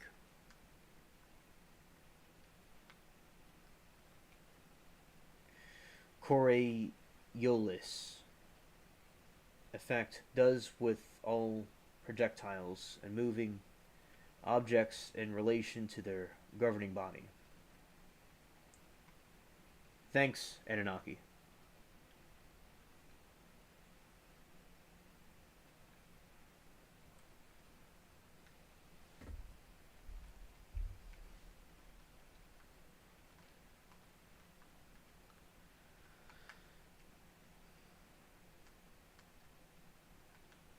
A fire extinguisher suitable for extinguishing propane fires is usually most balloons carry a 1 to 2 kilogram ABE type fire extinguisher. A handling or drop line is mandatory safety equipment in many countries. This rope webbing of 20 to 30 meters in length attached to the balloon basket with a quick release connection at the end. In very calm winds, the balloon pilot can throw the handling line from the balloon so that the ground crew can guide the balloon safely away from the obstructions on the ground.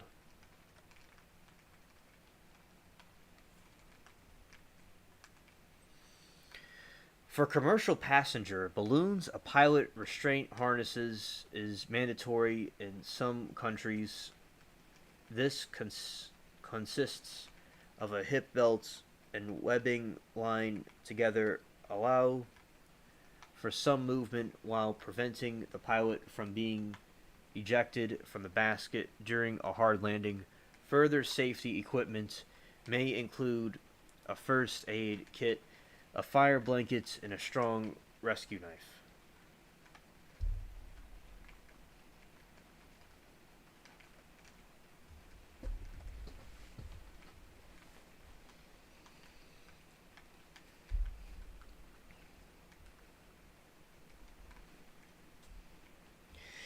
At a minimum, the pilot should wear leather or flame retardant fibers such as Nomex gloves so that they may shut off a gas valve to the in case of a leak. Even if there is a flame present, quick action is regard can turn potential catastrophe into a mere inconvenience. The pilot should additionally wear flame-resistant clothing covering their arms, legs, and either natural fiber such as cotton, linen, hemp, or wool. Engineered flame retardant fiber such as Nomex is acceptable in this capacity. Most engineered fibers, with exception of rayon, which is also safe to wear, are thermoplastic, many also hydrocarbons. This makes such fabrics very much unsuitable to wear near the high temperatures, since non-flame retardant thermoplastics will melt onto the wearer. Most of the hydrocarbons, whether fibrous or not, are suitable to use as fuels. Natural fiber will seize rather than melt or burn readily, and flame retardant fiber generally has very high melting point, and this instinctively intrinsically non-flammable. Many pilots also advise their passengers to wear similar protective clothing that covers their arms and legs, as well as strong shoes or boots that offer ankle support. Finally, some balloon systems, especially those that hang the burner from the envelope instead of supporting it rigidly from the basket, require the use of helmets by the pilot and passengers. Yes.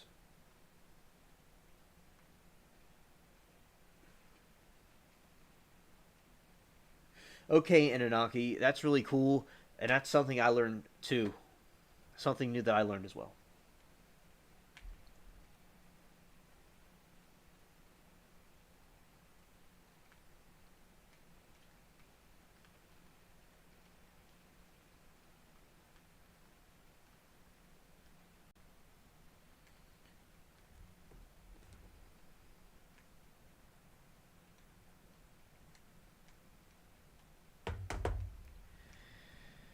All right, ground crew. The ground crew should wear gloves whether there is a possibility of handling ropes or lines. The mass and exposed surface to air movement of medium-sized balloon is sufficient to cause rope friction burns to the hands of anyone trying to stop preventing movement. The ground crew should also wear sturdy shoes, at least long pants, in case need to access landing or a landed balloon in rough, overgrown terrain.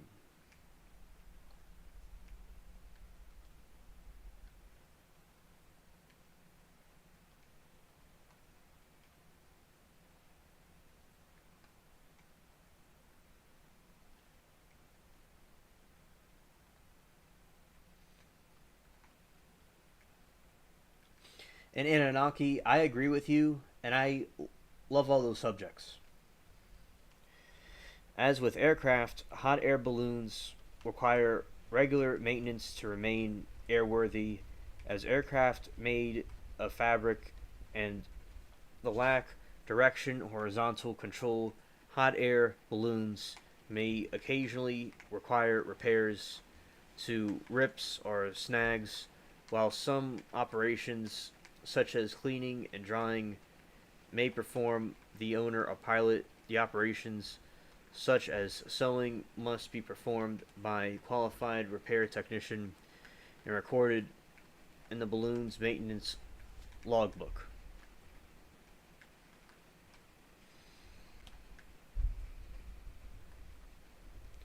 Maintenance to ensure long life and safe operation. The envelope should be kept clean and dry. This prevents mold and mildew from forming on fabric and abrasion from occurring during the packing, transport, and unpacking due to contract with foreign particles in the event of a landing in a wet because of the precipitation early morning or the late evening dew or muddy location. Farmer's field. The envelope should be cleaned and laid out or hung dry. The burner and fuel system must also be kept clean to ensure safe operation on demand. Damaged fuel hoses need to be replaced, such as leaky valves must be repaired or replaced. The wicker basket must require occasional refreshing or repair. The skids of the bottom may require occasional replacement.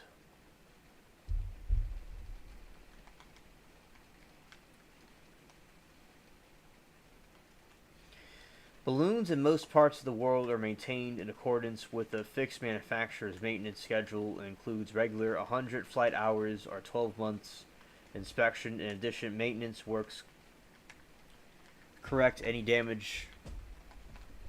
In Australia, balloons are used for carrying commercial passengers, must be inspected, maintained, approved workshops, repair. In the case of a snag, burn, or rip in the envelope fabric, a patch may be applied to or affected panel. Completely replacing patches may be held with glue, tape, stitching, or a combination of these techniques. Replacing an entire panel requires the stitching around the old panel to be removed and a new panel to be sewn in with the appropriate technique, thread, and stitch pattern.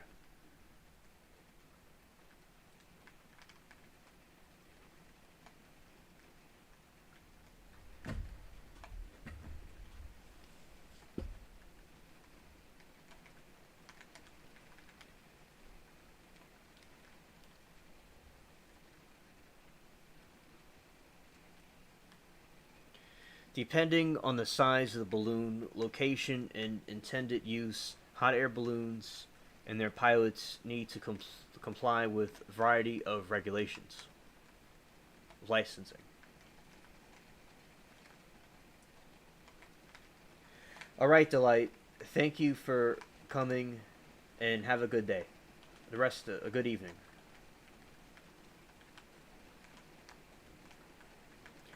As with other aircraft in the U.S., balloons must be registered and have an N number, have an airworthiness certificate, and pass annual inspections. Balloons below a certain size, empty weight of less than 150 pounds, 10 kilograms, including envelope basket burners and empty fuel tanks, can be used as ultralight aircraft.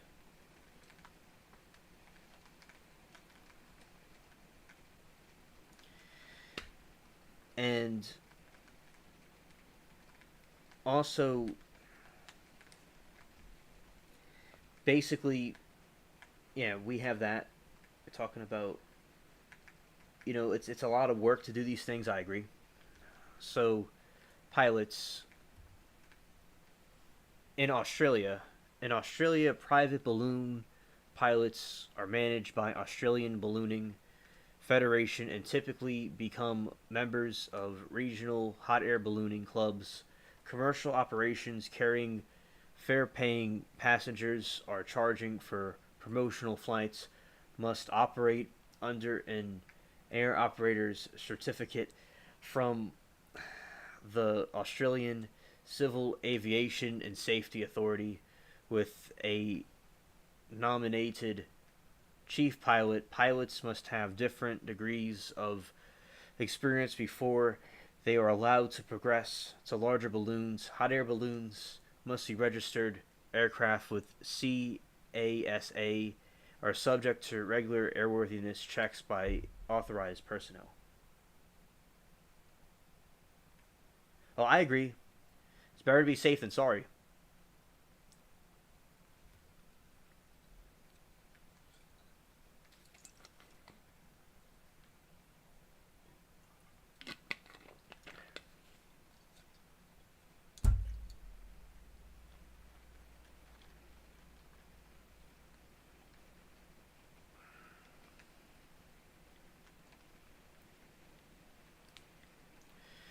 In the UK, person in command must hold a valid private pilot's license issued by Civil Aviation Authority, specifically for ballooning.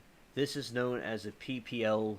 There are two types of commercial balloon licenses: CPLB restricted and CPLB full. And CPLB restricted is required if the pilot is undertaking work of sponsor or being paid by an external agent to operate a balloon. The pilot can fly sponsor balloon with everything paid for with a PPL unless asked to attend any event. Then a CPLB reconstructed is required. The CPLB is required if the pilot is flying passengers for money. The balloon then needs to be transport category CA certificate airworthiness. If the pilot is only flying sponsors, guests, and not charging money for flying another passengers, then the pilot is exempt from holding an AOC operator's certificate through a copy of his required. For passenger flying, the balloon also requires maintenance log.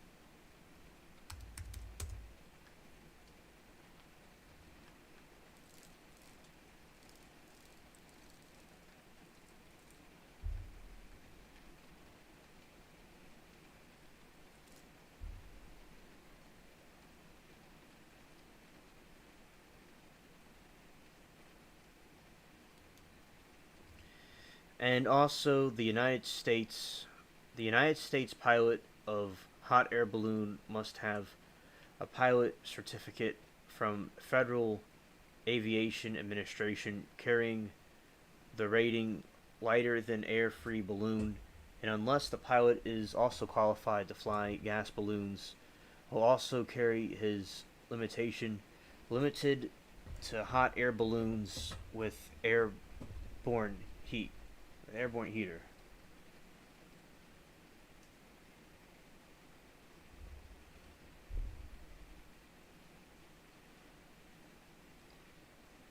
To carry paying passengers for hire, some attend balloon festivals, and a pilot must have a commercial pilot certificate. Commercial hot air balloon pilots may also act as air balloon hot air balloon flight instructors. Hold on a second. I'm popular.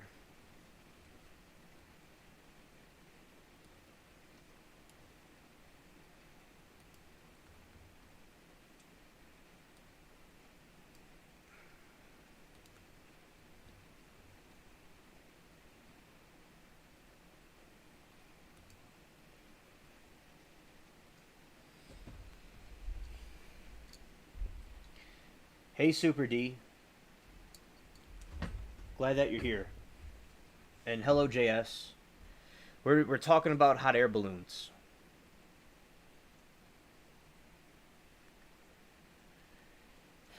Balloons are great tools to study and physically and observational results of all theories on weather, altitude, and aspects of natural conditions. They are fun to ride, he presumes. Yeah. And Delight, she said that she was in one. She said it was fun and scary.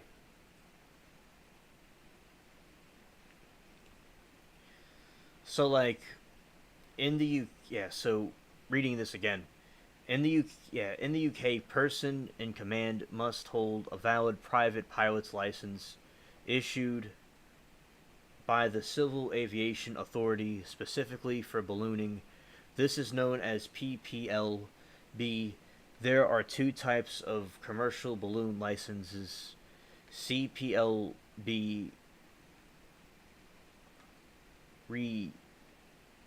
restricted, the CPLB full of the CPLB restricted is required if the pilot is undertaking a work for a sponsor of being paid by an extraterrestrial agent, not extraterrestrial agent, but an external agent to operate a balloon the pilot can fly. Also requires maintenance log.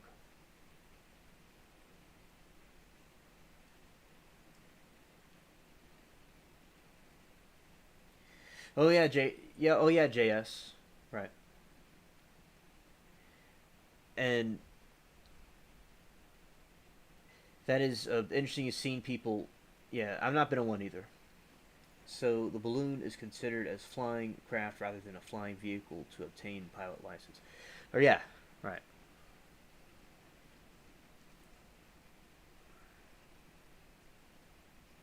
States In the United States, a pilot of a hot air balloon must have a pilot certificate from federal carrying the rating of a lighter than air free balloon, and unless the pilot is also qualified to fly gas balloons, will also carry his limitation limited to hot air balloons with airborne heater.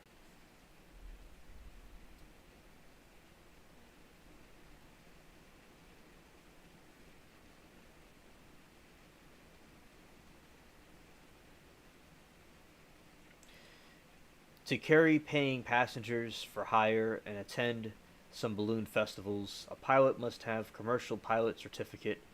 Commercial hot air balloon pilots may also act as hot air balloon flight instructors. While most balloon pilots fly for the pure joy of floating through the air, many are able to make a living as a professional balloon pilot. Some professional pilots fly commercial passenger sightseeing flights, while others fly corporate advertising balloons. We got a full house tonight. Hey, Jacob. Welcome. And everybody, I'm thankful for everybody that is here and everybody engaging with this. I'm glad that all of you are here, and thanks for the support.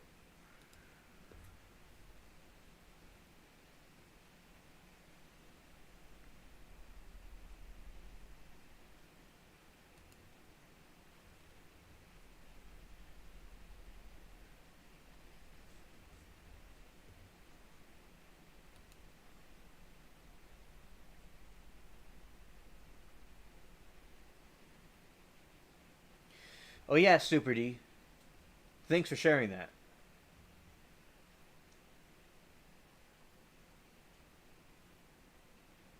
Yeah, that definitely is scary. Yes. Yes, indeed.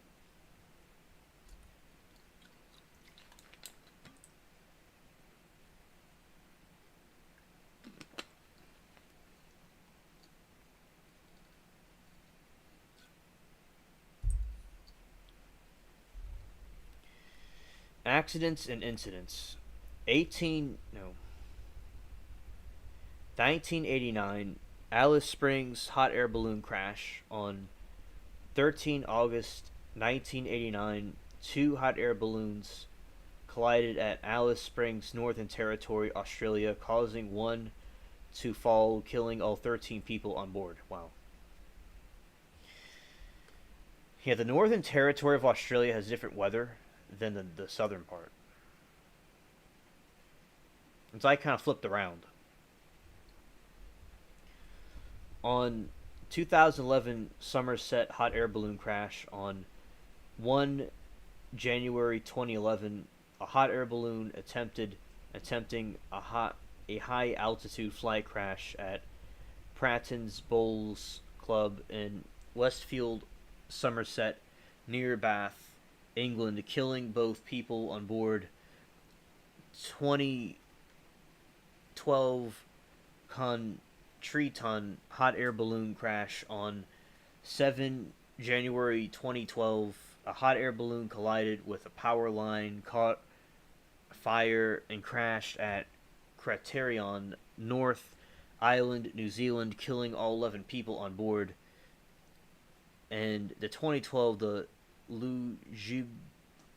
Ljubljana. What is? Where's that from? Slovenia. Okay. There's a in Slovenia, the Marshes hot air balloon crash. On 23 August 2012, a storm blew a hot air balloon to the ground, causing it to catch fire on impact near Ljubljana, Slovenia. The crash killed 6 of the 32 people on board and injured other 26.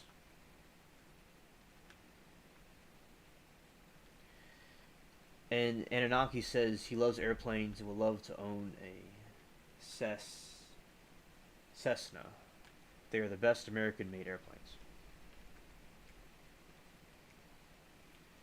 And she says that a couple of in-laws have and love piloting them. Their wives said, yeah, once it stalled, and we just glided it till things were okay. That's nice. And he says, been to Australia. Anunnaki says, north is really hot. Yep.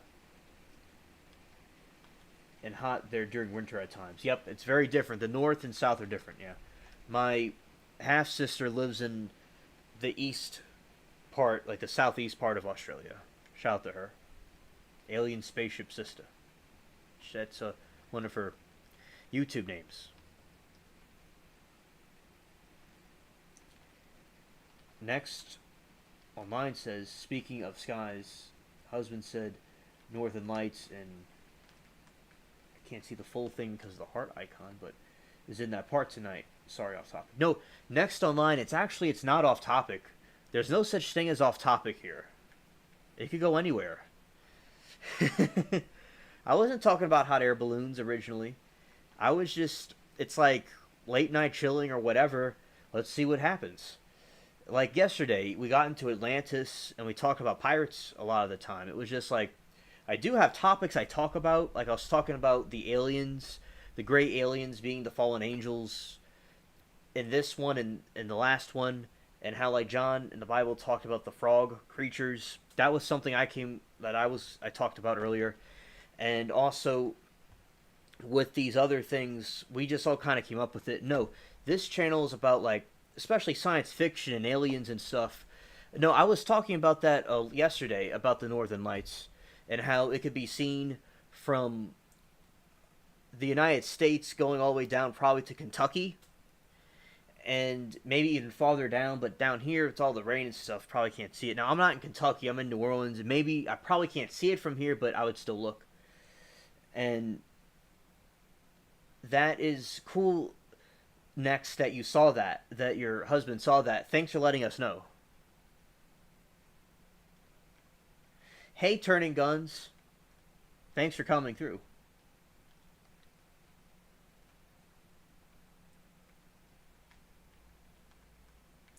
And Alado. Hook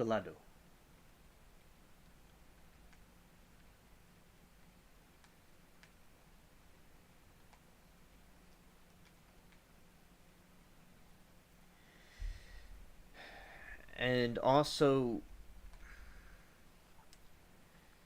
2013 Luxor hot air balloon crash on 26 February 2023. On 2013, a hot air balloon carrying foreign tourists ignited and crashed near the ancient city of Luxor, Egypt, killing 19 of the 21 people on board, making the deadliest balloon accident in history. On 30 July 2016, a hot air balloon carrying 16 people caught fire and crashed near Lockhart, Texas. There were no survivors. 2021, Al Lurq hot air balloon crash. On 26/2021, a hot air balloon carrying 5 people made contact with power line, crashing in Albuquerque, New Mexico. All 5 people on board died as a result of the accident. Wow.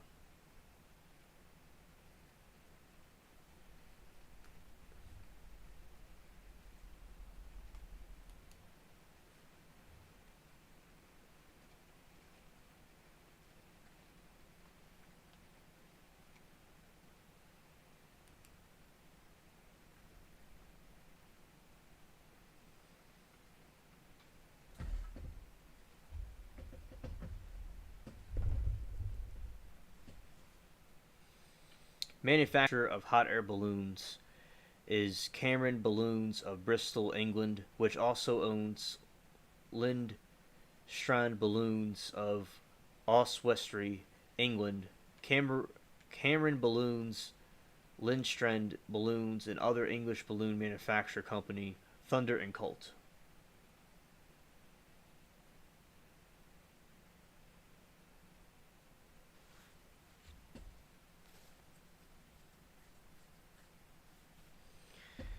Bristol, England, and Cameron Balloons, Lindstrand Balloons, and another English balloon manufacturing company, Thunder and Colt, have been innovators and developers of special shaped balloons. These hot air balloons use the same principle of the lift conventional inverted teardrop shaped balloons, but often sections of the special balloon envelope shape do not contribute to the balloon's ability to stay afloat.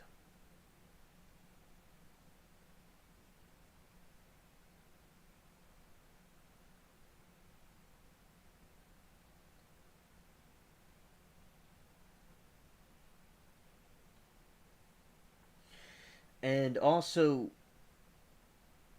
we have Super D says, I didn't even know hot air balloons were flammable. Why would they make them like that? Right? Yeah, I absolutely agree. They should make them out of something that won't catch fire. That's, you know, there's all kinds of things that are flame resistant. They should make it out of that. I totally agree. And next it says Anunnaki, you should just not winter when insane snow, perhaps. Yep, about the island. Yeah.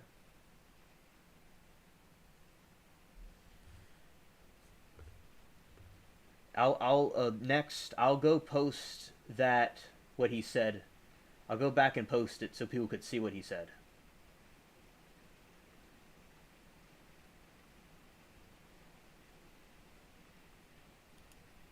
All right, so this is so chat can see what the guy was talking about with Anunnaki, and he has a name. Anunnaki was talking about.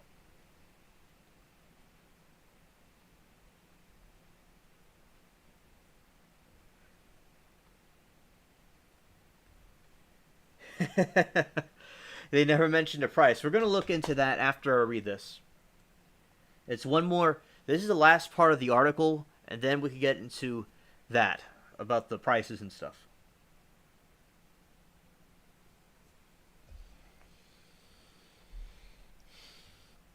The second largest manufacturer of hot air balloons is Ultra Magic Company, based in Spain, which produce from 80 to 120 balloons per year. Ultramagnetic can produce very large balloons, such as the N500 that accompanies as many as 27 persons in the basket, and has also produced many balloons with special shapes, as well as cooled air flammables.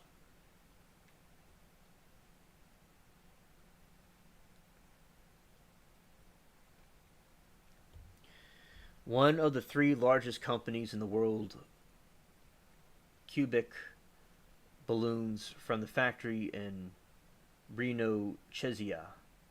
The company ships its products worldwide, products from 100 to 115 balloons per year. Cubic company also focuses on special balloons, FAA, ESA type certified, and are delivered with a standard airworthiness certificate in the Aerostar International Incorporated of Sioux Falls, South Dakota, was North America's largest balloon manufacturer and close second in the world, manufacturing before ceasing to build balloons in January 2007. The oldest U.S. certified manufacturer is now Adams Balloon out of Albuquerque, New Mexico.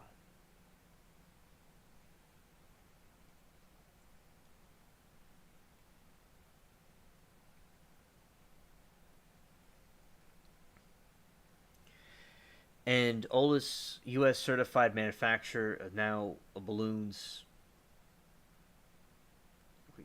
And the Balloon Works manufactured of hot air balloons in Statesville, North Carolina. Another manufacturer is Head Balloons incorporated in Helen, Georgia.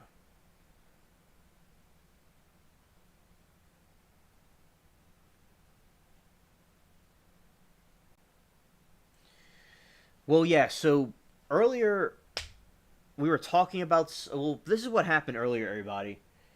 I'm very blessed that I'm still on here because there is a small outage of the signal, so I switched to the other signal. So that's how I was able to get this back on. So we paused at a point in this, and we were talking about some other stuff before, and we got into hot air balloons some kind of a way. We are talking about something else, and here we are now. We drifted here. Yeah, and next says it kind of began with the 1700s. They used hot air balloons. Okay, so this is now I remember. So I was reading some alien news. I was talking about the alien mummies and how they say that these alien mummies that they have in Mexico are from non-human origin, and they're still debating on what it is because they're doing X-rays and stuff on it. And now what they're doing is they are going and just investigating it further. And I was reading another thing called Loeb, which is a scientist, and he found a piece of an alien rock or like a thing. It could be part of something in the ocean, and he was testing it out. And he was saying in the article they were saying about how Edison said that humans couldn't fly, and Delight loves movies. She was in here earlier, one of my friends, and she was saying that it's weird how Edison would say that when they had hot air balloons in the 1700s. So that's something very interesting, and that's how we got into hot air balloons because of what we were talking about before. Because it's just a rabbit hole of different things.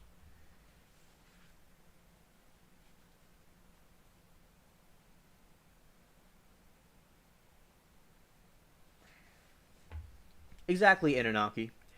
And because they were saying that with the alien mummies that they're of non-human origin, but of course it's just if it's really that or not, we'll see. And if it is, it could be like these little tiny people a long time ago in that region, or that they're saying they're of non-human origin. That's what the DNA says, Anunnaki.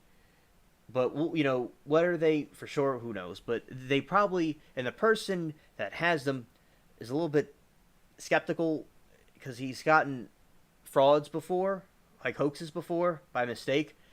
But these things could be alien mummies for sure. It's possible, and that's what the DNA is suggesting. But I would like to see even more information about it. It's all right, Anunnaki. Thank you for correcting that. And Alice, there's a balloon in the rabbit hole. Yep.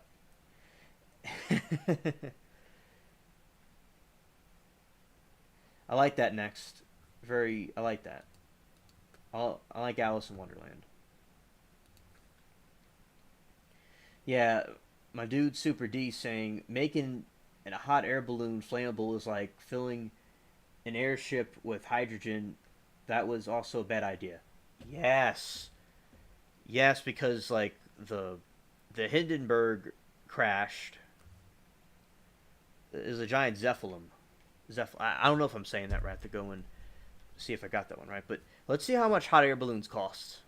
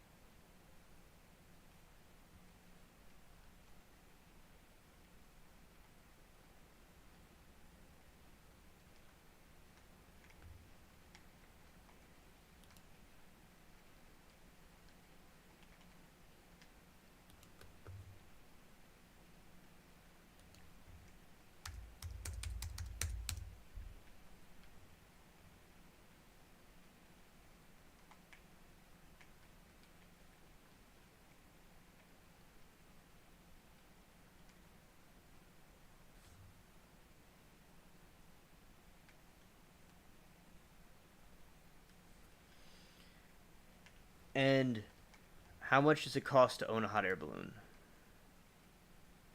A new, smaller sport model could cost 18 grand, 18,000. Balloons typically carry the pilot and one passenger.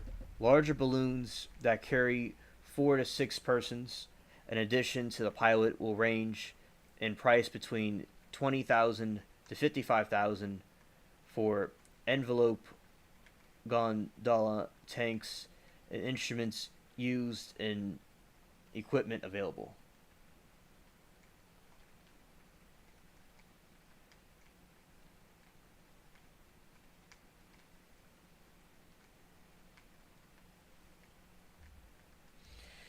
Oh yeah, oh yeah. And I'm seeing it says it can cost anywhere from 20 grand to over 100 grand. If you're spending 100 grand, you're probably buying commercial hot air balloons. So, like a a commercial hot air balloon is 100 grand.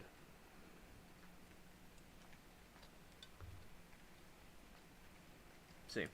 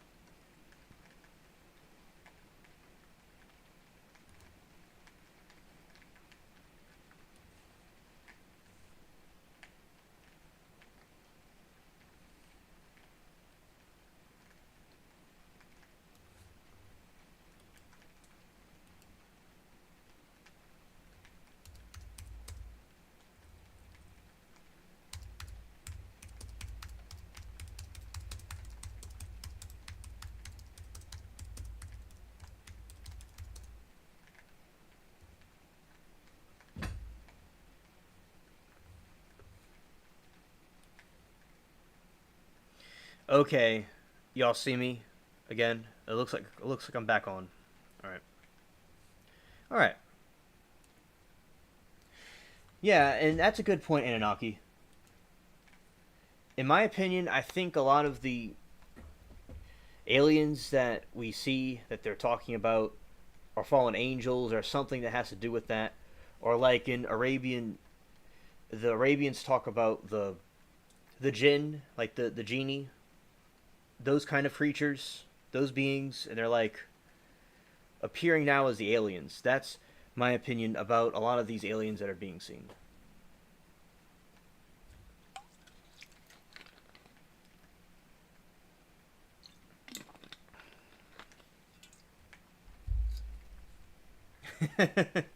Turning Gun said he could keep them 500K balloon.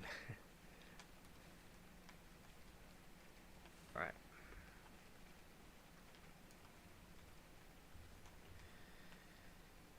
Open up this for a second.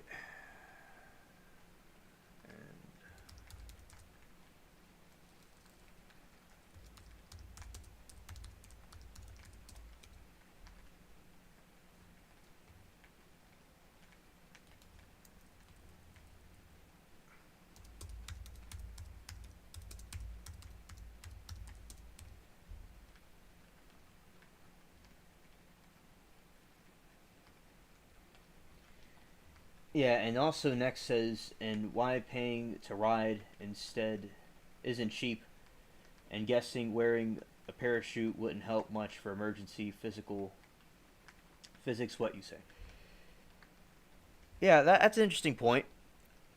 I I guess it would depend.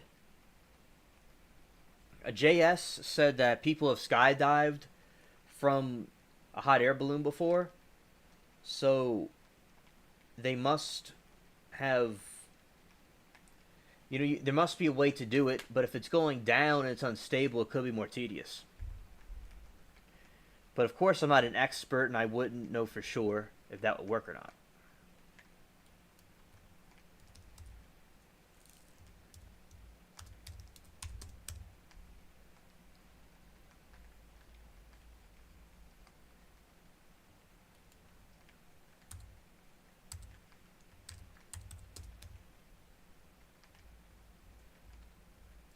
I'm checking something. I'm looking up something, and all right.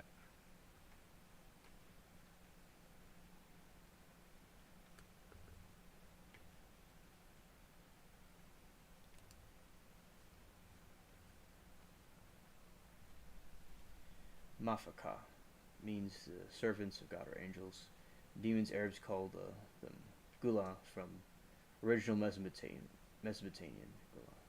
All right, Anunnaki, thank you.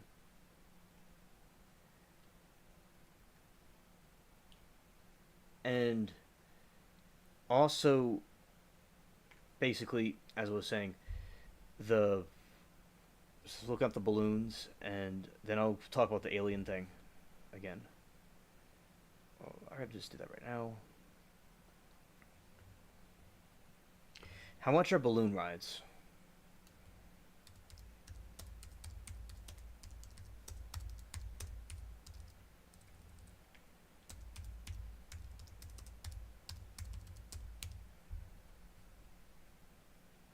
Okay, so industry and reputable balloon company will charge between 150 and 125 per person.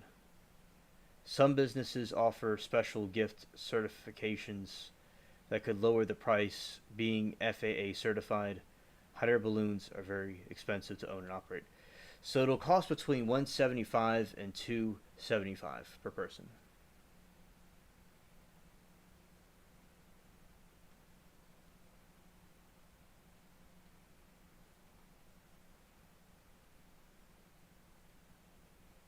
Yeah, it's kind of like a Anunnaki. It's kind of like a ghoul. I believe when I was during Halloween when I was researching the ghouls, I think that's where that word comes from.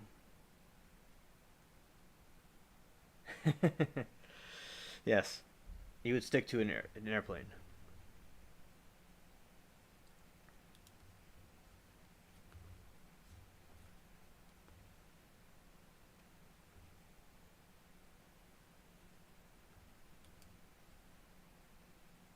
Okay.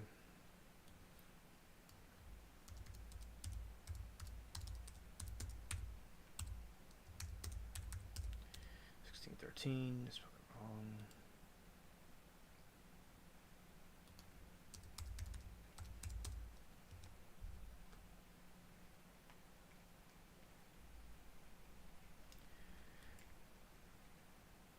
The Greys. So this is what I was talking about earlier, and about the Greys.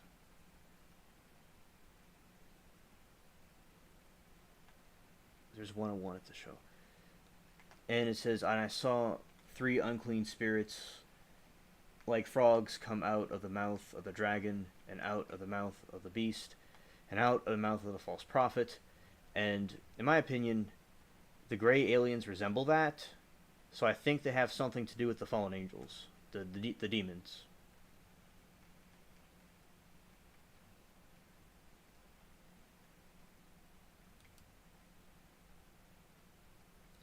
They look very similar.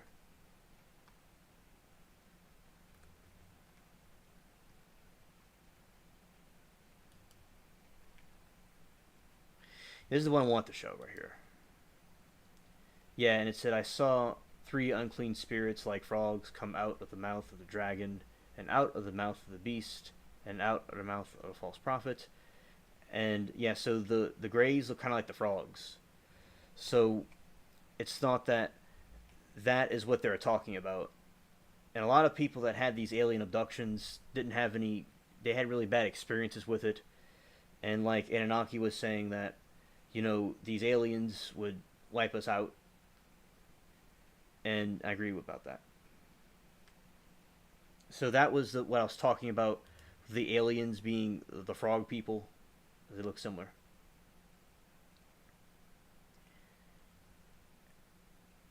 And that was something I wanted to share. And there's a more of a crowd now, and I'll share that now while there are people are here.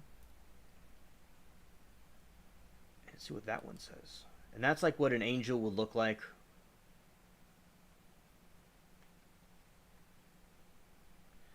This is like what an like the angels look like. They don't like look like similar to like with the depictions of them. They also look like that too.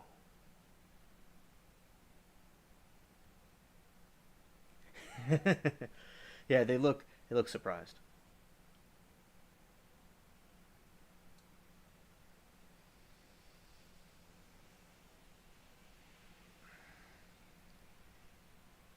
And I want to look up the jinn. I know Anunnaki told me about it, but I want to look it up here to see what they say about it here. Also, it's like a genie. Is an intelligent spirit of lower rank than an angel, able to appear in human and animal form and possess humans. All right.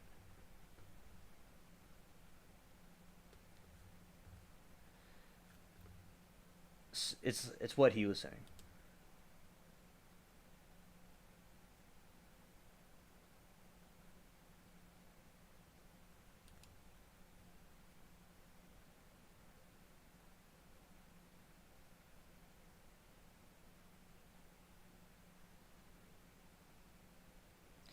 Yeah, it's what he said. I did not believe him. I just wanted to get the definition about it also, because I was researching this and I wanted to look up more about it.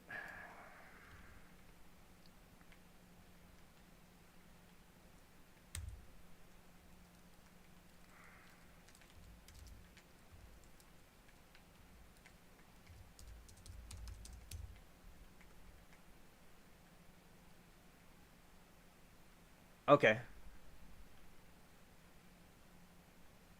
all right. I understand about the jinn, and thank you, Anunnaki, for explaining that to me. And Google says the same thing.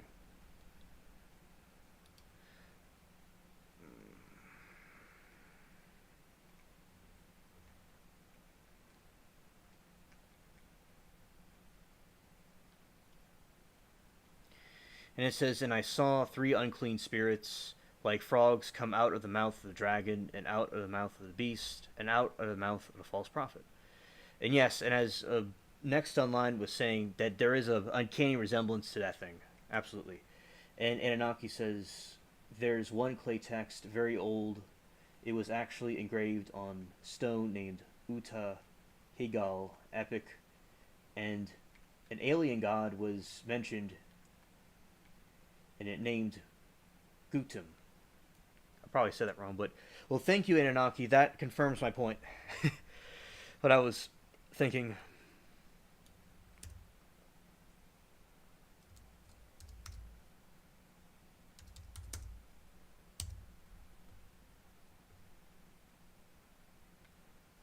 yep.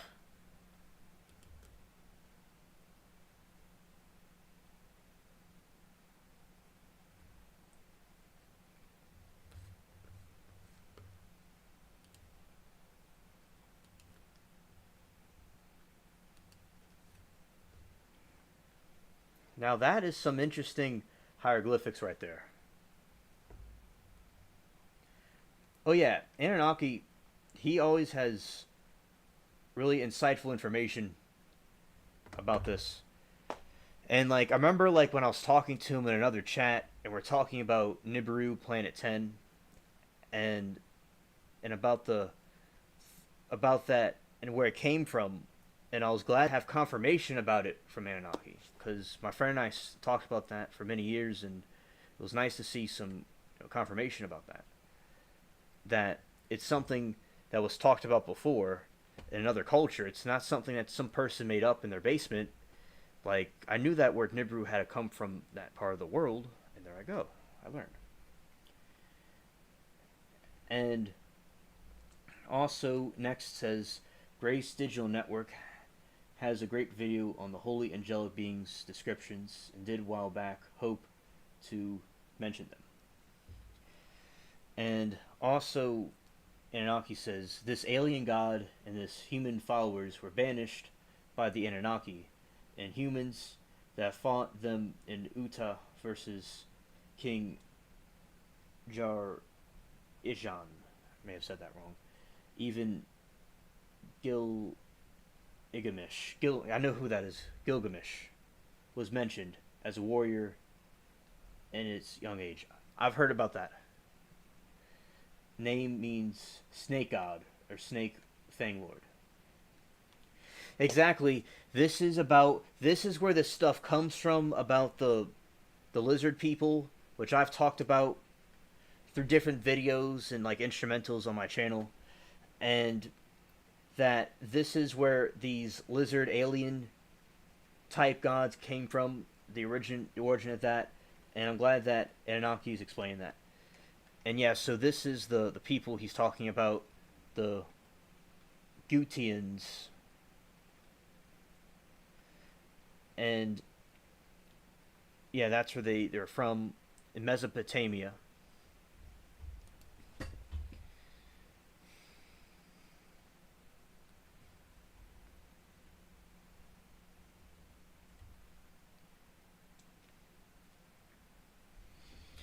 And various tribes and places to the east of the northeast were often referred to as Gutians. For example, the Assyrian royal annals use the term Gutians in relation to populations known to have been Medes as late as the region of Cyrus the Great of Persia and the famous general Gubaru. Hey, there you go. I just mentioned Nibiru, and there's Gubaru. It's this part of the world that these things came from.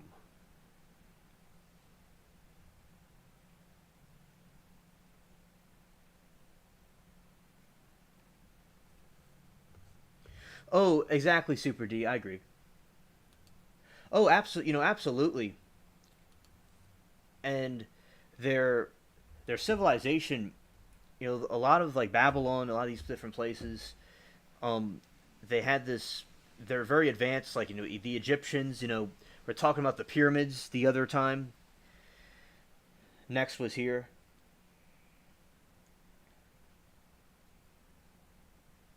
And yeah, exactly, a Super D. I agree, and thanks. Everything kind of went downhill, and they came up. They have a lot of different achievements over there. Very, I love studying their civilization. How the Serpentine worldwide. Yep.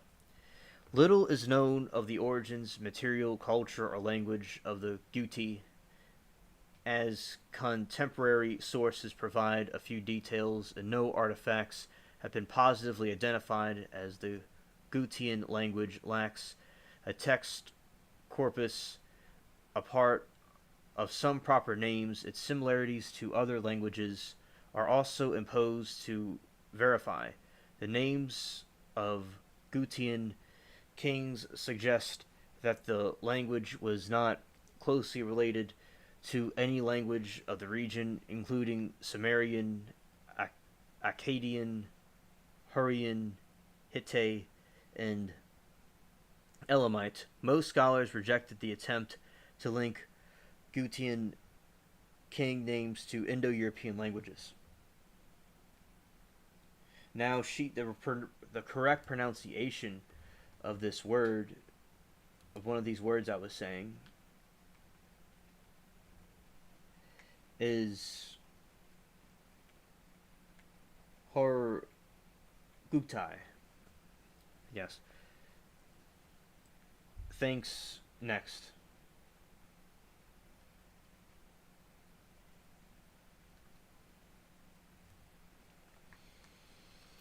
25th to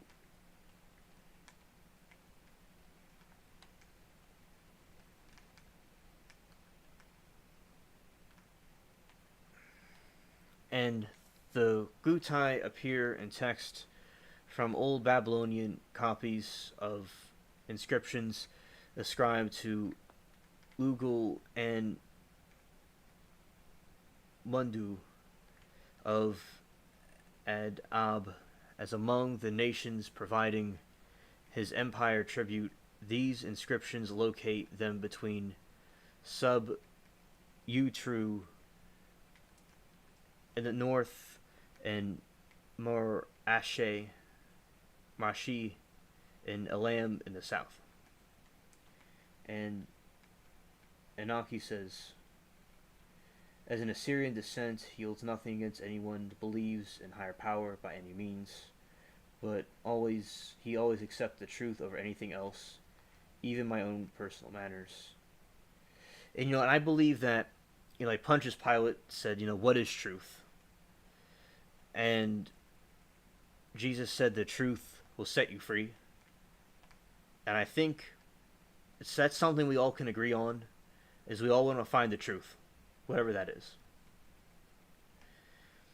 And as I said, I'm glad that all of you are here from all different walks of life and different regions and countries, all coming together for this discussion is very important. And Anunnaki, I always appreciated and still do the information you provided about this culture and this people, because I don't know, I'm not fluent about the culture over there. So I do like the information you provide, and everybody has a purpose. And I believe that, I like choosing different people, that have their purpose and their talents and skills to be used for the spaceship.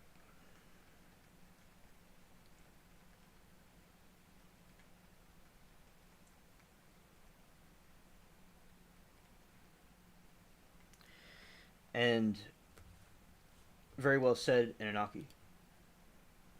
Well said.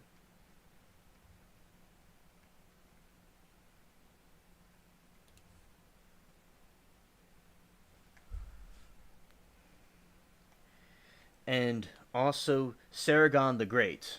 There's a YouTuber called Sargon of Akkad, and there's Sargon the Great. Yeah, also mentions them among his subject lands. Lists the cat Bubbles is going to another room.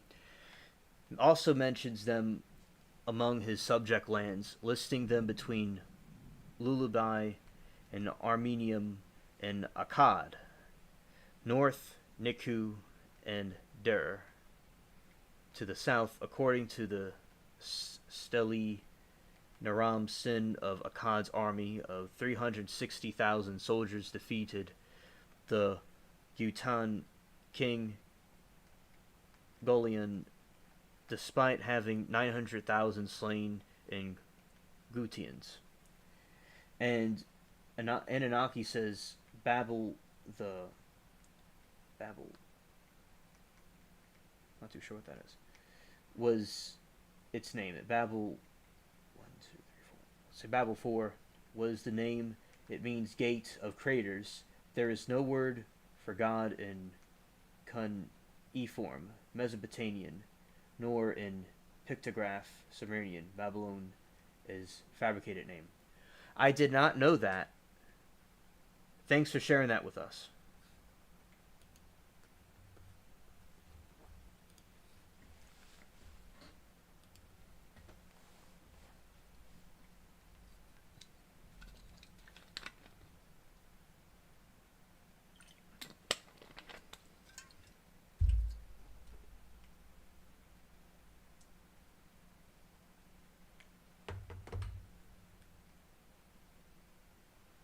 I did not know that. I'm learning things they didn't teach in school, of course.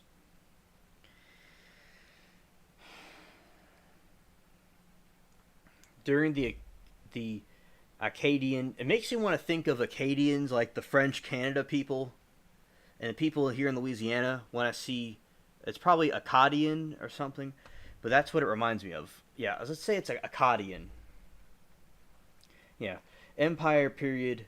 The Gutians slowly grew in strength and then established a capital at the early dynastic city of Adab.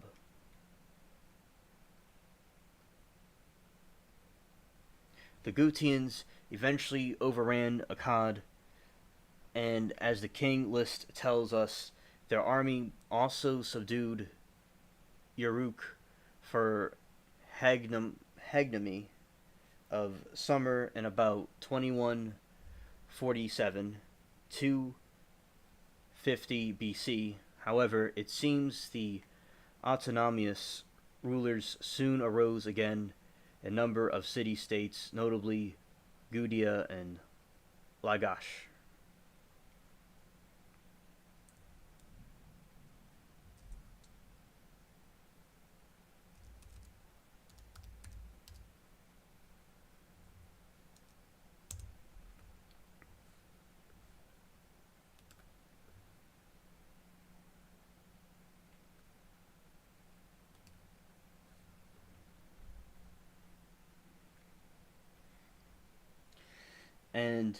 And next says Gate of Craters, fittings. Yes, screenshot, research that later. Oh, yeah, absolutely. Mesopotamian. Super D says Mesopotamian mythology also tends to mirror other mythologies as well as Gilgamesh, Samson, Hercules. Hercules. Ah. Thanks, Super D, for pointing that out.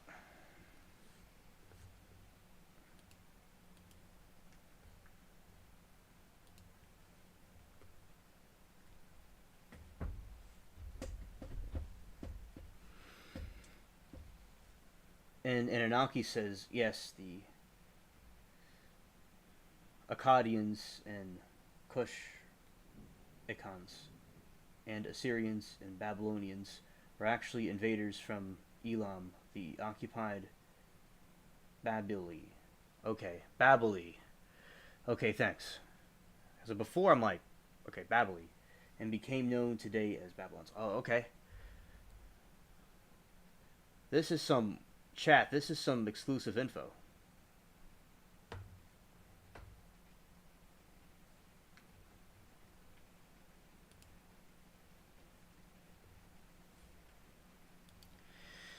And also, the Gutians seem to also have briefly overrun Elam. He was talking about Elam around the same time towards the close of Q-Tick. This is going to be interesting. In Shash Inox region and Nippur.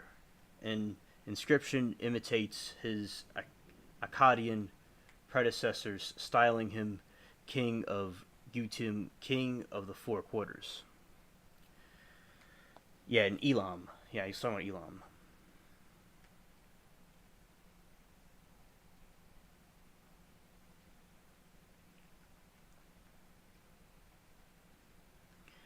Elam was an ancient civilization centered far west of the southwest of modern-day Iran. So it's a tribe in an ancient civilization rather in modern-day Iran. And the inscription imitates this Akkadian predecessor, styling him king of Gutium, king of the four quarters. The Wedir Chronicles portrays the Gutian kings as uncultured and uncouth. Super D says, according to Tacitus, the Germanic peoples were obsessed with the character as well, but they might have actually meant Thor, who was close enough to Hercules to be confused by the Romans. I didn't know that, Super D, and that makes sense. And I'm into all these mythologies, and also I was into like Norse mythology. I'm related to them, the Germanics, and also I'm related to the Romans too, the Mediterranean people.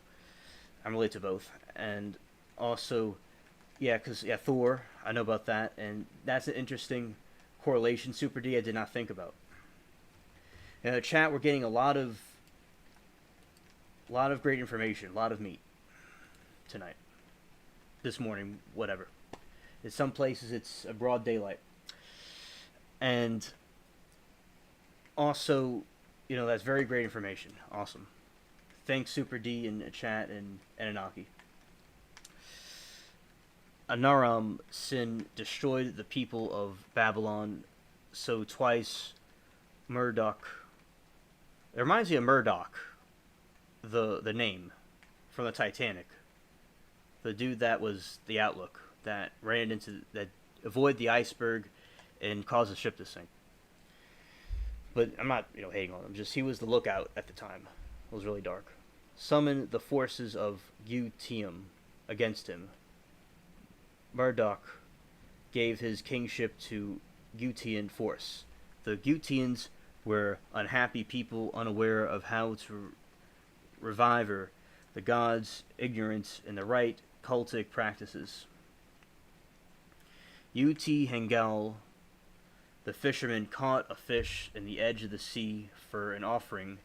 That fish should not be offered to another god until it had been offered to Murdoch. But the Gutians took boiled fish from his hand before it was offered, so by his august command Murdoch removed Gutian force and rule over gave it to the Utia Hagal. Hagal, yeah. So that's them doing their thing.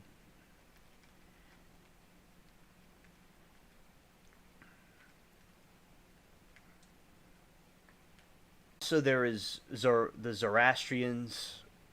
That was a religion that existed before Christianity and the other ones that talked about similar things. that the other faiths talk about, the Abrahamic faiths talk about.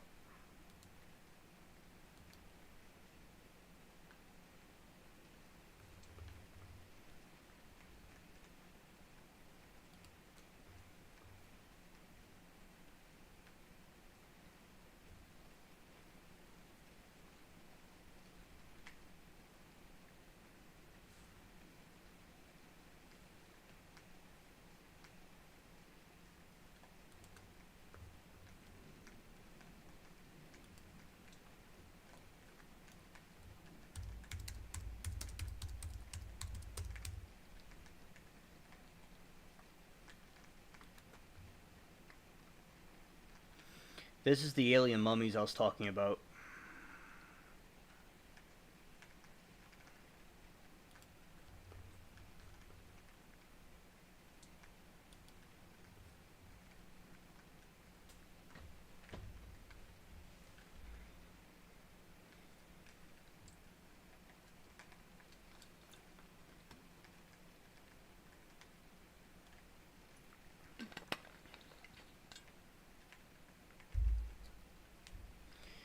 And confirmation: Mexico aliens are not human. Unknown DNA was found from the Peru mummies, and like that's what I was talking about like way earlier.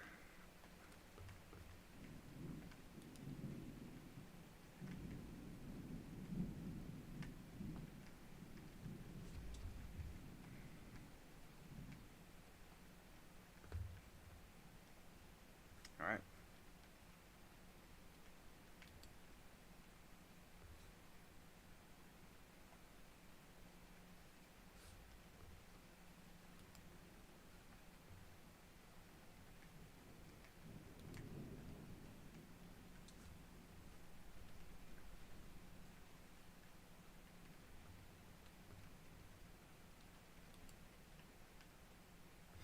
And it's like they can't even really see it, so I have to move this way. And that's better. All right.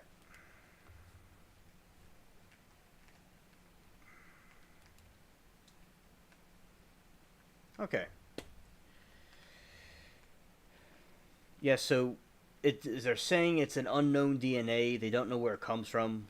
So we'll wait and see about the situation with that.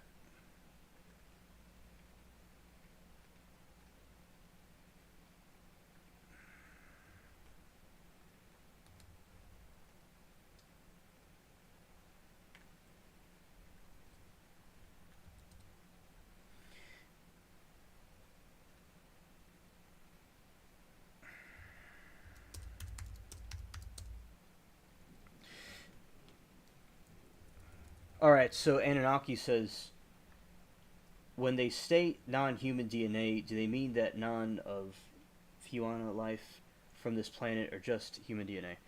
All right, so it's like stuff that was not from this planet.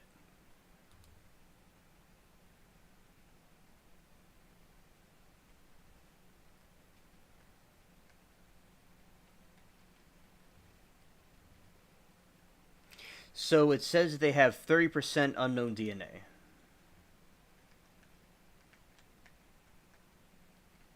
Let's see exactly what it says. 30% of unknown DNA in the alleged human body. The mysterious over Mexico's Congress for the past 2 months. Self-claimed UFO expert Jamie Muasin claims that the tiny UFOs are proof of extraterrestrial life. So, okay.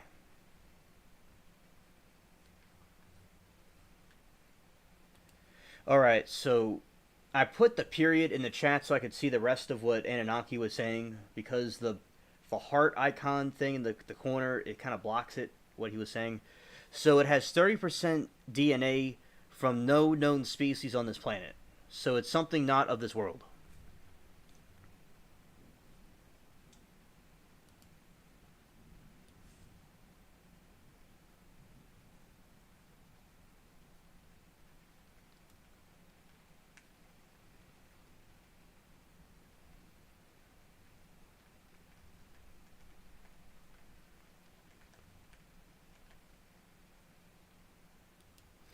And this is a picture of it where they're doing the autopsy. Let's see.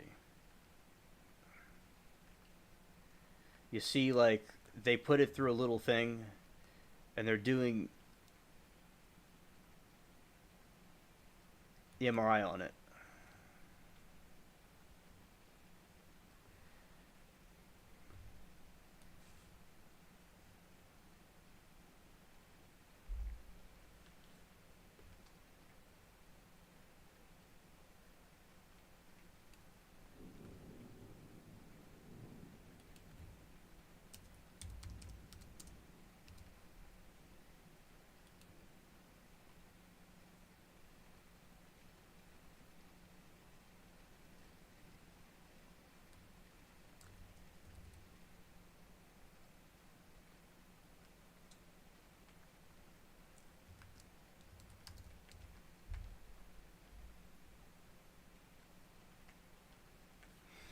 Super D, that could be a factor. That could be a factor. It could be multiple different things. It could also be some type of an ancient person that could have been not completely human, like one of these interdimensional beings or one of these alien beings.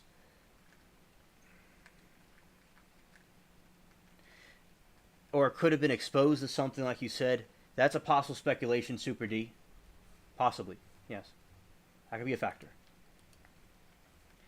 And also, I was talking about them being interdimensional beings, because that's a theory. Because there's a lot of people that are like spiritualists and occultists that believe like aliens are interdimensional and like they summon them and stuff. And that's the new theory, that the interdimensional theory, they're from another dimension.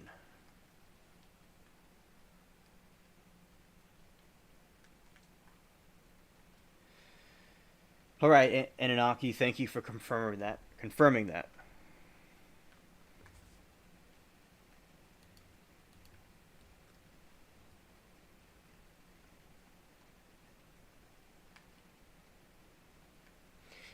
And also, you have the the mummies, alien mummies, like, the interdimensional.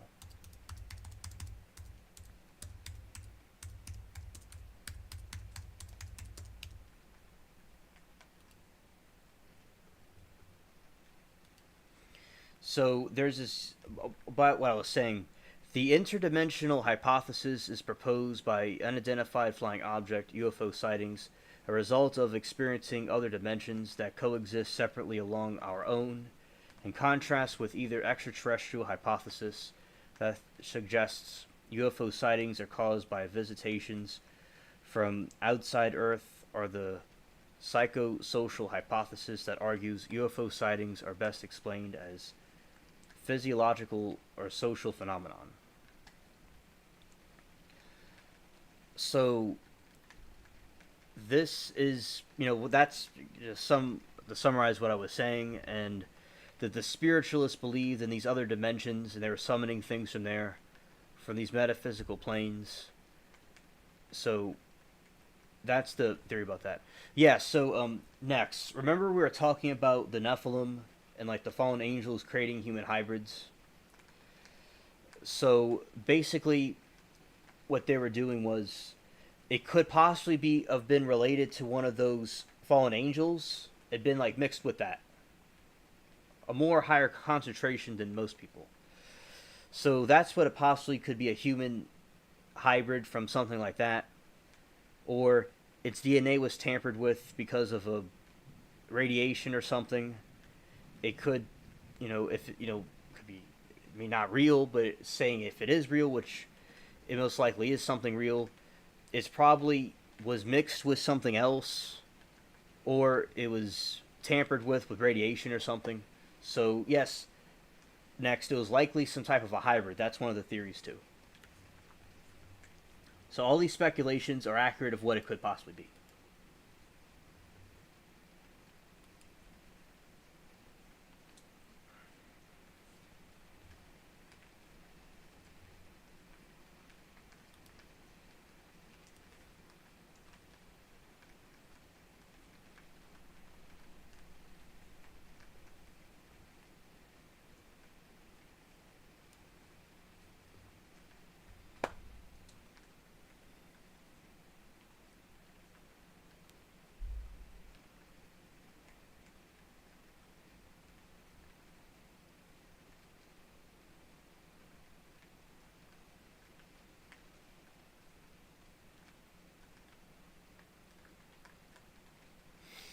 Anunnaki says, in theory, dimensional travel or leap is impossible if you are of physical matter makeup, but you can achieve it if you obtain a chamber of massive energy as a shield. By massive energy, he means a powerful energy as the heart of a star produces, in theory, that is. Okay, Anunnaki, thank you for explaining that. And also, and we know what these UAP UFOs, they move very quickly, unnaturally, that people in the US Navy and part all around the world, these things move very quickly. I remember the thing that I saw over the horizon, UFO looking thing I saw, it was like really quick, it went way up. But thank you for Anunnaki for explaining that. Thanks. And soon, in a moment or so, I'm going to be wrapping the stream up, and it'll be complete. It'll be finished. So we'll be saying our final thoughts before the stream ends. And this was a full house. We had a lot of people here, and I really enjoyed the conversations we had about that. I'm gonna switch to the other window.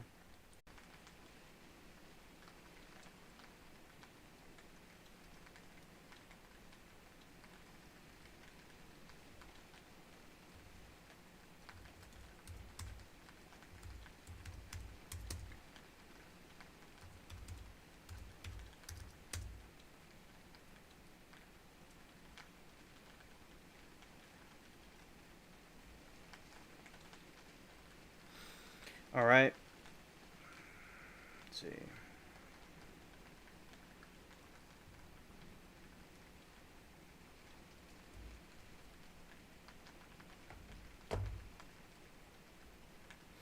Yeah, and good night, good day, everybody. Okay, I'm not gonna. Yeah, the frog legs. Yeah, I'm not gonna try those.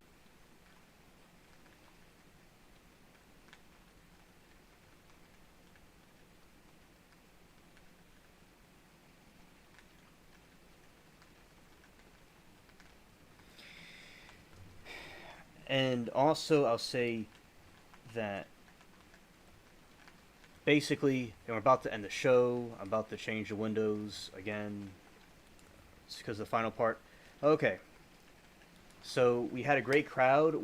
Thank you, all of you that came here and said hello to everybody. I really enjoyed the stream.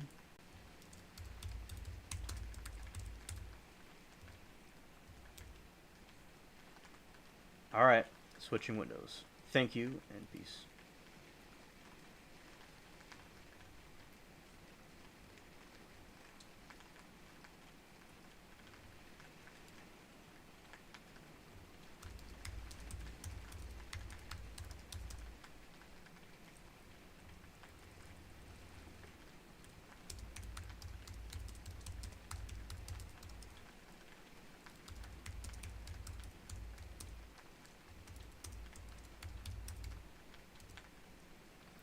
All right. All right. Looks like.